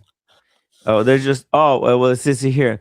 The fluted bezels was the most iconic Rolex design elements, even making it way to the wall-mounted clocks located in the shopping malls and airports around the world. Initially, the fluted Rolex bezels had function of enabling the bezel to screw down into middle case of the watch to help ensure waterproofness. Right, but that's not what I was actually looking for. I was actually looking for... Hey, Mike, welcome back. Hey, what's going on? Yo, yo, yo. Hey, I was having a problem with my mic. It was going off and on. Yeah, you know, there was some interference. I was muting your microphone. Yeah. You just unmute yourself. You know, it's not like, you know, just muting. And then, you know, when you talk, you can just unmute yourself, you know, obviously. We discussed it before. I came back on because I was listening to you guys off and on. But Alex was talking about whether he prefers if you prefer the fluted or the non-fluted. So here's see. Oh, holy fuck! Oh, sorry, Mike. Just a quick super chat here from no, it's fine. It's fine. Username Mickey. Wow. $100 to the new friends I've met because of this show, and those virtual who I haven't met yet. Where else can a group of people from around the world meet every day to discuss everything from watches, wine, perfumes, travel, etc.? Let's remind ourselves we are a great group. What a great group we have. Indeed. Cheers, Mickey. If username Mickey is still in the chat, can you ask him what Cuban cigar he would recommend to have with a sort of espresso martini? I'd be interested to a Cuban cigar though. So yeah, let me know, because I don't have a lot of New World cigars in my collection yet. You know, Mickey, he's a huge Cuban cigar connoisseur. Oh, good. Well, then we'll speak the same language. Dude, he's actually, I think he might have been the OG cigar person on the stream. Like, he's the first person who shared his cigar collection on the show and did like a show and tell. And then like everybody started loving, you know, cigars and started, you know, trying to get into Do you think he would be interested in doing a refresher show on his cigars? I think we could do a full-on cigar show, like cigar show and tell. He's got a mega collection himself. Maybe you could show what you have accumulated so far. We can bring some other people. I mean, I sure, think he you would know, love everyone. I'd love to see his. I'd love to get, you know, because I'm still learning, so I would love to have some insights from someone that loves cigars as much as Mickey does. Write it down. To ask him to do it, and you know, maybe we can even ask Muhammad Ali to join us on the stream. That's a good idea. For a cigar discussion. Yeah. Oh, major news though on Muhammad though. He's cutting back on the amount of cigars he's smoking. Oh, what is that? Well, you're telling me he smokes 3 a day, isn't he? Oh, he's cutting down from 5 a day to 3 a day. Yeah, we cut.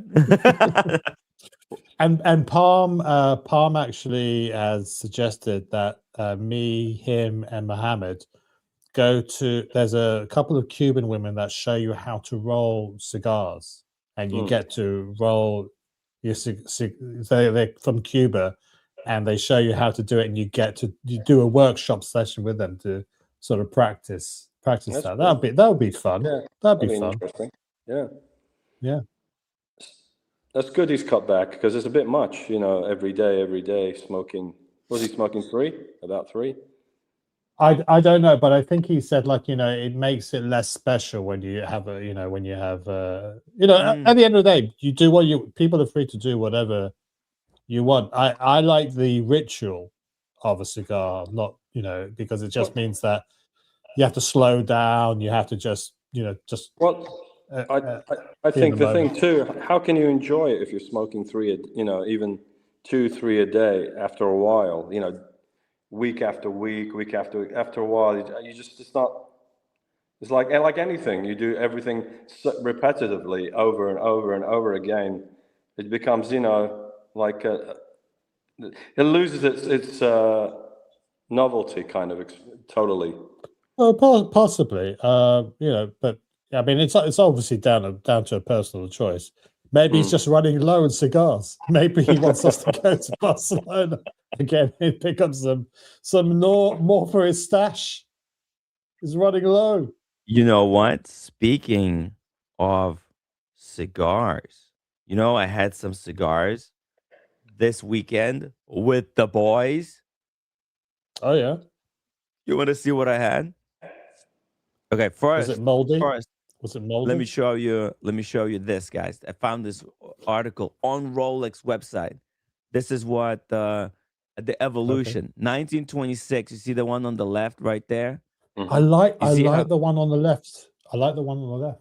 Very subtle. It's just these little grooves for the tool to get into. It wasn't like full on fluting. And here you can see it. That's the original fluted bezel right there. Wow. You see it? That's where it started. Cushion That's what I case. kind of meant when I was talking about that. You see it? That original fluted bezel, and how That's it cool. has, right? It's incredible stuff. How it started out. I know it's like and scroll then- up a little bit. Scroll up a little bit. Keep going. Sir Edmund Hillary. I kind of like Keep the going. newer ones though. It's Why more is he prevalent. why is he sort of doing a Heil Hitler? What's going on there? No. It's just saying hello. I know, I'm joking. Sorry. I'm being pure. Hey, shout out to Sir Malcolm Campbell. Yeah. Was here. Oh, that's way in 1935. That's way before the Nazis. Maybe he invented the salute before it became known for, later. Like, you can't blame somebody doing it pre-Nazis. No. I'm just being childish. Don't My worry. heart goes out to you, My heart goes out to you. What's wrong with that? Yeah, just hit your chest a couple of times before you do that, yeah? Yeah. And then you can see the evolution here. And Mike, I kind of agree with you as well. I fucking love the latest fluted bezel because it has evolved from being functional to being like. And I lean towards the Roman numerals too over the stick. I like it. It's more dressy, I think. And then the 36 mil, that it's 36. looks so cool. Wow. Well, the thing is, what too, is that I wasn't at first when I saw this piece, I wasn't crazy about seeing the diamonds on the 6 and 9. Yeah. And then, the more I looked at it, and also when he showed it to me, as 36, it kind of put me off. But then I tried it on, and it just looked good on the wrist. What size wrist do you have, Mike? I know I've asked you this before, but it's worth. It's 7.5. That's 7.25. So Mickey was saying he's got a 7.25, and he thinks that 36 would be too small on him. But he just thinks that. Fine on you. Yeah. I think it's the perfect size. I think it's the perfect size these days. Yeah. Everybody's going smaller anyway. I think it looks good. Because you know what it is now, like a lot of people got into watches very heavily around 2019 era, kind of COVID. When COVID started, people started wearing watches a lot more intent. Prior to that, it was just like a thing that you whacked on the wrist. You don't really think about it. Like, yeah, you wore it, but there wasn't like communities built about it around the watches and around like every topic. Now every topic has communities, cars, watches, fragrances. It's Thank you, Humble. so right. Yeah, Humble Pine looks great, Mike. I love the 36 mil Datejust. You know, Humble Pine's got a 36 mil Datejust as well. Well, it's When the classic size. It's the classic size. It's the original size. Yeah. Yeah. Yeah, but it looks like a 42 mil on his wrist because it's so tiny wrists. I tried so hard to be nice, but I couldn't help myself. You gotta strike Sorry, back. Humble Pie. Fire back to let him rip, because once you fire back, you allow him to rip back into you. Man, Humble Pine does not never hold ending. back. Never ending. So are you looking to get one? Is that what you're looking for, a Datejust, Alex? No, it was just a question about, not the Datejust, the date, but the Datejust. You have the option of the smooth bezel the fluted bezel. And it was just like, when I see the fluted bezel in person, I mean, sometimes I like it and sometimes I don't. It's just, and that's why it puts me off ever wanting to consider getting a Datejust, or because I'm not in love with it. Do you know what I mean? So I guess if I don't love it, then why should I get it? Just have you tried it on at all? Yeah, I've tried it. I've tried on numerous ones. I've tried on the day date as well. Okay. I don't know. Maybe it just reminds me of Sopranos and stuff like that. There's just it's a little bit like that. I think I'd rather, just other watches I would buy over and above that, like a Reverso or like a Patek or something like that. Reverso would suit you, actually. I think it's a good piece to add to your collection. Yeah. Well, I'm keen to get one. It's just and Humble Pine is fired back. Kojak is truly a bastard. You triggered him, Alex.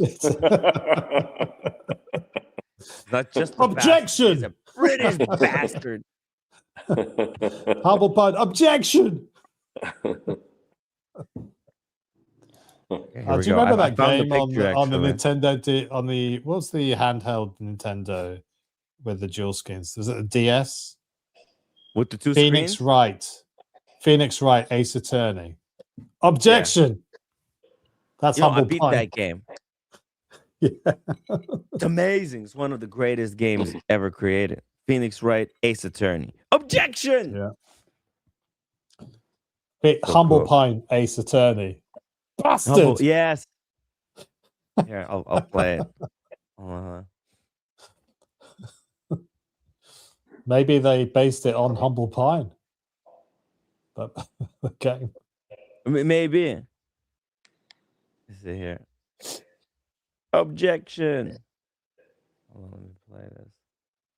Oh, I want. And by the way, Ray is like the plays the role of the judge, apparently. Oh, does it? That's Dingo Dave. Objection! Objection! Objection! Objection! Objection! Objection!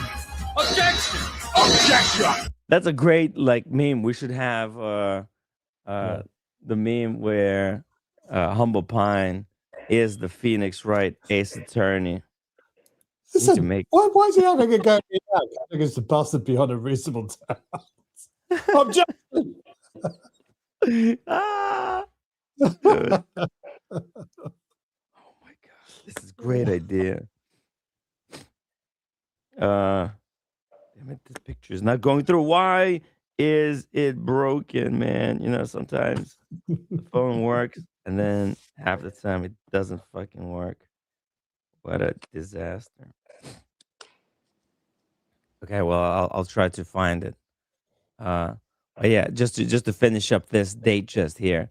See, the 1945, it evolved to like very slight flutes. They just cut into the bezel more, right? Oh, there you could see it. Look at the change, right? Oh, big Boom. time. Yeah, big time. Big time. I mean, this is I like the sharpness with which they cut this bezel. It has to be done, I think, with like some kind of a diamond cutting machine, right? Like just to do it with this type of precision, and because it's like polished. Like how Well, is the it lines polished? too. The lines don't go all the way from end to end. You know what I'm saying? It stops. Yeah, Which I and it's don't really polished like. Yeah. with total sharpness, with like atomic. It's almost like an atomic precision. We're talking about diamond cutting here, Okay. right? Like how the heck did they do it? It's incredible. Actually, I the just think dial kind of. a little bit. Go ahead. Sorry, Go go ahead. Go ahead, Alex.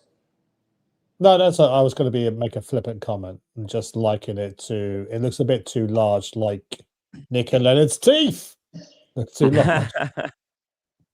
The dial is actually reminds me of a 1908 more. When you Yeah. look at it. And it has that 1908 look. But Yeah, these it's have got got are they leaf hands or Dauphine leaf hands, aren't they?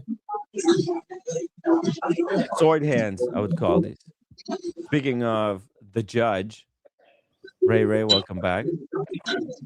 How's the depression I have change? a Are you question. getting less depressed? Man, fuck, man. My care people. How do you turn off StreamYard? How do you turn it off? How do you turn off StreamYard? Just I don't wipe want it you off. cunt out.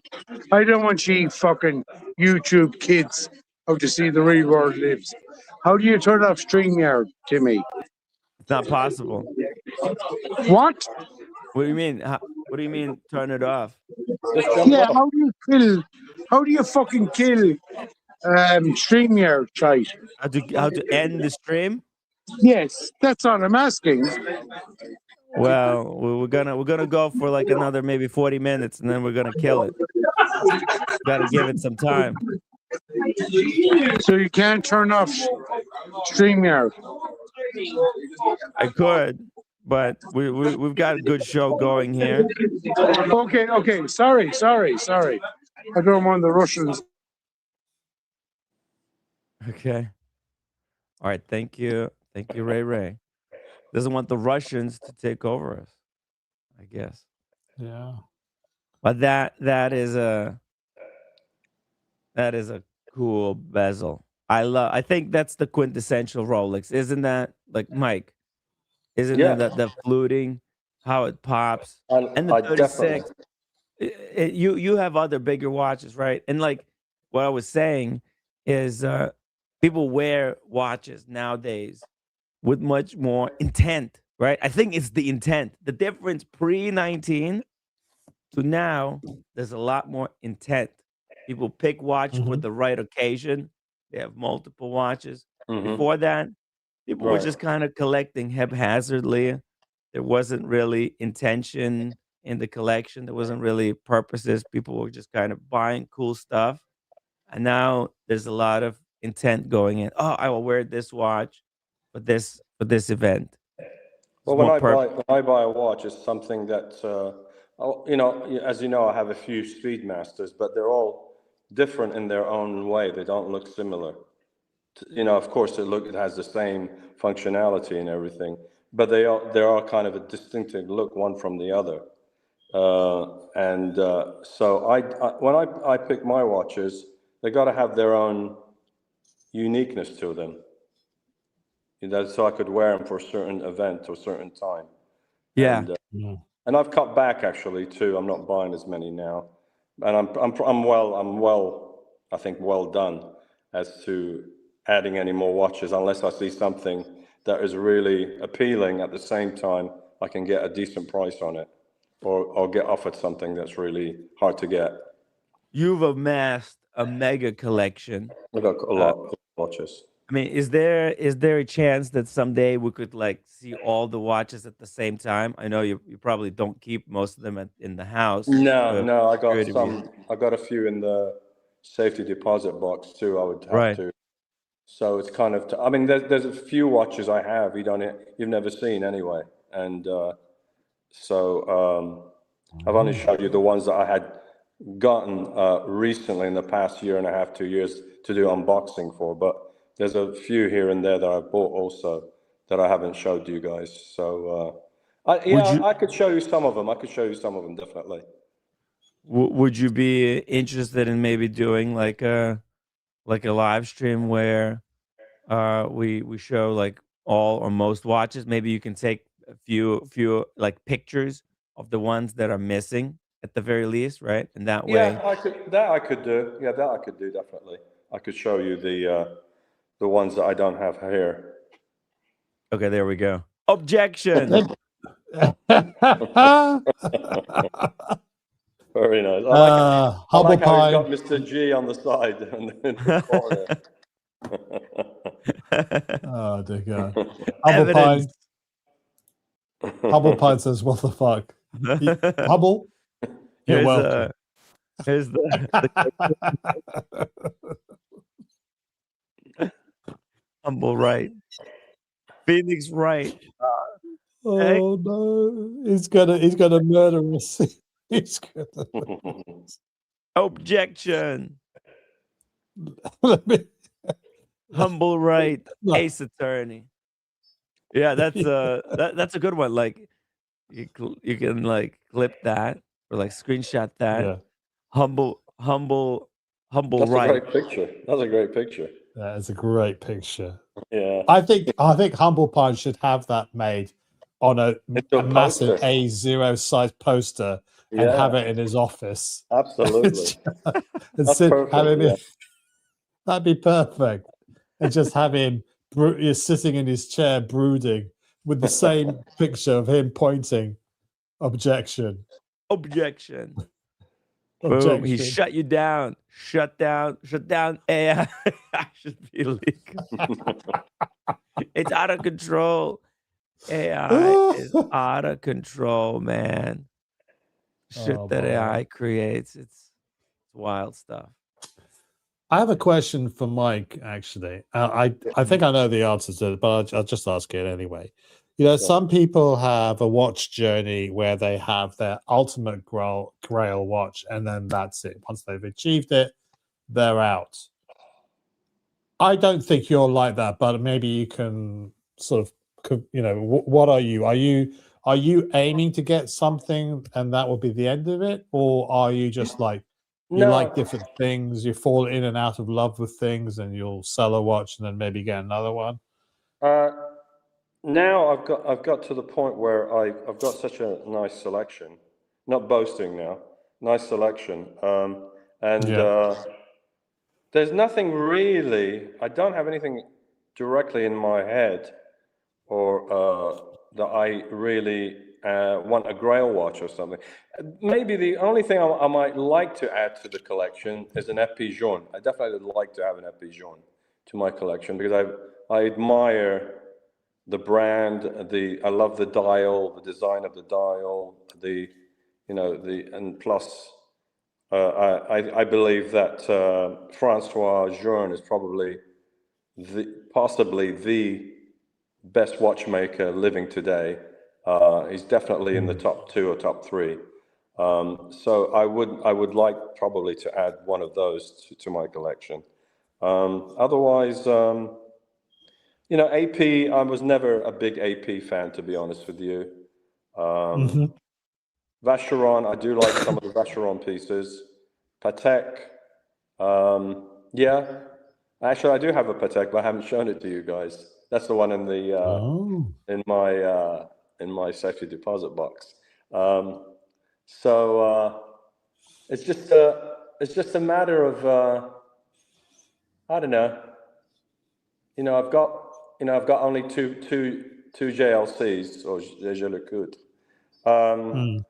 As you know, I'm a big Jaeger LeCoultre fan, and if anything, if I was gonna get another one, I tell you the truth, I did call Farjan at the at the Gégé Lecoutre boutique in Beverly Hills, and I was inquiring about the jumping hours, if that was available. He said no. He said no, they don't have any. It was limited to only 90 pieces, and if I wanted one, he could possibly try and get one for me, but he said it's pretty difficult. And I said, well, how much is it? He said it's going to be about $81,000 for that piece. So I thought, okay. Is that the which is that the? That's the current one. Geographic. It's called the Nano Team. It's got the jumping hours. It's got all the. Yes. You've seen it before, but they've got also. There is a version that came out about 3 years ago that doesn't have all the other. I don't know. I forgot the darn name. They call it enameling. All the enameling around it. Yeah. The enamel. It's more of a cleaner gold face without the enameling all around the actual center of the watch. It has the jumping hours part. So I can pick that one up. I've seen it around. That new one. For about 42. That new one with the enamel work. Yeah, but Mike, you've seen the one with the enamel work. That's gorgeous. It's gorgeous, isn't it? It's stunning. It's absolutely stunning. Never seen it in person, but I've seen it, on the website. So basically, if you think about it, I can get possibly the other one for half the price of the current one that was released this last year. Sure. But it doesn't have the enameling. Otherwise, it looks very similar. No, you seem to be, when you say Gégé Lecoutre, you seem to be saying Gégé Lecoutre Reverso, because you don't seem to be a fan of any of the other watches. Lately, yes. Fair to say?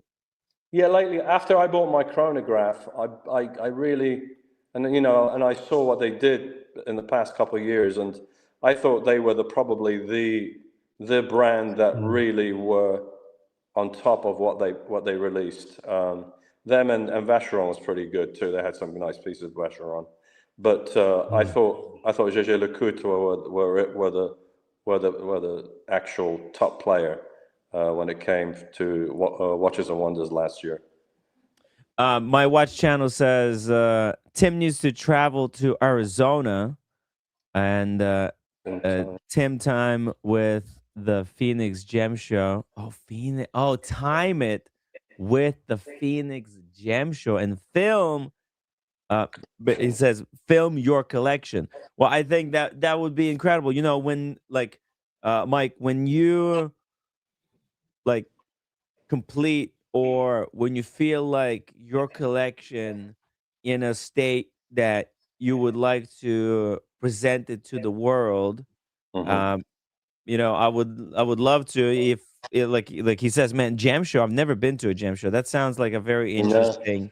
Have you ever been to a gem show? No, never.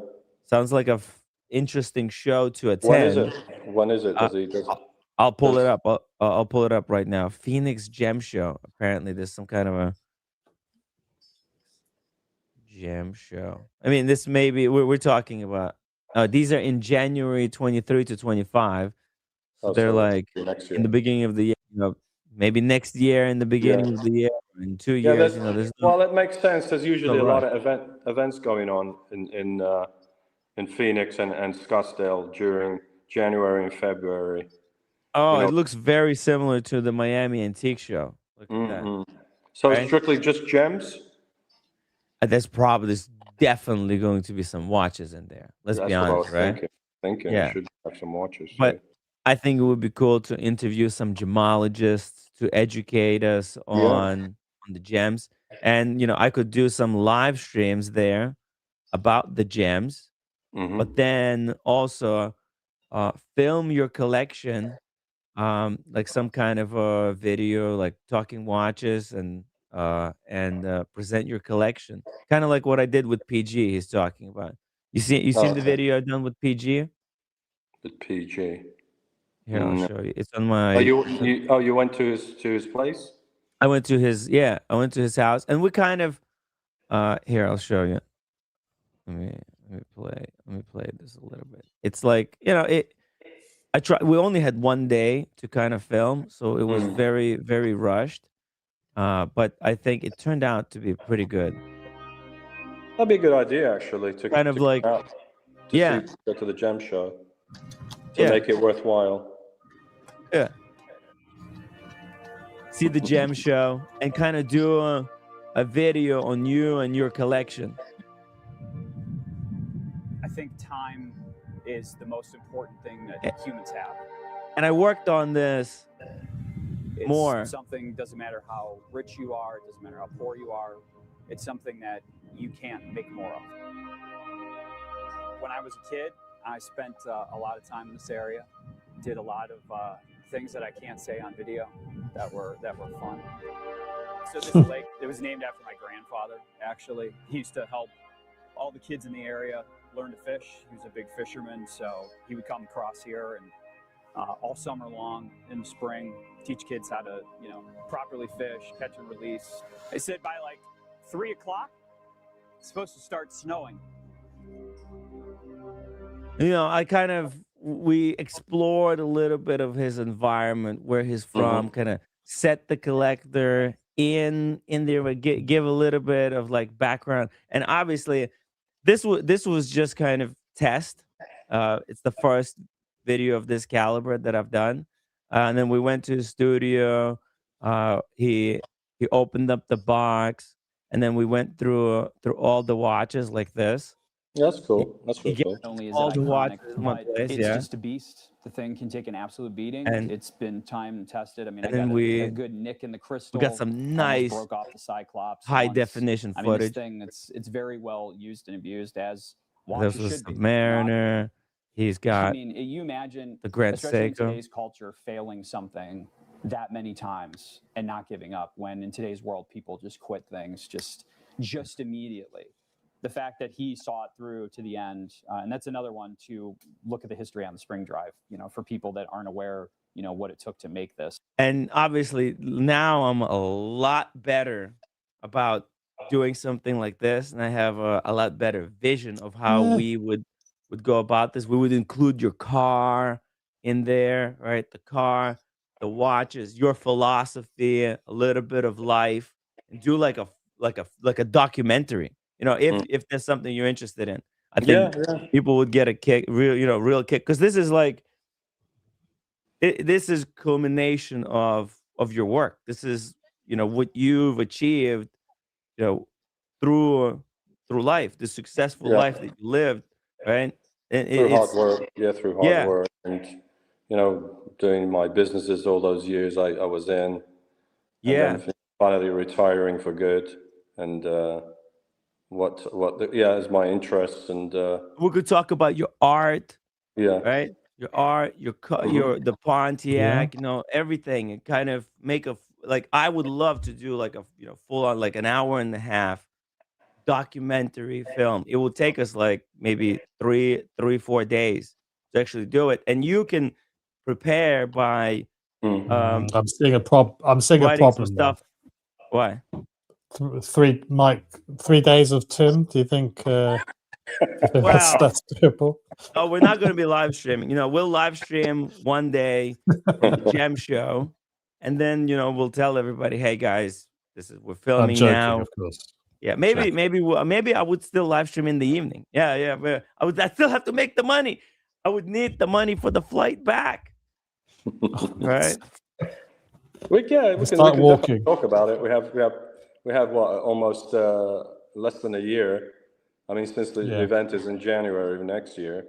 So I got one word for you, Tim. I got one word for you, Tim. Greyhound. Greyhound. Actually, that's a good idea. Let's see. There you go. You do a road trip. Where is it? Scottsdale? Yeah, I'm in Scottsdale. Let's see. You probably have to get to Phoenix. I don't think I have a great Phoenix. Would you be able to pick me up from Phoenix? Yeah. It's not a big deal. Let's see. What do you want me to pick you up in, the AMG GT or the Aston Martin? Oh, Aston, I think it have to be Aston. I love that Aston, dude. It's in New That's a York. gorgeous car. Gorgeous. They're both gorgeous cars, but that Aston truly has my heart. Did you see the Formula One race, by the way, Mike? Did I watch the F1 today? Yeah, I did. Yeah. I watched yesterday, and I mean today's race, and I watched the one in Melbourne too, the Melbourne Grand Prix. I'll tell you something. Yeah. AMG, Mercedes AMG's got it down this year so far. They are killing it right now. Yeah. Oh yeah. Yeah, they're kicking ass. Yeah. They won the first race where Russell got the win, and Antonelli came second, and then early this morning it was Antonelli who won, and then Russell came second. So they've been 1 and 2 in both races, both of them. Well, Antonelli, he qualified first yesterday, well, the day before, and he became the youngest person to qualify on first. He's not the youngest person to ever win a Grand Prix, but he's the first Italian. Isn't he second youngest? Yeah, Max is. I think Max was younger, but he became the first Italian in 20 years to win a Grand Prix. It's crazy, isn't it? That blows my mind. For an Italian, 20 years. Well, it's crazy. There's at least 5 British drivers now. You've got Hamilton, you've got Russell, you've got Norris, and there's two other guys. But I don't know what's going on with McLaren. McLaren's having issues this year. Yeah, that's well, Piastri crashed before on the formation lap last week, and they couldn't even start the race this race. Isn't that crazy, Timmy? Yeah, McLaren couldn't even start the race. They had problems with their engines. Your volume, your mic. Oh yeah, sorry, I muted myself. Yeah, what a disaster! I heard about that. Yeah, they were pushing it, and now there's like starting from the last place. So they're gonna have to. No, they didn't even start. They didn't. No, they didn't start today. They didn't even start. They couldn't even make it to the grid. What the F? How is this? Both cars, not just one. Both of them were out for different reasons. Both cars were crazy. They both had electrical faults. Yeah, crazy. Because there've been so many changes with this year's rules. Everyone's learning, and like McLaren has got problems, but the team with the biggest problems is Aston Martin. Yeah, I was up with Aston Martin. Very disappointed with them. Really? They got a lot of issues. Yeah, they can't drive more than 15 laps before they were told at the beginning of the season. They said if you drive this car for more than 15 minutes, you'll create permanent nerve damage. Crazy. Yeah, that's ridiculous. Yeah. By the way, shout out to Boris PhD. To the $5 super chat. It says the board of directors at the club approves this new idea of vids of collectors. I recommend doing a Sean one. He's the most interesting man. Well, Sean could be another subject that we could consider. Of course, I would love to do one for each member of the watch community, and maybe this is something that I potentially could start getting sponsors for. Like this could be a completely different YouTube channel where I make documentaries about watch collectors. Instead of upload. It makes sense for you to, if you're going to come to me and see me to do a documentary with me about my watches and about me and all that. Ramadan. Yeah. Hi. Yeah. My roommate, just give us a second. Just give us a second. Yeah, hold on. Yeah. Hello. Hi. Hello. Hi, roommate. Sorry. Yeah, I cut my hair. Very nice. Looks good. Good. It looks very nice. Very nice. Yeah, come back. $60. Cut Same hair career. from it's $60. It's cheap, right? That's not my wife. That's not my wife. That's an imposter. Oh my God, That's an imposter, man. That's not a roommate. You wanna fucking die, Artem? This is not. I told you not to do it. That's it. I'm getting the divorce papers ready. That's it. It's over. No, it's that's good. Yeah. Don't come back until it $60, grows it's cheap, right? long. I had fun. I cut the hair. Don't come back until it grows back. You hear me? No. You look good. You look good, roommate. Why you like you holding the like Yeah, I like to like grab. some Japanese phone, like you know, just grabbing and bang bang bang. You motherfucker. Roommate, if he gives you a hard time, just grab him by his balls. Have real tight. Then he'll scream. Roommate, what you need to do now is get some grey bangs, and then you'll look like humble pie. Yes, I like. You see in the Sabrina Carpenter's. This is what I like right here. Sabrina Carpenter. This is the cover for her album. That's why I like long hair. To make that kind of life with your second wife, you had to working hard. Become a celebrity. Yes, like say, just send money to Timmy Wright or whatever, you know.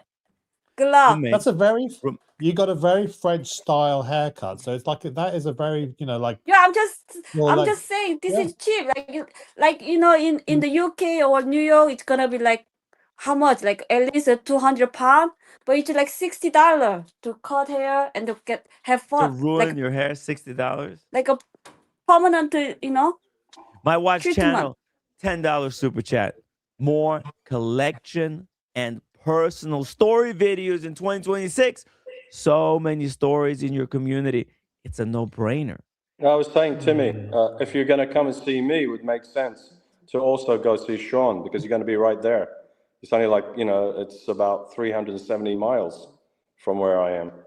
So instead of going all the way back again and coming back again. Yeah. Look, and by the way, look at my sister's the toy collection. Look at that. This is thanks to Amazing. Neil. Amazing. He gave us to my sister collection to add on. Oh, you got the British, what's the name, with the English mailbox, the telephone booth. The horses go. You know who got that? That's Neil. Neil. Yeah. She just said that. Oh, she did? Yeah, look at that. Look at that. It's crazy. My sister collection. Shout out to Neil. Shout out to Neil. Yeah, look at that. It's the Halloween special limit. Look at.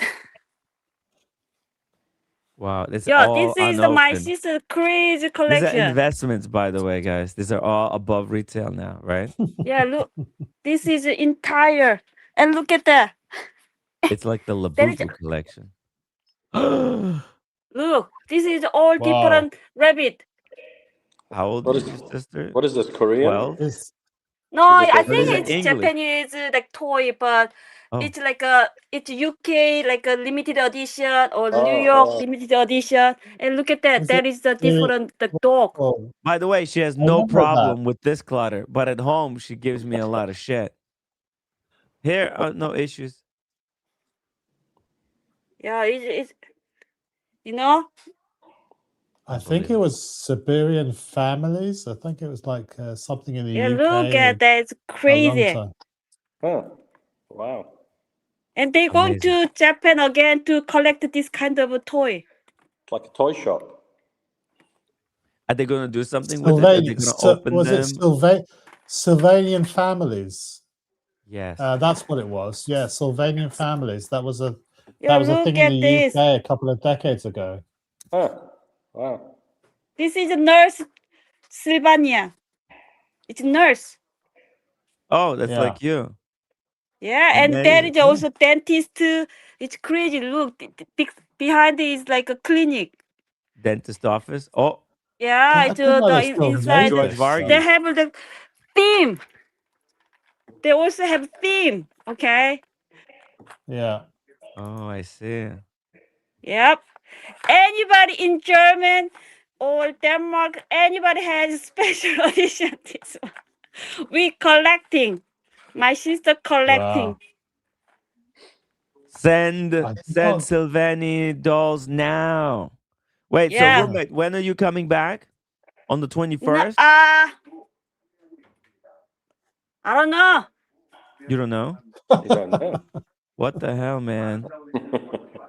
There is a wedding, okay? There is a wedding. This is the you might have to stay Sapporo longer. limited edition. only you can purchase this item in Sapporo in Japan. It's cool, right?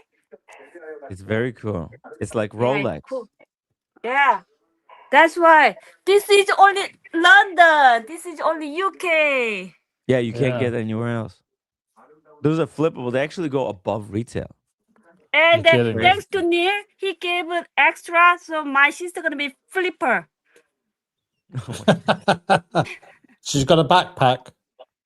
So if there is a rare item, my sister gonna be flipper. So it's extra. Thanks, Neil. Unbelievable. Wow. London item 이것도 런던 거야. Sounds terrible. 런던. My sister said this one is also London. This is the item, but she got it here. Oh, from Flipper. I got it there. No, she bought in some store in Korea. Yeah, gray market. She bought a gray market from a backpack flipper. Nice. Yeah, Wow. look at that. This is the Korean Air flight attendant. Okay. Wow. Wow. Korean Air flight attendant. Okay. Looks like your niece. Very cute. Yeah. Okay. Anyway, I'm leaving. Not to leaving to Timmy. I'm just Stay leaving longer. to go Don't shopping. come back until the hair grows back. All right. Oh, it's harsh. You want that? Okay, I don't mind. No. Yo, I don't mind if you want. If you don't want to see me, I don't mind. It's okay. It's up to you. Hello. Yeah. Stay until the hair grows. Shoulder. All right. It's not gonna happen. Unbelievable. Anyway, bro. Good night. Have fun. Good night. Good to roommate. see you, roommate. We miss okay. you. We miss you. Enjoy your time. I miss you, except for Timmy. Okay. I know. Take care. Bye. Good night. Unbelievable. Unbelievable. She goes there, ruins her hair. Come back, fine. man. Very chic. Very chic. Very French.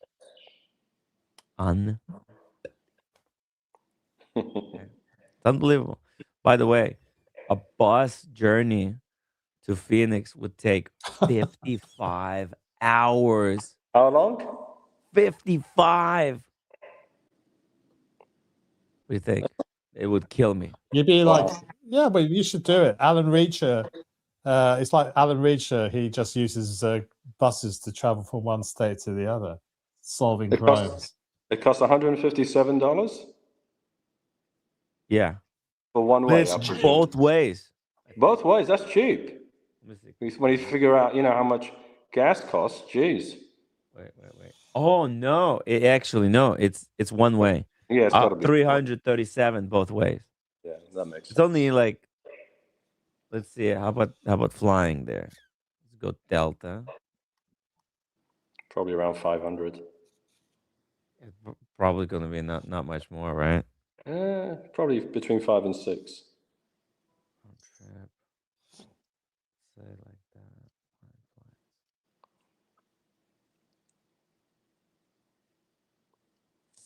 Try and get a direct flight instead of $500. Yeah, that's direct or Half price. Yeah, no, that's fine. I think it's bad because I'm losing 2 days. I could grift for 2 days and make some of that money back at least. And then when I arrive, I'm not going to be so tired. Yeah, it'd be silly to go by Greyhound anyway. The best way to go is by plane. Yeah. Maybe I could like stick the camera into the bus window and have the live stream just perpetually running. People can watch what the hell is going on out the window. I don't know. That could be an idea. Could actually generate some income. You never know with this stuff. It's creativity. But yeah, it doesn't look like it's worth it. Yeah. So, but like once arriving, like May 18th, I would go. I'm going to Miami. Maybe I do Sean. I do a film with Sean. It all depends what his schedule is. I would need to But talk Sean's to him. but Sean's in LA. Yeah, no, but May 18th, I may be going to LA. Okay. That makes sense if you're going to LA, yeah. Yeah. If he's willing to do it, sure. And then maybe I could get sponsors.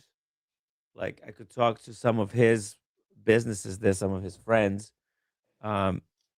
Maybe they want to plug, in front of the video. I could play the ad, or like at the end, but maybe at the front. It probably would be best at the front. But they would kill the video.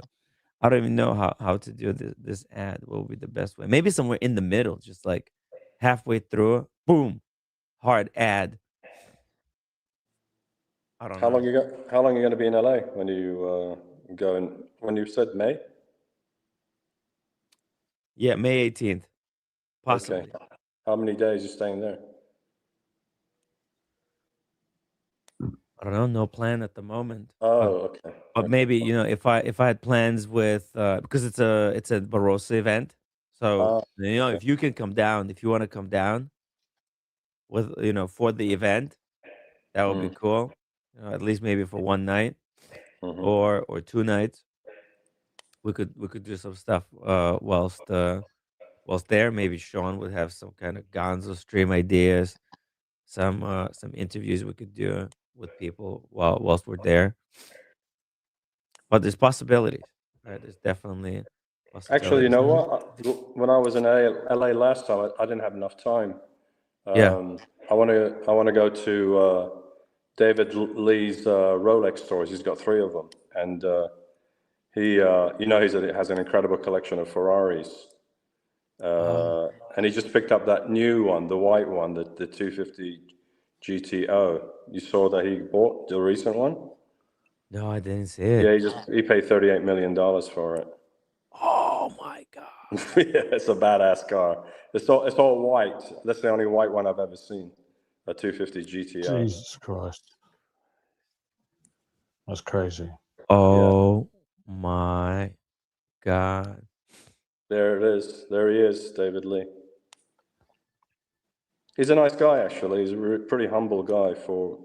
He's worth lots and lots of money. He's got an incredible collection of Ferraris.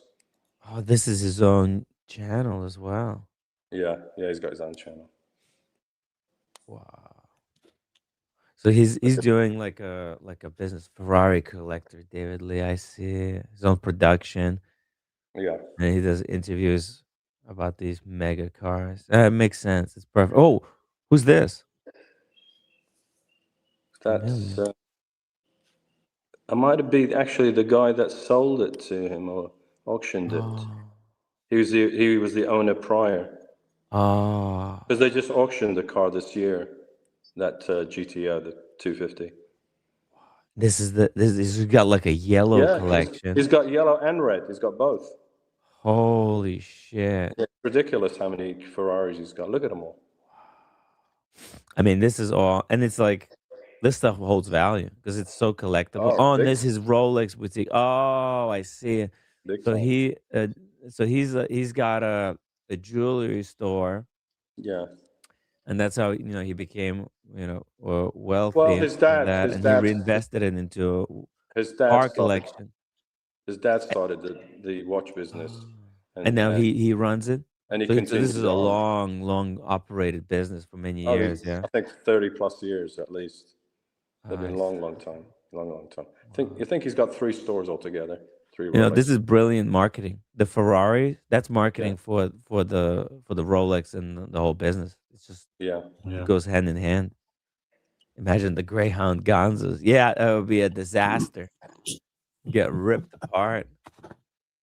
But it could be fun. It'll be fun. Right? The disasters of an adventure. But this is cool stuff. Yeah, that would be wild if we could go. I don't know if you would want to be on the stream, but at least go chat with the guy. Maybe potentially, invite him on the stream. I probably should invite him on the stream. You never know. Maybe he would. Yeah, I mentioned it to you a while back to try and see if you can reach out to him. Yeah, big kudos to Pete Mitchell. Yeah, Pete Mitchell. Pete Mitchell was great. Yeah, we can invite him. For follow up. we had Pete Mitchell twice on. It was great Right. chatting with him. Right. We can follow up with him, and I can reach out to a lot more. I've got a guest coming up actually, and 2026. I'm gonna try to get even more guests on the stream. From Yeah, I liked what you were doing last year with bringing guests and doing one-on-one with them, kind of thing. yeah, yeah, Especially people who are interesting, some interesting people. You know, yeah. Pete was pretty cool because he has got a great watch collection. He's into wine big time and got a very nice car collection. So he was a very interesting guy. And the nice thing about him, he was a pretty humble guy too, which is nice too. Right. Not Yeah. pretentious or anything like that. Yeah. Yeah, he was cool. It was very cool of him to join us, show us, all the stuff, talk about his collecting kind of journey and the experiences. Hey, Ray. And it would be even cooler if I do the film, and then maybe that could be like a big project that I do that Hey, because that Timmy, could, Timmy, hello, audio. yo, Ray.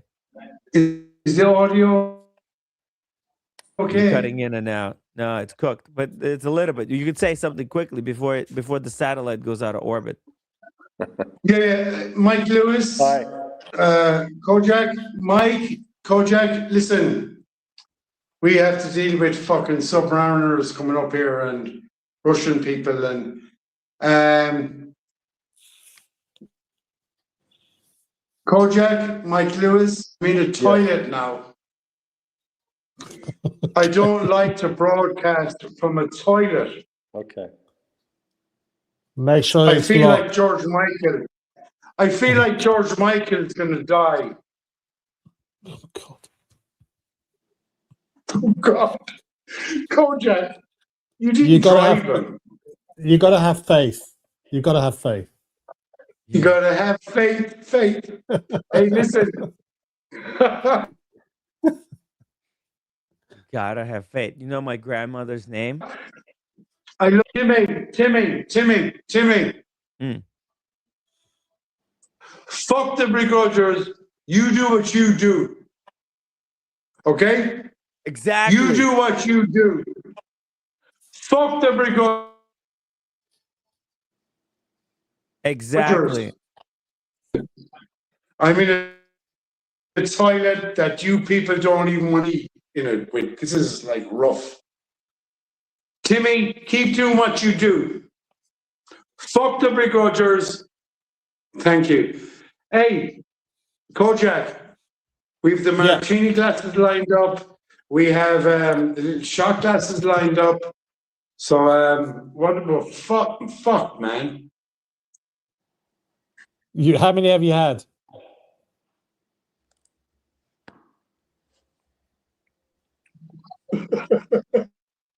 I can't hear him.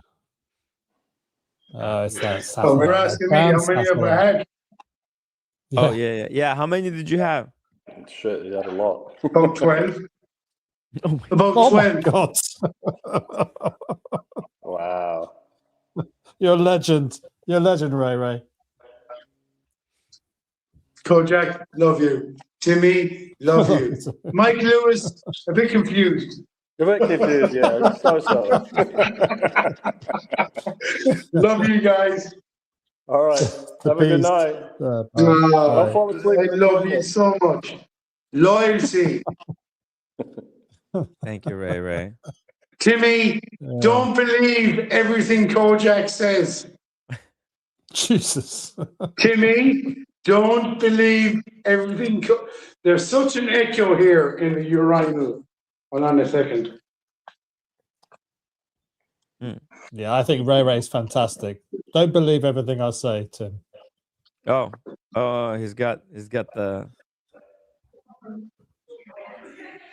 I love you guys.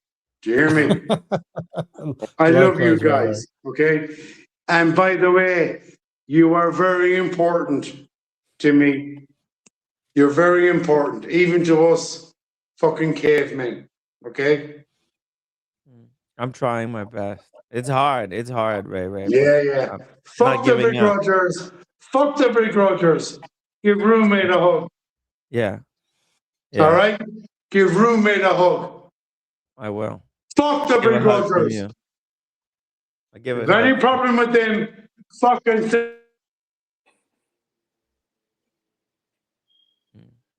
them over to me. All right? You got it. You got it. I'll send them to Aaron Island. Have a good If night, you got Ray a problem. Uh, If you got a problem got with the me, general guys. idea. Jeez. 12. He's had 12 fucking drinks. I mean, this guy is he just warming up for St. Paddy's Day? Is that just the I beginning? Is that what's going on? Was it like a 3-day drunken stoop, whatever it is, from today, tomorrow, and on St. Patrick, which is a Tuesday? Is it St. Paddy's Day? Yeah, coming? 17th. Tuesday, yeah, 17th. That's why I was drinking Guinness too a bit earlier. Yeah, I got the reference, Mike. Yes. That makes perfect sense.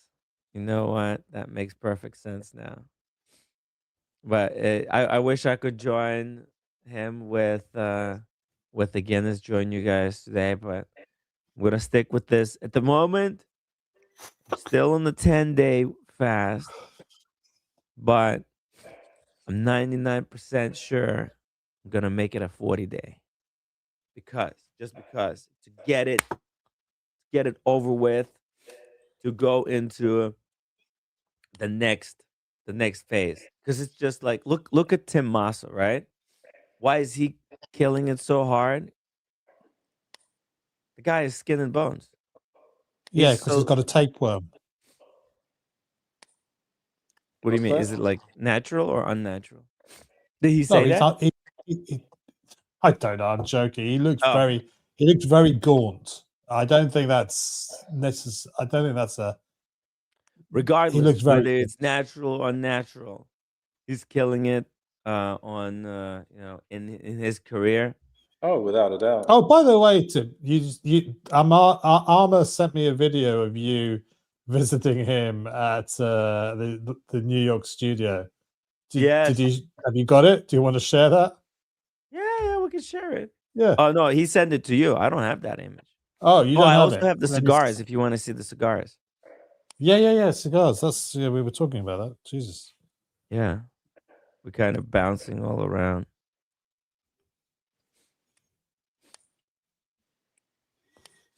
But if you send it to me, I'll pull I it will. up.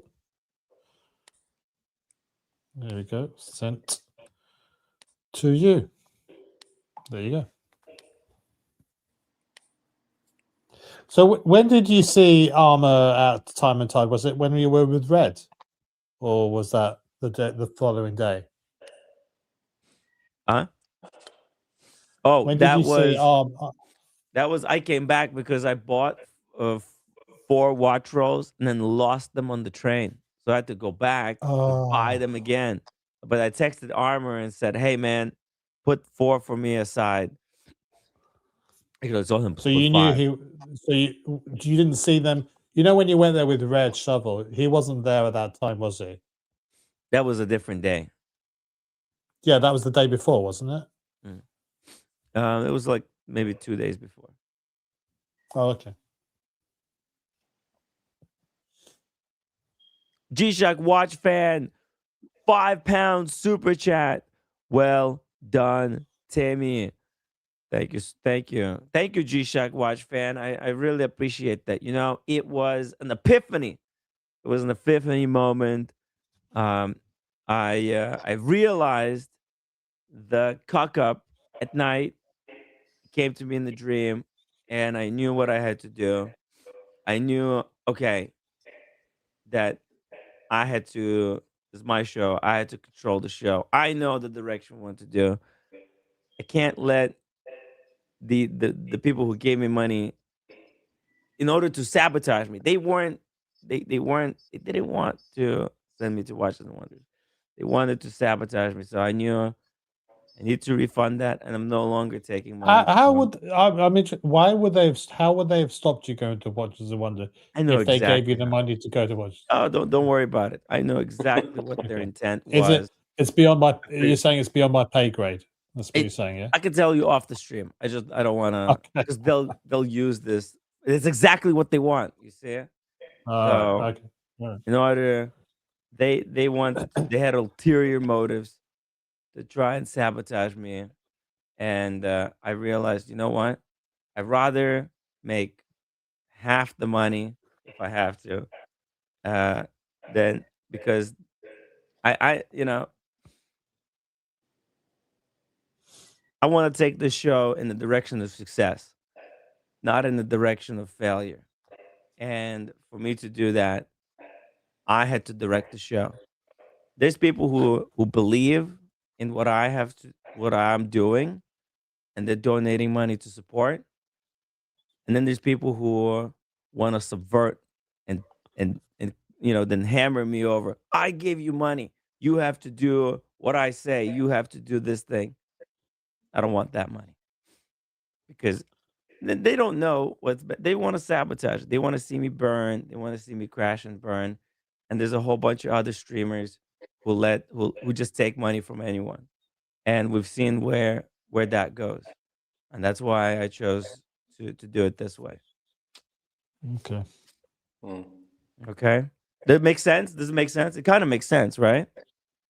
I know it makes sense to you. To you, yeah. To you, It makes sense to me. It's the way, right? That's all that matters. It's like it's kind of like imagine. Let's put it this way. It's difficult because, Mike, you were a business owner, right? And you were buying these products, right? And you were selling them. It's kind of like if somebody came to you and you knew that they were giving you like counterfeit vodka, right? They said, hey, Mike, look at this. This is counterfeit, right? And you can buy this one for $1 a bottle, and you can sell it as the real deal. Imagine how much more profit is in it. Right? You wouldn't do it. No, of course not, because exactly you're selling a lie to the public, and then it'll catch up with you eventually. Exactly, it will exactly catch up with you. You make it, a very very short lived. Yeah. When you're a crook or fraud, do anything fraudulent, eventually it'll catch up. Exactly, and that's the same way I felt with this stuff. That wasn't like there was an ulterior motive going on here, and I'm taking money to do something. I think a little bit. This is my thought. I think you might be thinking too much about that. No. I think there was some. I mean, there might have been some, because I saw that little clip where when Humble Pine and Mr. G were on and you came on, which I was really surprised, to see that you went on there. But I don't know. I'm not going to say either way whether they were trying to set you up. I don't know. I don't know for sure. It was 100% set up. It was not in the moment there. They panicked and they didn't say what they wanted to say. They played nice, but then when I was gone, it was a full-on free for all. Do you think now, between you and me, do you think it might have been a little bit paranoia on your side? No, it's not. It might seem that way because you're not running the show, but if you were in my position and people were holding stuff against you like that, you would have done the same decision I made. It's just they wouldn't have had editorial. I suppose it's like a sponsorship, isn't it, or like a donation to do something. But if you have full editorial control and they don't have a say on what you do or how you do things. No, but that's the money. The money was to take away the editorial control. I don't know what to say because I've not walked a mile in your shoes, so I don't know. Yeah. You have your reasons, and at the end of the day, it's your decision, and it's up to you, mate. So yeah, exactly, Kojak. That money wasn't. It seemed like, hey, this is for this, but then I was sent a whole bunch of clips of them clobbering over how they were banned or timed out. And I checked. Nobody was banned. Nobody was timed out. And they were just doing that to brainwash the people into thinking that, I took the money and now I'm like attacking them and stuff. And that was not even, the money was to do a show. I never promised that people were going to have free reign in the chat. Sorry to interrupt, Tim, but we've got 94 upvotes. Guys, if you're some people have just joined just now. We just need a few more upvotes. It would be really nice to end the show on 100. Yeah, 3 figures. Make sure you just bash that upvote button. We're at 95 now. Thank you. Guys, hit that upvote button. Just 6 more. Let's break 100. Let's break 100. Let's make it like the good old days. LAJ, thank you so much for $5 super chat. You are a strong, powerful Doberman. F the scammers and the haters. Thank you, LA. Exactly. This is our show, and we're not gonna let. This is why this interstream politics is terrible, because there's people who they love controlling other people. It's like a sickness, They love like telling other people like what to do, and they have like this. It's kind of crazy, and that's why. Look, I'm doing my own thing.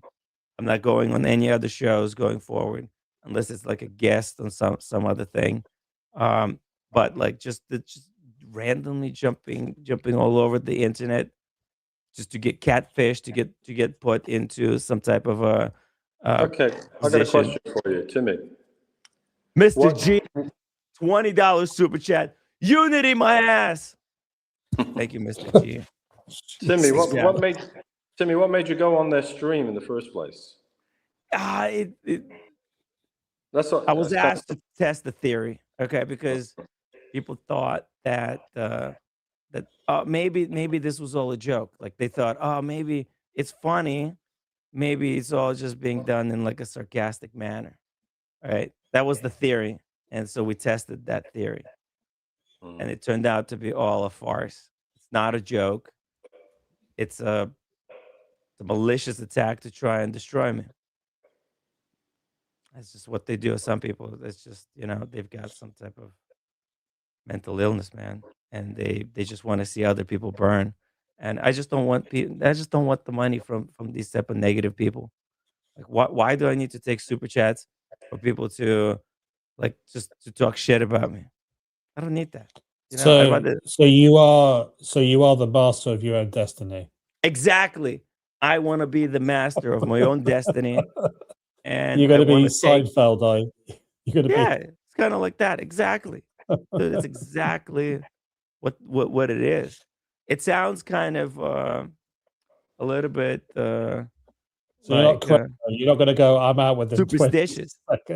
Yeah, it's kind of like superstition, But I was talking to a guy, a really good friend, and I was kind of making like this negative joke about myself. And he's like, "Well, Timmy, don't say that, not even as a joke, because that actually directs you in that direction, even unknowingly. What you say, even about yourself, your thoughts about yourself, then put you in that state of mind, and that directs you. Why 5 years? Why haven't I been able to succeed? It's basically taking money for the bullshit, right?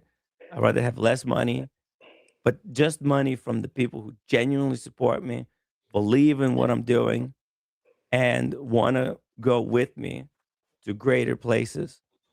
That's the only people we need. That's it. As simple as that. And it works. And that's why these people get successful, right? Look at Trump. He became president. He just believed what he wanted, what he, his belief, and boom. Whether you agree with him or disagree with him. Look at Mr. Wonderful. It's kind of like, it sounds a little bit, kooky or whatever, but it is reality. And I have. Sorry to interrupt. I have my morals. We have actually broken the 100 mark, 100 upvotes. 102 You guys upvotes. broke the 100. The community broke 100. Thank you so much. And with that, guys, even G-Shock Watch fan woke up to the 101. The stream woke me up. Go back to sleep. Even the stream woke me up. If it can wake me We got up, 100. anything's possible. Anything's possible. The stream woke me up. Well done, Timmy. You see, Timmy, the other guy may be the pontiff, but you are the Messiah.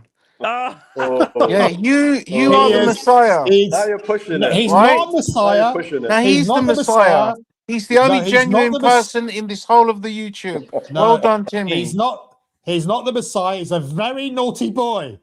He's a very naughty watch Messiah. Well done, Timmy. Thank you, G-Shock Watch fan. I will take you guys to the wristwatch promised land. Okay. This is my word. I will do it. I get it. I finally understand. And actually, it took a little bit of like no fold, a little bit of actually going there and testing the theory. See, if I didn't go there, I think I wouldn't have had this epiphany. So in a way, it's like breaking an addiction. You know what I mean? Like money is it's this temptation. You know what I mean? Like, oh, you think you could just take money from anywhere? No, you can't, because money is like that forbidden fruit. The super chats, you can't just take willy-nilly from anyone. You can't take it. You can't take money from people who want to degrade you. You gotta have dignity. You gotta have dignity and pride also. Exactly. And what we're doing here, it's important. It's a big deal. And what I do here doesn't just represent me. It represents everybody who contributes to the show. Everyone who super chats. You know, we represent, everybody's represented together.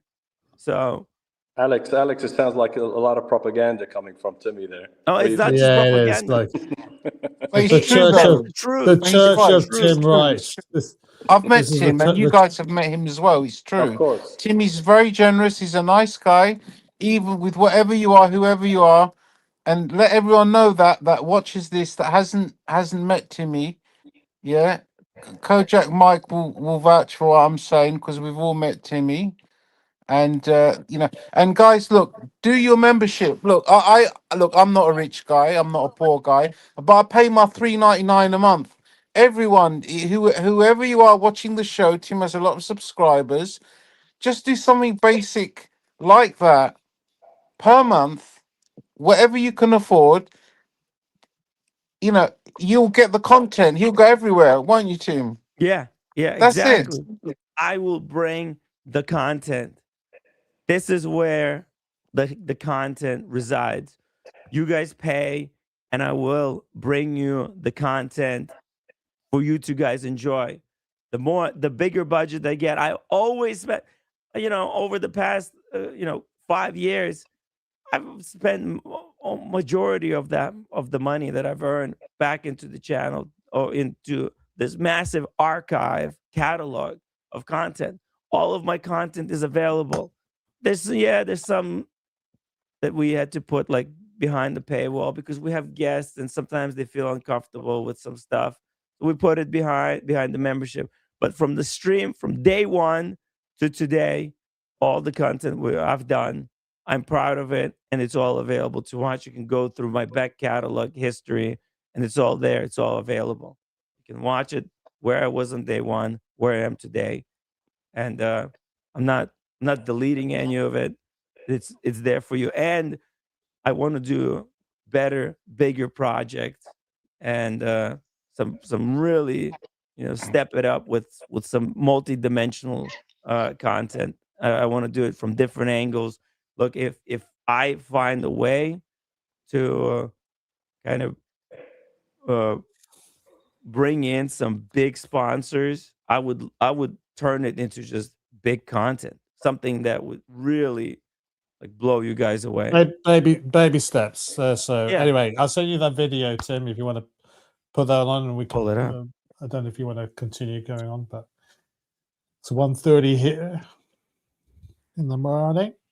Baby steps. That's it. What time is it where you are, Mike? Where am I? I'm in Arizona. Oh wow. Yeah, Oh, you're doing a long time. We're 3 hours behind the East Coast. Okay. Tim's should be around 9 o'clock, 9:27. It would be there. What time? What? You guys are what? 7 hours ahead of us right now? Ahead of me? I mean, It's 1:30 1:30 in the in morning. the UK. Yeah. Yeah, so you're 7 hours ahead of me. Hey, by the way, I don't know if Humble Pine's still watching, but he sent me a text message that I didn't see while I'm pulling up Kojak's video. He wanted to know, Mike, what you think. Would you happen to think about this JLC? I think this is the one he's interested in. Okay, looks like it's a monoface. Yeah, it is. Yeah, it's nice. It's a nice looking watch. I think Nice for Humble simple, Pine, it elegant needs watch. to be. Is he what? Two-faced. Is he interested in Maybe what? Is he two-faced. interested in getting a reverser? Yeah, he doesn't have a reverse. I don't think he has a JLC. He's got the Polaris Chrono. Okay, but not a But reverser. he doesn't have a reverser, and I think reverser would be amazing addition to his collection, especially this one. This is like, it's a great, like, Yeah, so nice. it's got all the heritage, right? It's a nice entry. It's a nice entry reverser. They got for monoface. They've got ones with small seconds also. You could probably pick it up for that price or a little bit lower. I've seen them. I think they don't have hacking seconds though. That's the only issue with the JLC movement. Yeah. It seems a bit of anathema in 2026. This is very clean dial. But you know, if you want to add a small second, I think it looks nicer. Hey, actually, Humble Pine, I'm getting a message here from a friend of the show that there's someone in the community who has this exact watch and they're looking to sell it. So if you want to buy, let us know, because we can hook you up. And this is a very reliable source. I can tell you off the stream. He's objecting to the fact that I said that he should be a duo face because he's got two faces. Humble Pine, so monoface won't work. I love you, Humble Pine. I think you can pick up a duo face, a nice duo face, for about 13,000 in the grey market. It's a great watch. It's even the tribute, is still, it's, and that dial is really nice and clean. Yeah, it is very clean. Yeah, dude. He's interested. Something could be very easily arranged and make it happen. You'll help out a fellow watch collector, and you'll get this exact watch. This is brilliant, I think, because it's low maintenance cost. Humble Pine's got a massive collection, so you keep the cost down. Yet you're at the same time you're getting like the purest version of the original reverso. Yeah. So great. It's a lot of value for money, I think. So I would jump on this deal. I mean, they've got some beautiful pieces, but they tend to be a little bit larger. Like my chronograph, it's a little bit large. I don't think it would work on Humble Pine's wrist. It'll be a little bit too big for his wrist. Well, no, he could fit it around his neck like a dog collar. That would probably fit about right. Okay, here we go. I got the video. Hey man, guess who I bumped into? Hey, what's up, Kojak? When are we doing the next Cocktails Sunday?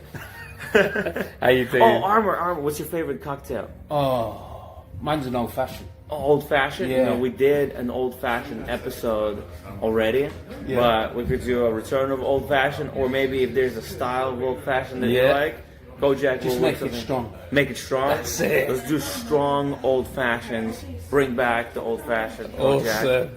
Hell yeah. Absolutely. But I was going to do old fashions today. I had some new versions of it, but because it's because it was Espresso Martini Day, we'll have to just do that another time. So in a future episode, and I'll text Armour to let him know when we're doing it and send him a link to the show when he wants to catch up with it. Maybe Armour's a top guy. Dude, maybe he'd want to join us on the stream and talk about his watch collection. Do a You collection never know. review The and guy's drink. busy though. This I guy is know. like, he's the, he dragged over to the New York branch to sort of like do some knowledge transfer and give them the tips and trips on how they work. But he's saying that I spoke to him about the New York store. They think that that's going to go gangbusters. I mean, like that it's going to dwarf the sales that they achieve at the London store and the Australia store. The Melbourne, is it Melbourne? I don't know whereabouts in Australia they have one, but they think this New York store is just going to go through the roof. Yes. Yeah, dude, so it's doing really well. Yeah, quite a lot of customers, and they had some very big events.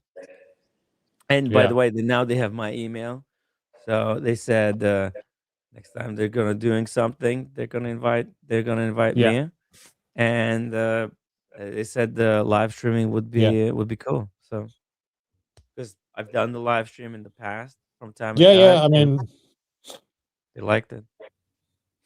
So yeah. cool stuff. Well, if you stay on the right side of them, I'm sure they'll reciprocate. But if you're gonna go there and cause trouble, then I guess they can always withdraw When the I ever caused invitation. trouble? When have I ever No. caused trouble? No. But We're Andrew, just, it's good to see Andrew McCutcheon as well at the London British, the British Watchmakers Day. That was good.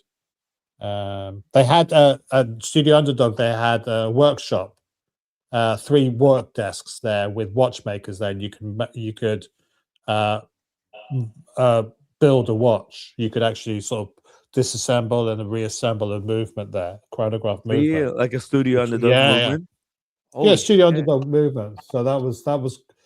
Yeah, I mean, we didn't really talk about the British Watchmakers show as a whole. I mean, I was a little bit. I only went because people I knew were going to be there.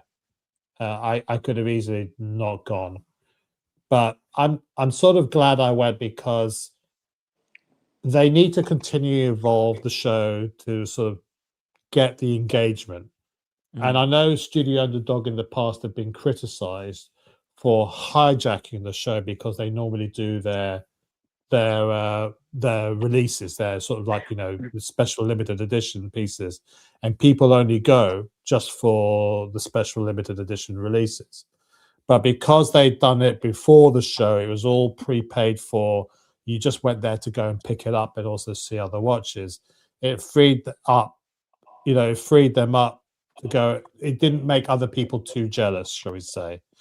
But then instead of having loads of throngs of people, they had to find a different way to engage with the public. So they had these watchmakers there with their workbenches and their loops and their tool sets and stuff like that to talk to people, to say, this is how you do this, take the hands off or put the mainspring in or do this and the other. And it was very popular, that, because it was one of the few, like Watches and Wonders, like show parts, yeah, right? there's engagement. It's just like you really just. I mean, like Watches and Wonders for me, as much as I like it, a lot of it is looking at watches behind a 3-inch bulletproof window. You can't, but it was when we went a couple of years, Tim. It was like the best ones were JLC, when we had that sort of Michelin-starred meal within the sort of display.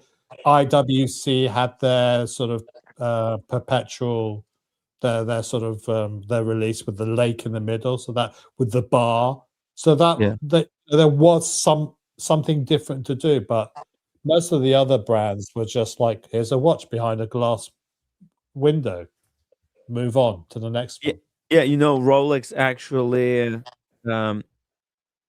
last year they had the Land Dweller. You can touch it. So that was a big improvement. People complained that, hey, you can't touch anything. So they've done some modifications. They had a display where you can touch that and a few other pieces. LAJ, $5 super chat. Tim, can I see that ingenieur on the wrist? I may be buying one for my birthday. Oh, wow. okay. Congratulations. Wowzers. Very nice. Happy birthday, Jay. And by the way, so this is the steel version. It's 40 mil. I think there's some other versions that are a different size. Let me show you. This is the Aqua. That's the one I would recommend you go for because it's the only one that has polished center links. Other versions have they have brushed center links. That is the Halo. That is the Halo watch in the Engineer lineup because people are attracted to the Engineer because of that color, but they may not necessarily buy that color. Yeah, it actually I lost the link. So I lost the link. I lost the link. Look how much weight I lost. Got loose, yeah. Yeah. But that would be the size. I need to take out a link. That would be, there you go. You see, that's how it would kind of look. Very nice piece. That's a nice watch, right? And then speaking of community, that was gifted to you by the one and only Objection, Humble Pine. Objection. Objection. There you go. Objection. I'm gonna dig that out. I think I'm gonna play that game again. I've still got it somewhere. Have you played all of them? No. I mean, it was my wife. My wife had a Nintendo DS and she had Phoenix Wright, and she used to play that all the time. Dude, it's incredible. You know, you can download it on the iPhone, the whole game. Yeah, they have also on Steam and stuff. So they have made it more accessible. Yeah, more accessible. Yeah, on the iPhone, it's so easy. You could just take it with you. One of the most incredible. The story is so bizarre, but it's so like when you get into it, because like I tried playing it and then I thought, is this ridiculous? Yeah, it's bonkers. Story. Yeah, it's bonkers. Yeah, and then my friend started playing it. And he comes back to me and says, Tim, this is the most amazing game ever. I'm like, fuck, okay, let me try going. Yeah.